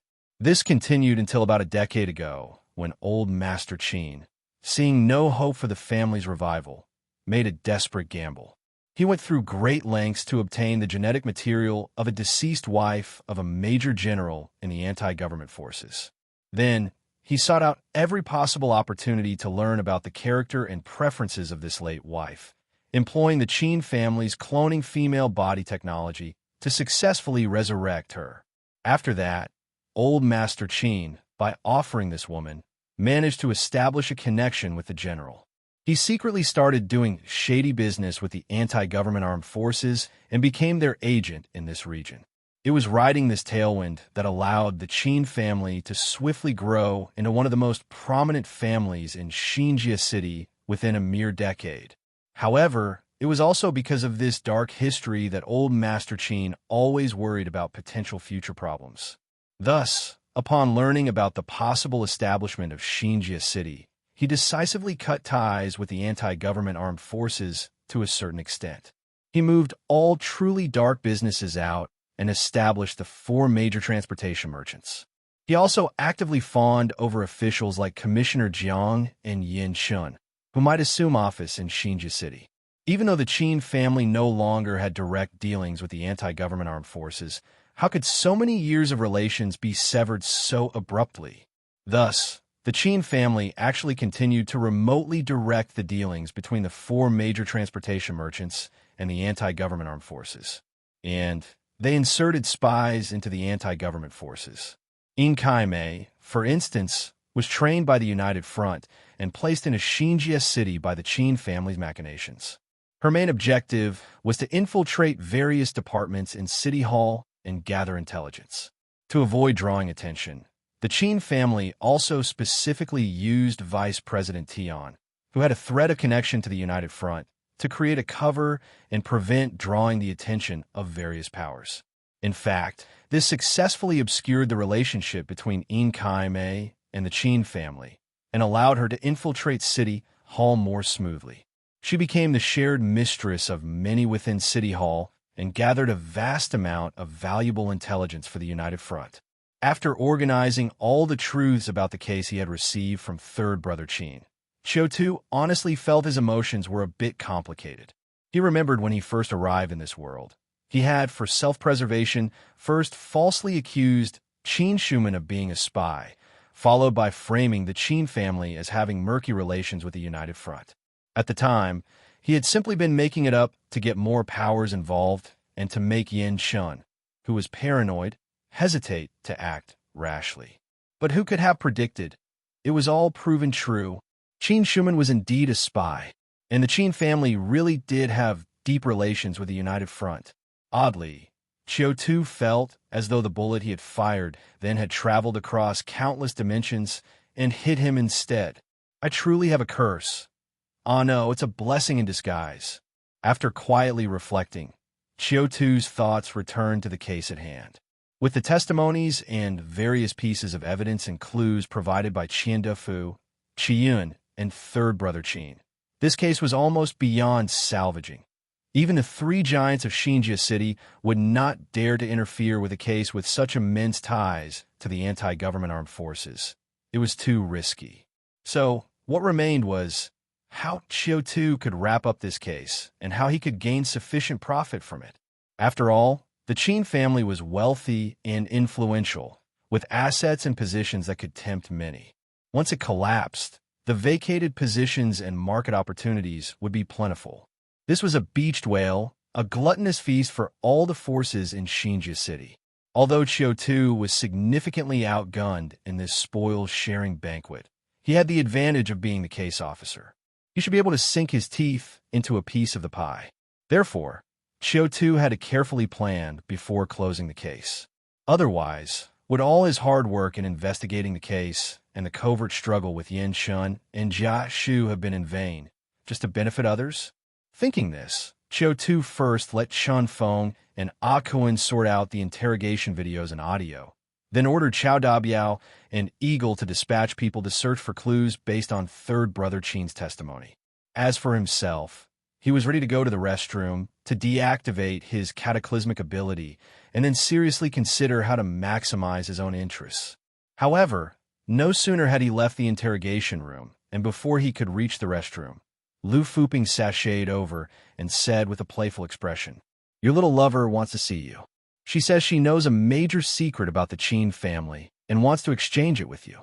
Hearing Lu Fuping's words, Qiu Tu laughed and retorted, "What little lover, Sister Lu? You really can't ruin my reputation. I'm still a bachelor, you know." Hearing Qiu Tu's words, Lu Fuping couldn't help but spit inwardly at him. She had realized that her boss was truly becoming more and more shameless. Not to mention his philandering nature, he had already mingled with who knows how many women. Just look at what he did to Bai Ru, cuddling and hugging, touching and squeezing, kissing back and forth. Calling Bai Ru his little lover was already giving him enough face, at least gave a title. If we were to speak unpleasantly, Qiu Tu was just seducing someone else's wife. In ancient times, he would have been caged. Meanwhile, Qiu Tu was well aware of Lu Fuping's disdainful gaze, but he didn't mind at all. He even brazenly wrapped his arms around Lu Fuping's slender waist, leaned into the beautiful woman's ear, and whispered, "Even if I had a little lover, it would definitely be you, Sister Lu. That Bai Ru, in terms of looks, in terms of figure, how could she compare to even a hair of Sister Lu?" Hearing Qiu Tu's words, Lu Fuping's heart swelled with joy, and she had to secretly clench her teeth to prevent her lips from curling up too high. Don't say, although my superior is a bit of a scoundrel, his words are truly sweet. Thinking this, Lu Fuping cast a seductive glance at Qiu Tu and let him off the hook. Shall I call Bai Ru over for you? Qiu Tu smiled and nodded. That would be great. Either way, the order space wasn't over yet. One more interrogation was just one more interrogation. Thinking this, he watched Lu Fuping go to fetch the person and slowly walk back to the interrogation room. By this time, Chao Dabiao and Eagle had already left the interrogation room, following the confessions of Qi Yun and third brother Qin to search for evidence. Chun Feng and Akuan had also completed the arrangement of the video and audio materials for the interrogation. Upon seeing Qiu Tu enter, Chun Feng and Akuan began packing up the film while casting a glance at him, then asked, Brother Tu, what's up? Qiu Tu waved his hand. Nothing much. Just need to conduct an additional interrogation. Hearing Qiu Tu's words, Chun Feng and Akuan exchanged a look, hesitated a moment, and then said, But we've stopped the cameras and recording equipment. It'll take a long time to set up again. At that, Qiu Tu also hesitated briefly before responding, No matter. We'll forego the video and audio for this one. After saying that, Qiu Tu glanced at the two who were still organizing materials and instructed, You two don't need to join this interrogation then. Go ahead and process the film and tapes. Put together the video and audio materials as soon as possible. I'll have to report to the higher-ups later. Because of the cataclysm, this era had not yet entered the digital age. Coupled with the poor conditions at the Xinjia City Investigation Bureau, the interrogation footage was all recorded using film cameras. After recording, the footage wasn't immediately available, but required developing, processing, and playing back with specialized equipment. Thus, the preparation time before the interrogation was long, and various processing steps were needed afterward, making it quite troublesome. This also meant that aside from important suspects in major cases that required video and audio backups, most interrogations did not require video or audio recording. So, upon hearing Qiu Tu's reasonable request, Chun Feng and Akuan weren't bothered. They saluted and then left the interrogation room with the equipment and materials. And as they departed, within just a few seconds, Lu Fuping entered the interrogation room with Bai Ru.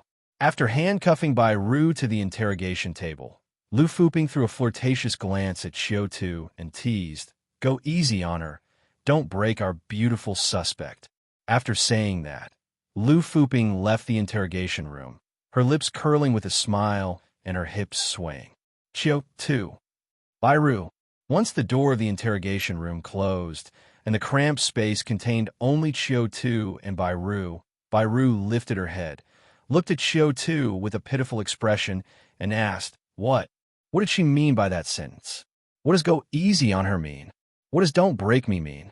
Qiu Tu cursed a woman's jealousy inwardly. He coughed once and conveniently found an excuse. It's nothing. She was just using such words to disturb your mood, to frighten you, to make you more cooperative during the interrogation. It's a common interrogation technique.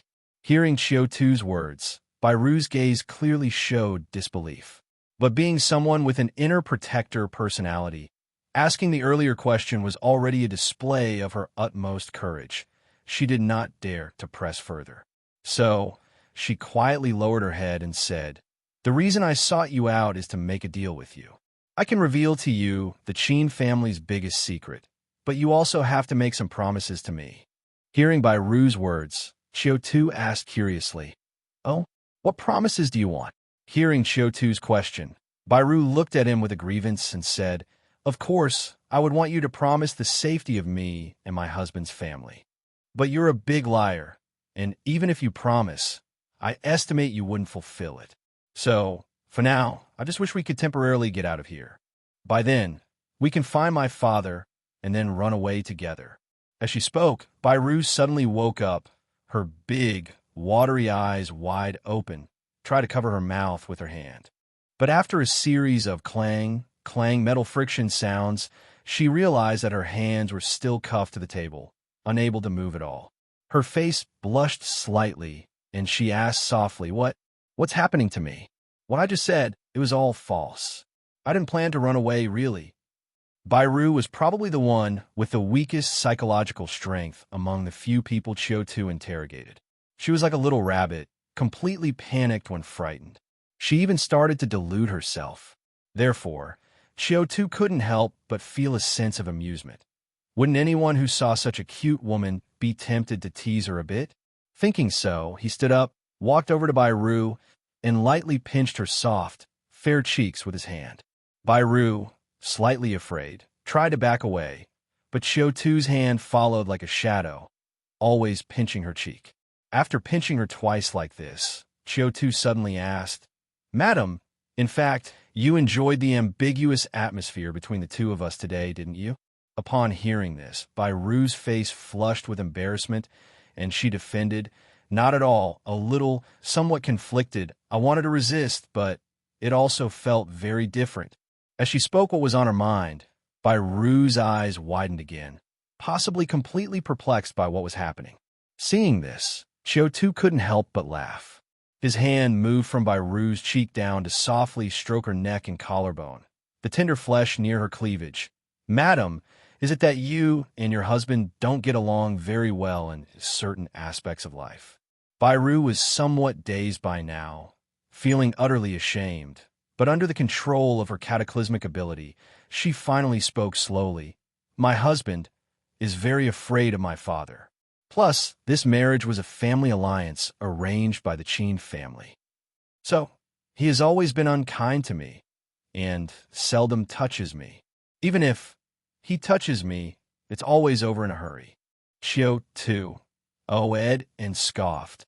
A 30-minute task completed in 3 minutes? Bairu's face turned redder, and she stuttered, "Less than 3 minutes." Qiu Tu laughed, his head buried deeply into Bairu's cleavage, where he was met with a fresh, milky scent. Bairu's body stiffened noticeably, daring not to move at all. But Qiu Tu was just nuzzling there for a moment before suddenly returning to business matters. "Madam said she wanted to tell me a big secret about the Qin family? What secret is that?" By this time, Bairu had already been thrown into utter confusion by Qiu Tu's consecutive actions, completely at a loss, let alone the fact that she was currently under the control of the order space. Even without the effect of the cataclysmic ability, she probably just wanted to divulge the secret quickly and end this interrogation. In her heart, there was no longer any thought of bargaining. So, hearing Qiu Tu's question, she spoke as if relieved. "Actually, old Master Qin isn't dead." Upon hearing Bairu's words, Qiu Tu's action obviously paused for a moment. Then he continued to hold Bairu, fumbling around while asking, "Give me more details. Start from the beginning." In a fluster, Bairu said, "Before the cataclysm, my family was an employee of the Qin family. After the cataclysm, my father became an orphan and was given a livelihood by Old Master Qin, so he has always regarded Old Master Qin as a half-brother. Over the years, the big reason for his success was the support provided by Old Master Qin from behind the scenes. He has always been facilitating things for the Qin family. Therefore, our two families have been on very good terms and often interact. I've met Old Master Qin many times. He was always in robust health. Years ago, when there was news about building Xinjia City in the sanctuary, Old Master Qin was running around everywhere. But as soon as everything was arranged, he suddenly died of an accident. At the time, I didn't think much of it.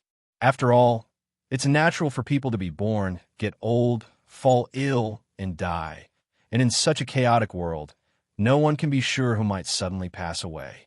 But what's strange is, even though my father worshipped and respected Old Master Qin, he only pretended to be sad outside. When he came home, he was like a person unaffected and even somewhat happy. This made me very curious. Later on, after my father got drunk, he took my hand and asked me if I could accept calling another face father if one day I had to. At the moment, I was terrified, thinking my father was going to disown me and give me away to someone else. So I began to press him for an explanation. And under my persistent questioning, my father finally told me the truth, that Old Master Qin actually hadn't died. He knew many years ago that his lifespan wouldn't be very high, so he made a lot of preparations in advance to extend his life. Right before his death, he finally made a deal with God and overcame the last hurdle to achieving immortality, gaining a new life. Hearing Bai Ru's words, Qiu Tu had no interest in flirting with her. He held Bai Ru, his eyebrows slightly furrowed. Made a deal with God? Overcame the last obstacle to immortality. Perhaps overly sensitive, the moment Qiu Tu heard the word God, he immediately connected it with the God cried out by the man in the suit and mask. Are these two gods the same one? Or are there many gods? Or could it be some kind of symbol? Thinking this, Qiu Tu couldn't help but ask, what is God? Does this world have a God? Hearing Qiu Tu's question, Bai Ru thought for a moment, then said, I'm not sure. My father didn't elaborate. It could be a taboo topic. Perhaps he is not very clear about it himself. Or maybe he doesn't want you to know too much. Listening to Bai Ru, Qiu Tu couldn't help stroking his chin, appearing somewhat thoughtful. After spending a day with Qiu Tu, Bai Ru gradually became able to read some of his expressions and thoughts. So seeing Qiu Tu pondering his schemes again, she hurriedly said in panic and weakness, What are you going to do? You've already captured me. You can't capture my father, too. Hearing Bai Ru's words, Qiu Tu laughed.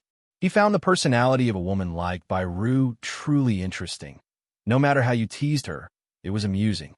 Thinking this, he reached out and touched Bai Ru's cheek, then teasingly said, Is that so? Then it will depend on your behavior. Hearing Qiu Tu's words and seeing his hand on her face, Bai Ru turned pale as if she thought of some possibility. And Qiu Tu stood up with a mischievous smile, his hand resting on his belt. His crotch was just level with Bai Ru's gaze, and staring at the zipper of Qiu Tu's pants, her eyes widened in shock. However, Qiu Tu merely adjusted his belt and sat back down. Tell me, what else do you know about old Master Qi's quest for immortality? As long as you talk enough, I might not have to capture your father. Bai Ru was taken aback, almost spraining her back, not expecting this turn of events. Her cheeks flushed, and her eyes reddened with embarrassment, feeling a sense of humiliation as if her dignity had been trampled. Who knows what she was thinking during the past few seconds? Those were likely the longest seconds of her life, and the most sordid images filled her mind. Moreover, perhaps because of Qiu Tu's sudden change, she even forgot whether she reluctantly agreed or was struggling to resist in those mental images. This unawareness of her own feelings, contrasted with Qiu Tu's serious demeanor, made her feel like she was nothing but a harlot. And that wasn't the end of it. Remember, she was still under the influence of the order space. So even though she was enormously embarrassed and wanted to shut out everything, under the control of the cataclysmic ability, she still had to answer Qiu Tu's questions sincerely, adding to her mortification. Too bad Bai Ru hadn't read the Emotional Fraud Manual. If she had, she would know that the method Qiu Tu was using was precisely the passionate fantasy from the 36 schemes of handling women discussed in the Emotional Fraud Manual. This approach was specifically designed by fraud groups for women of the inner protector type. While it could also be applied to other types of women, it was especially effective on inner protectors or married women with a certain level of favorability. To put it simply, this scheme involves when both parties are in an ambiguous stage, and after a certain level of physical contact, you make movements that can easily cause misunderstandings. You let the other party imagine what might happen next, yet you withdraw immediately without doing those things. After a few such teases, the other party's mind has actually rehearsed many times what the two of you are about to do, making whatever you do next seem much more natural and easy. Even if the woman's passion is strong, she might not be able to resist taking the initiative. This scheme can effectively advance a relationship, including but not limited to hugging, kissing, and all the stages that follow, with broad application. Having mentally run through the passionate fantasy scheme, Qiu Tu smiled subtly, then listened attentively as Bai Ru started revealing old Master Qi's secrets. Bai Ru, that night, my father drank a lot, and he spoke at length. It might be because it was so long ago, I don't remember it very clearly. but I do remember my father mentioning that immortality is not without its limits.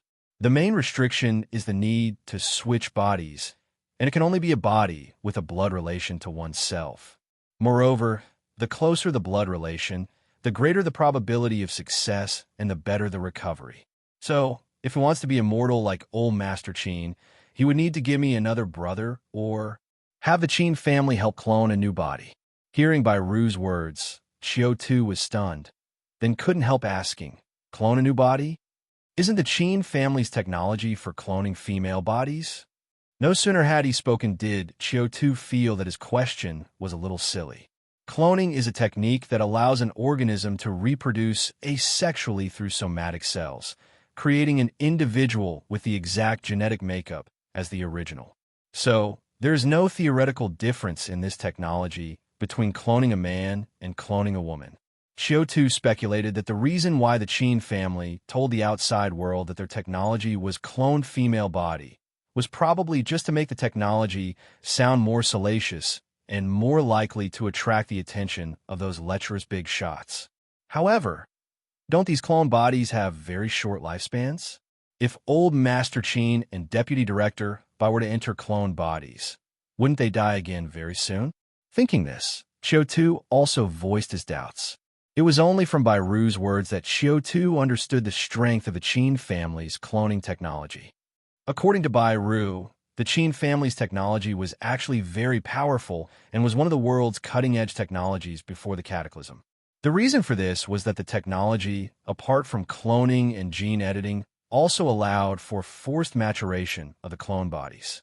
Forced maturation could rapidly grow a clone into an adult individual in just a year or two. Of course, the cost and drawbacks of such forced maturation were also significant. Aside from consuming a vast amount of resources, the lifespans of the forced matured individuals would often be significantly shortened, and their cognition of the world and thinking would also have certain gaps compared to ordinary people. But if forced maturation technology was not used, then the cloned individuals could grow like normal people, not only consuming less resources, but also having lifespans no different from ordinary people. In this way, a normally grown individual could become the perfect container. After listening to Bai Ru's narrative, Qiu Tu involuntarily thought of the profligate son that was said to be born from the Qin family's fifth house's legitimate wife. Qiu Tu remembered that the Qin family's fifth house was not very old, only in his teens. Compared to the four brothers of the Qin family, he was practically from a different generation. But then, going by the timeline, wasn't that exactly when old Master Qin had started his fortune and began preparing for the future? Could it be he was old Master Qin? With that thought, Qiu Tu's brain whirred. After a moment, he felt something was off. If Qin family's fifth house was old Master Qin, then the distribution of power within the Qin family couldn't possibly be what it was now. If old Master Qin had already revealed the secret of his immortality to Bai Ru's father, then it proved that it was not a secret that could be shared with just anyone. Therefore, even if he had entered the body of a clone that was only a teenager, he could still remotely control the Qin family, rather than becoming a profligate son who only knew how to play around wildly and was ignorant. This did not conform to the logic of power dynamics. So, in fact, as long as one knows who is currently in charge of the Qin family, that person should be the real old Master Qin. Following this line of thought, Qiu Tu suddenly felt stunned. So was it Commissioner Qin? Thinking of this simple, yet the most unlikely and the hardest for outsiders to suspect possibility, Qiu Tu was somewhat flabbergasted. He couldn't help but look at Bai Ru and tentatively ask, so, old Master Qin is now Qin Hung, Commissioner Qin? Hearing Qiu Tu's words, Bai Ru too was a bit bewildered. She recalled everything she had just said, and there seemed to be no inkling that Qin Hung was old Master Qin. Moreover, all they had discussed thus far was her own father's immortality. How did Qiu Tu suddenly guess old Master Qin's identity? However, despite her many doubts, under the rules of the Order Room, she could only answer Qiu Tu's question truthfully. So she said uncontrollably, yes, old Master Qin is now Qin Hung, Commissioner Qin. Bai Ru's eyes held a touch of reminiscence as she spoke weakly. I've always been a bit surprised about Old Master Qin choosing Qin Hung, Commissioner Qin. It was my father who explicitly addressed it for me. He meant that Old Master Qin had actually groomed a clone body for his own immortality, which is Qin Wui. But when Old Master Qin died, that body was too young, not fully matured yet. Furthermore, handing over the family business to a young child would too easily stir up dissatisfaction within the family and attract the covetous gaze of outside wolves. That's why, for his first body switch, he chose Qin Hung, who at that time wasn't yet a commissioner. As Old Master Qin's eldest son, Qin Hung had the strongest legitimacy to inherit the Qin family, which was least likely to arouse suspicion from outsiders. And because of his age, he could command respect from both the family and outsiders, and could smoothly take over the political assets left by Old Master Qin. The only drawback, an unhealthy body, which, in the case of merely being a transition, actually counted as a bonus point. After all, once Qin Wui came of age and all the roads were paved, the unhealthy Qin Hung could drop dead at any moment. By then, Qin Heng's children would still be young, and the other brothers each had their own businesses, so it would be only natural for the matured and well-prepared Qin Wui to inherit Qin Heng's political status and family position. After listening to Bai Ru's recounting, Qiu Tu had only one thought in mind. Indeed, a self-made magnate is ruthless and resolute.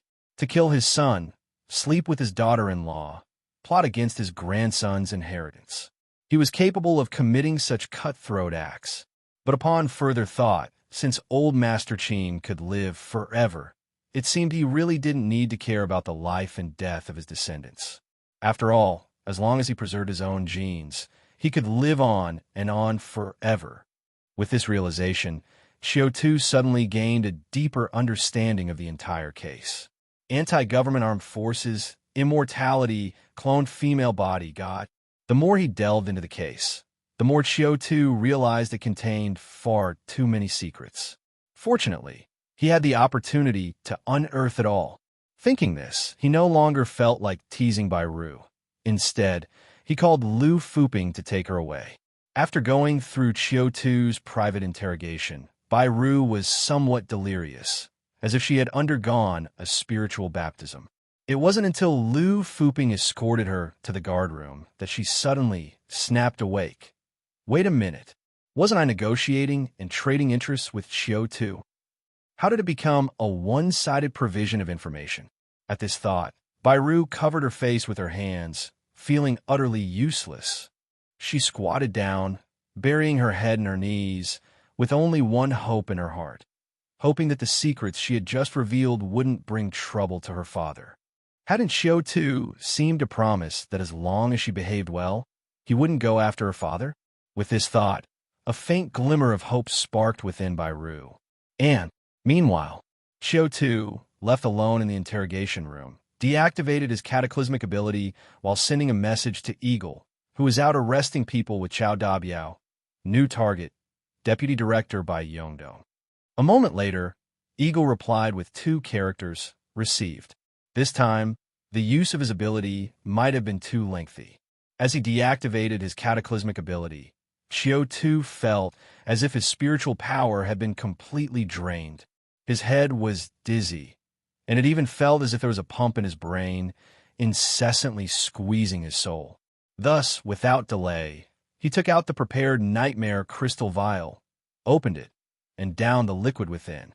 As the liquid entered his throat, Qiu Tu immediately felt a cool relief washing from his stomach to his brain. In just a moment, the emptiness in his brain was significantly alleviated. Sitting back in the judge's seat, Qiu Tu slowly relieved his discomfort while also beginning to consider the benefits he could gain from this case, according to plan. As a deeply rooted major household in Xinjia City, the Qin family's sphere of influence was incredibly vast.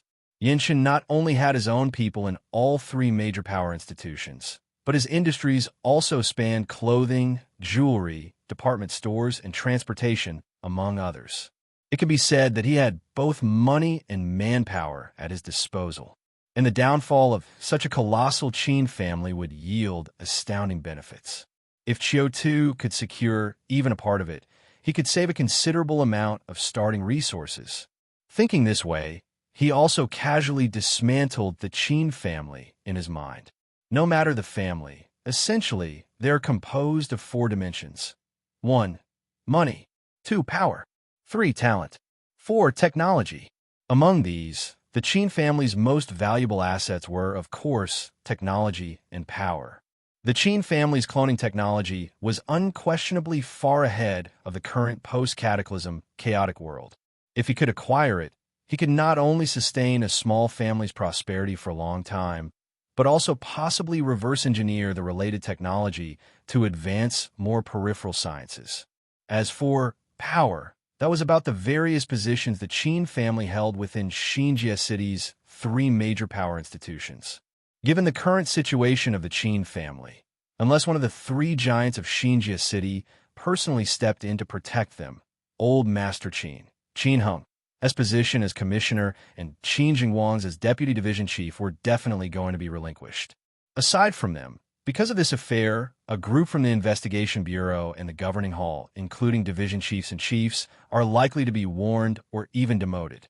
This is nothing short of a major power reshuffle among Xinjie City's mid-level echelons. Comparing money and talent to the most important assets of technology and power, the Qin family's resources are equally tempting.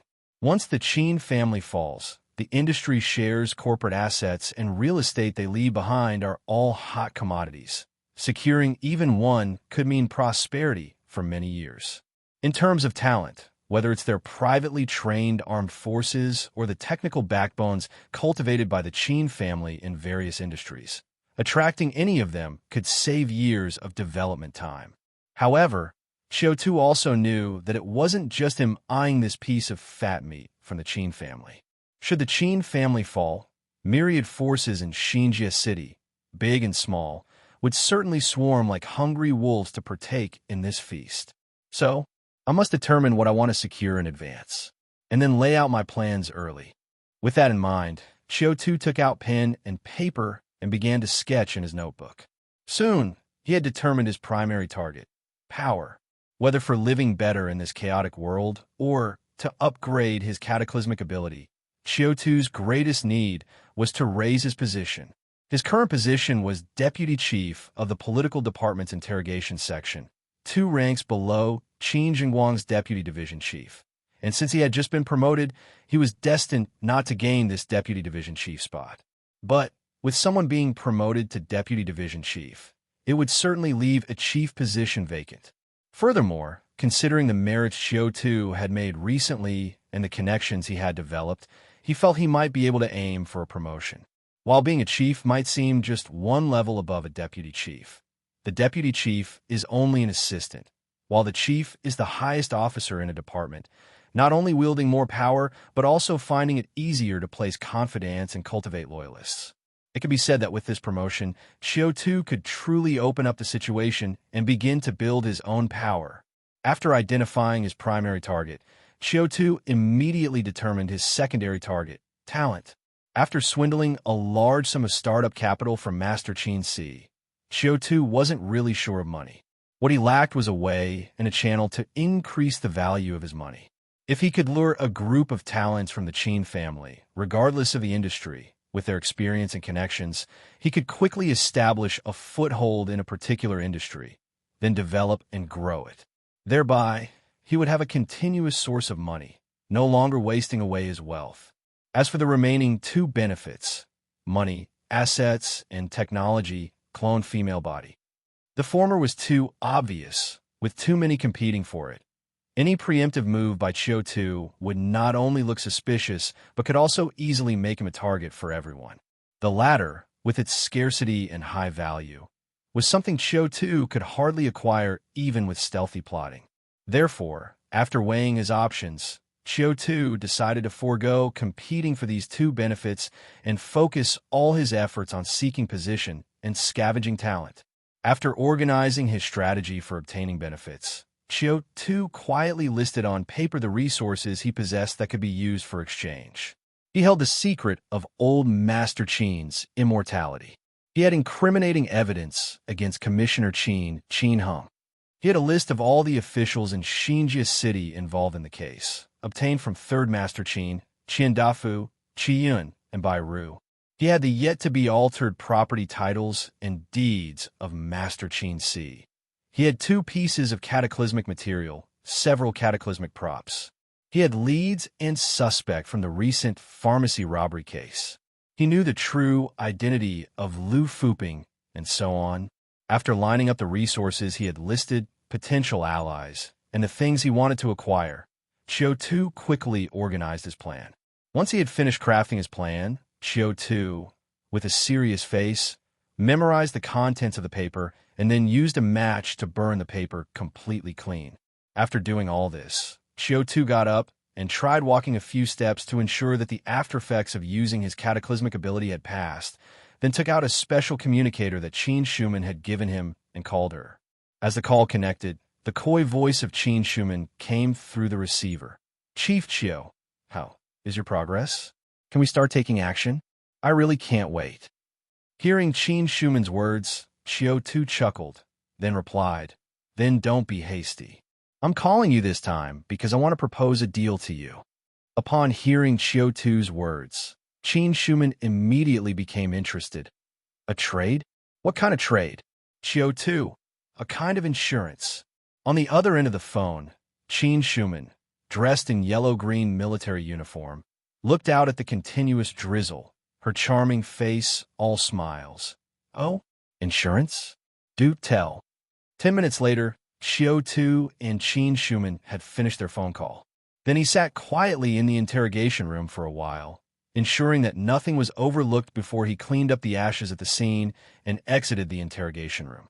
At this time, Chun Feng and Akuan, who had finished organizing the video and audio materials, were already waiting outside the door.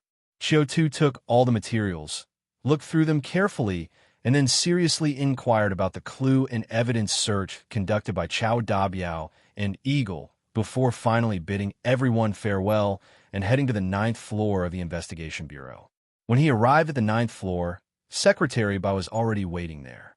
Upon seeing Qiu Tu, Secretary Bai smiled slightly at him, then led the way with a cool detachment. "The bureau chief is in a good mood.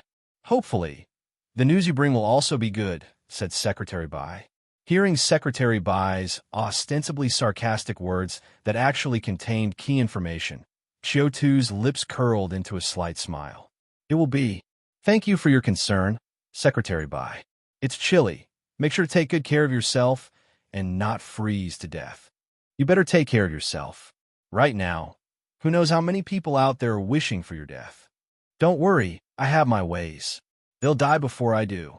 In just a few simple exchanges, both parties covertly swapped information and expressed their concern for each other.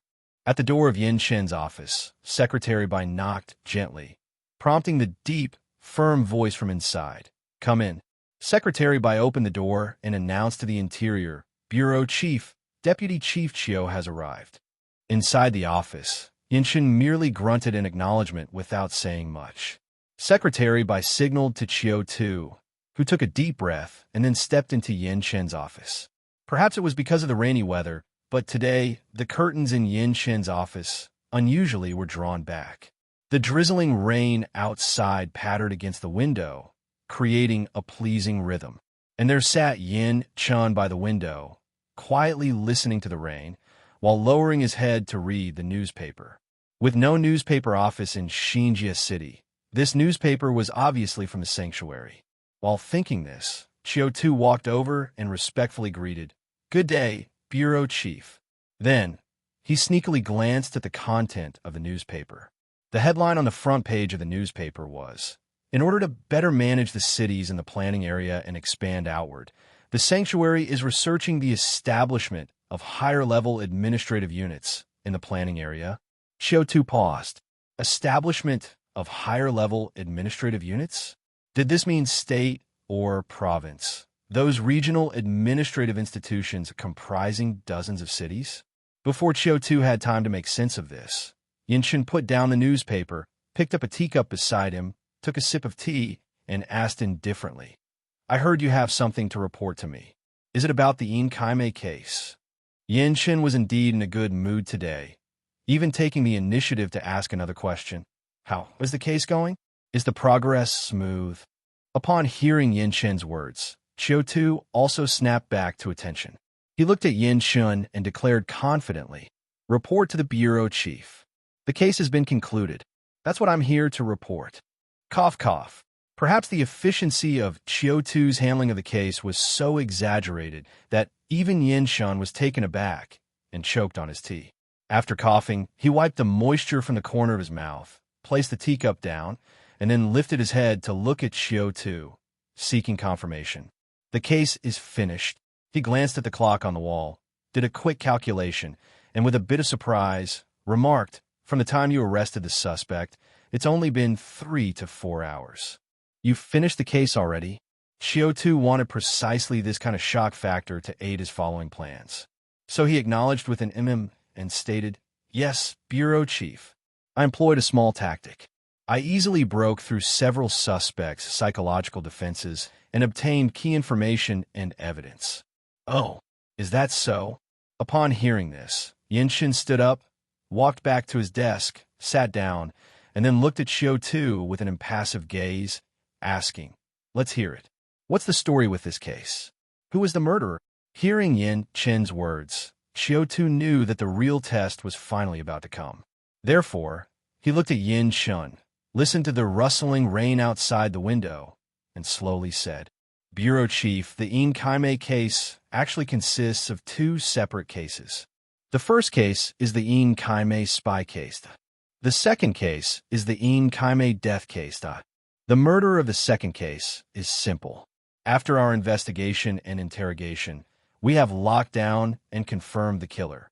It is none other than one of the 4 major transportation merchants, Deputy Director Bai of the Civil Affairs Bureau's son-in-law, Section Chief Bai's husband, Qian Fu.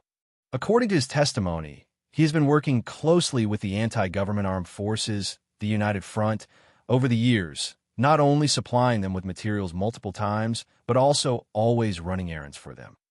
And Yin Kai-mei was an important spy for the United Front.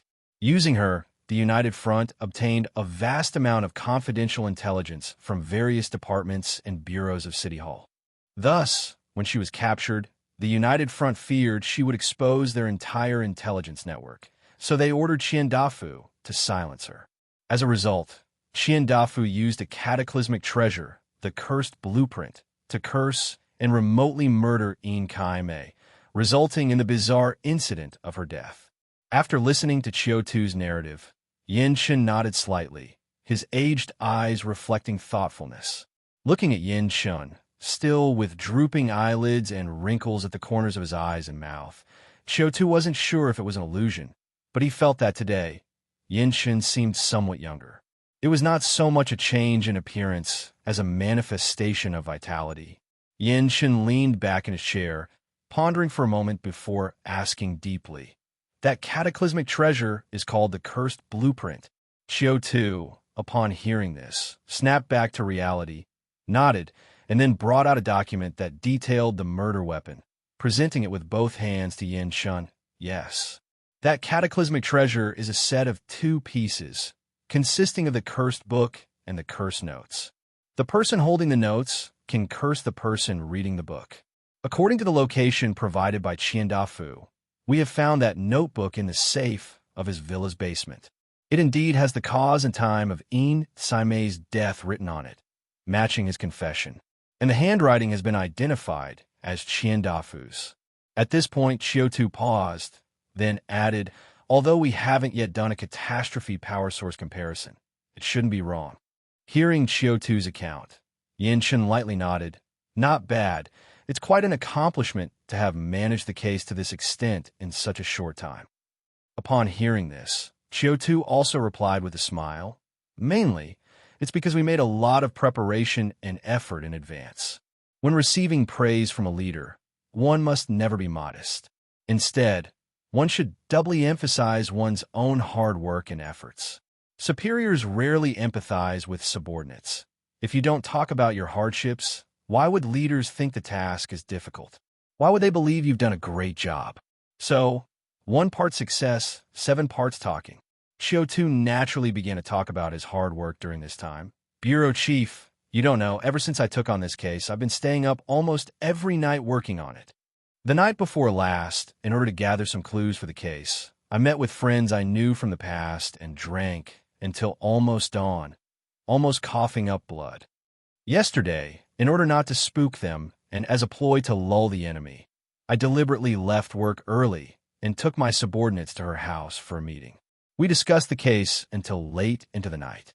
Yesterday, in order to execute the plan more perfectly, I stayed up all night discussing with the security department. We fought several times over the details of the investigation and the distribution of interests. After saying this, Qiu Tu rubbed his arms and back, saying with a wry smile, I still feel a sore back and achy waist. Even today, before wrapping up the case, I had to suppress my anxiety and butter up the suspects in the Emerald Fort to lower their guard. For someone as tough as Section Chief Bairu, just trying to extract information from her left me with a dry mouth and barely able to raise my hands. After finishing his speech, Qiu Tu transitioned.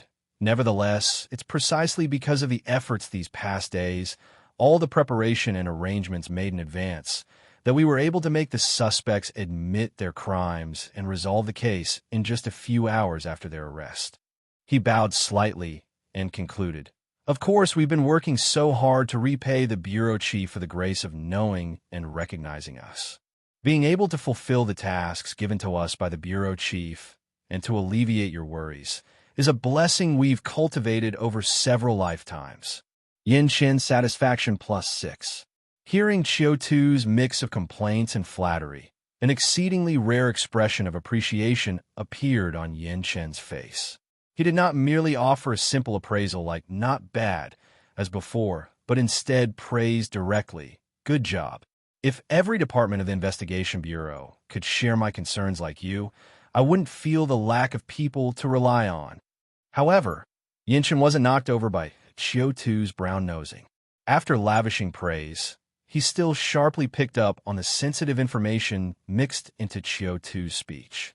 His tone shifted, then he suddenly asked, However, you just mentioned that you and the security department studied the case late into the night? What is that about?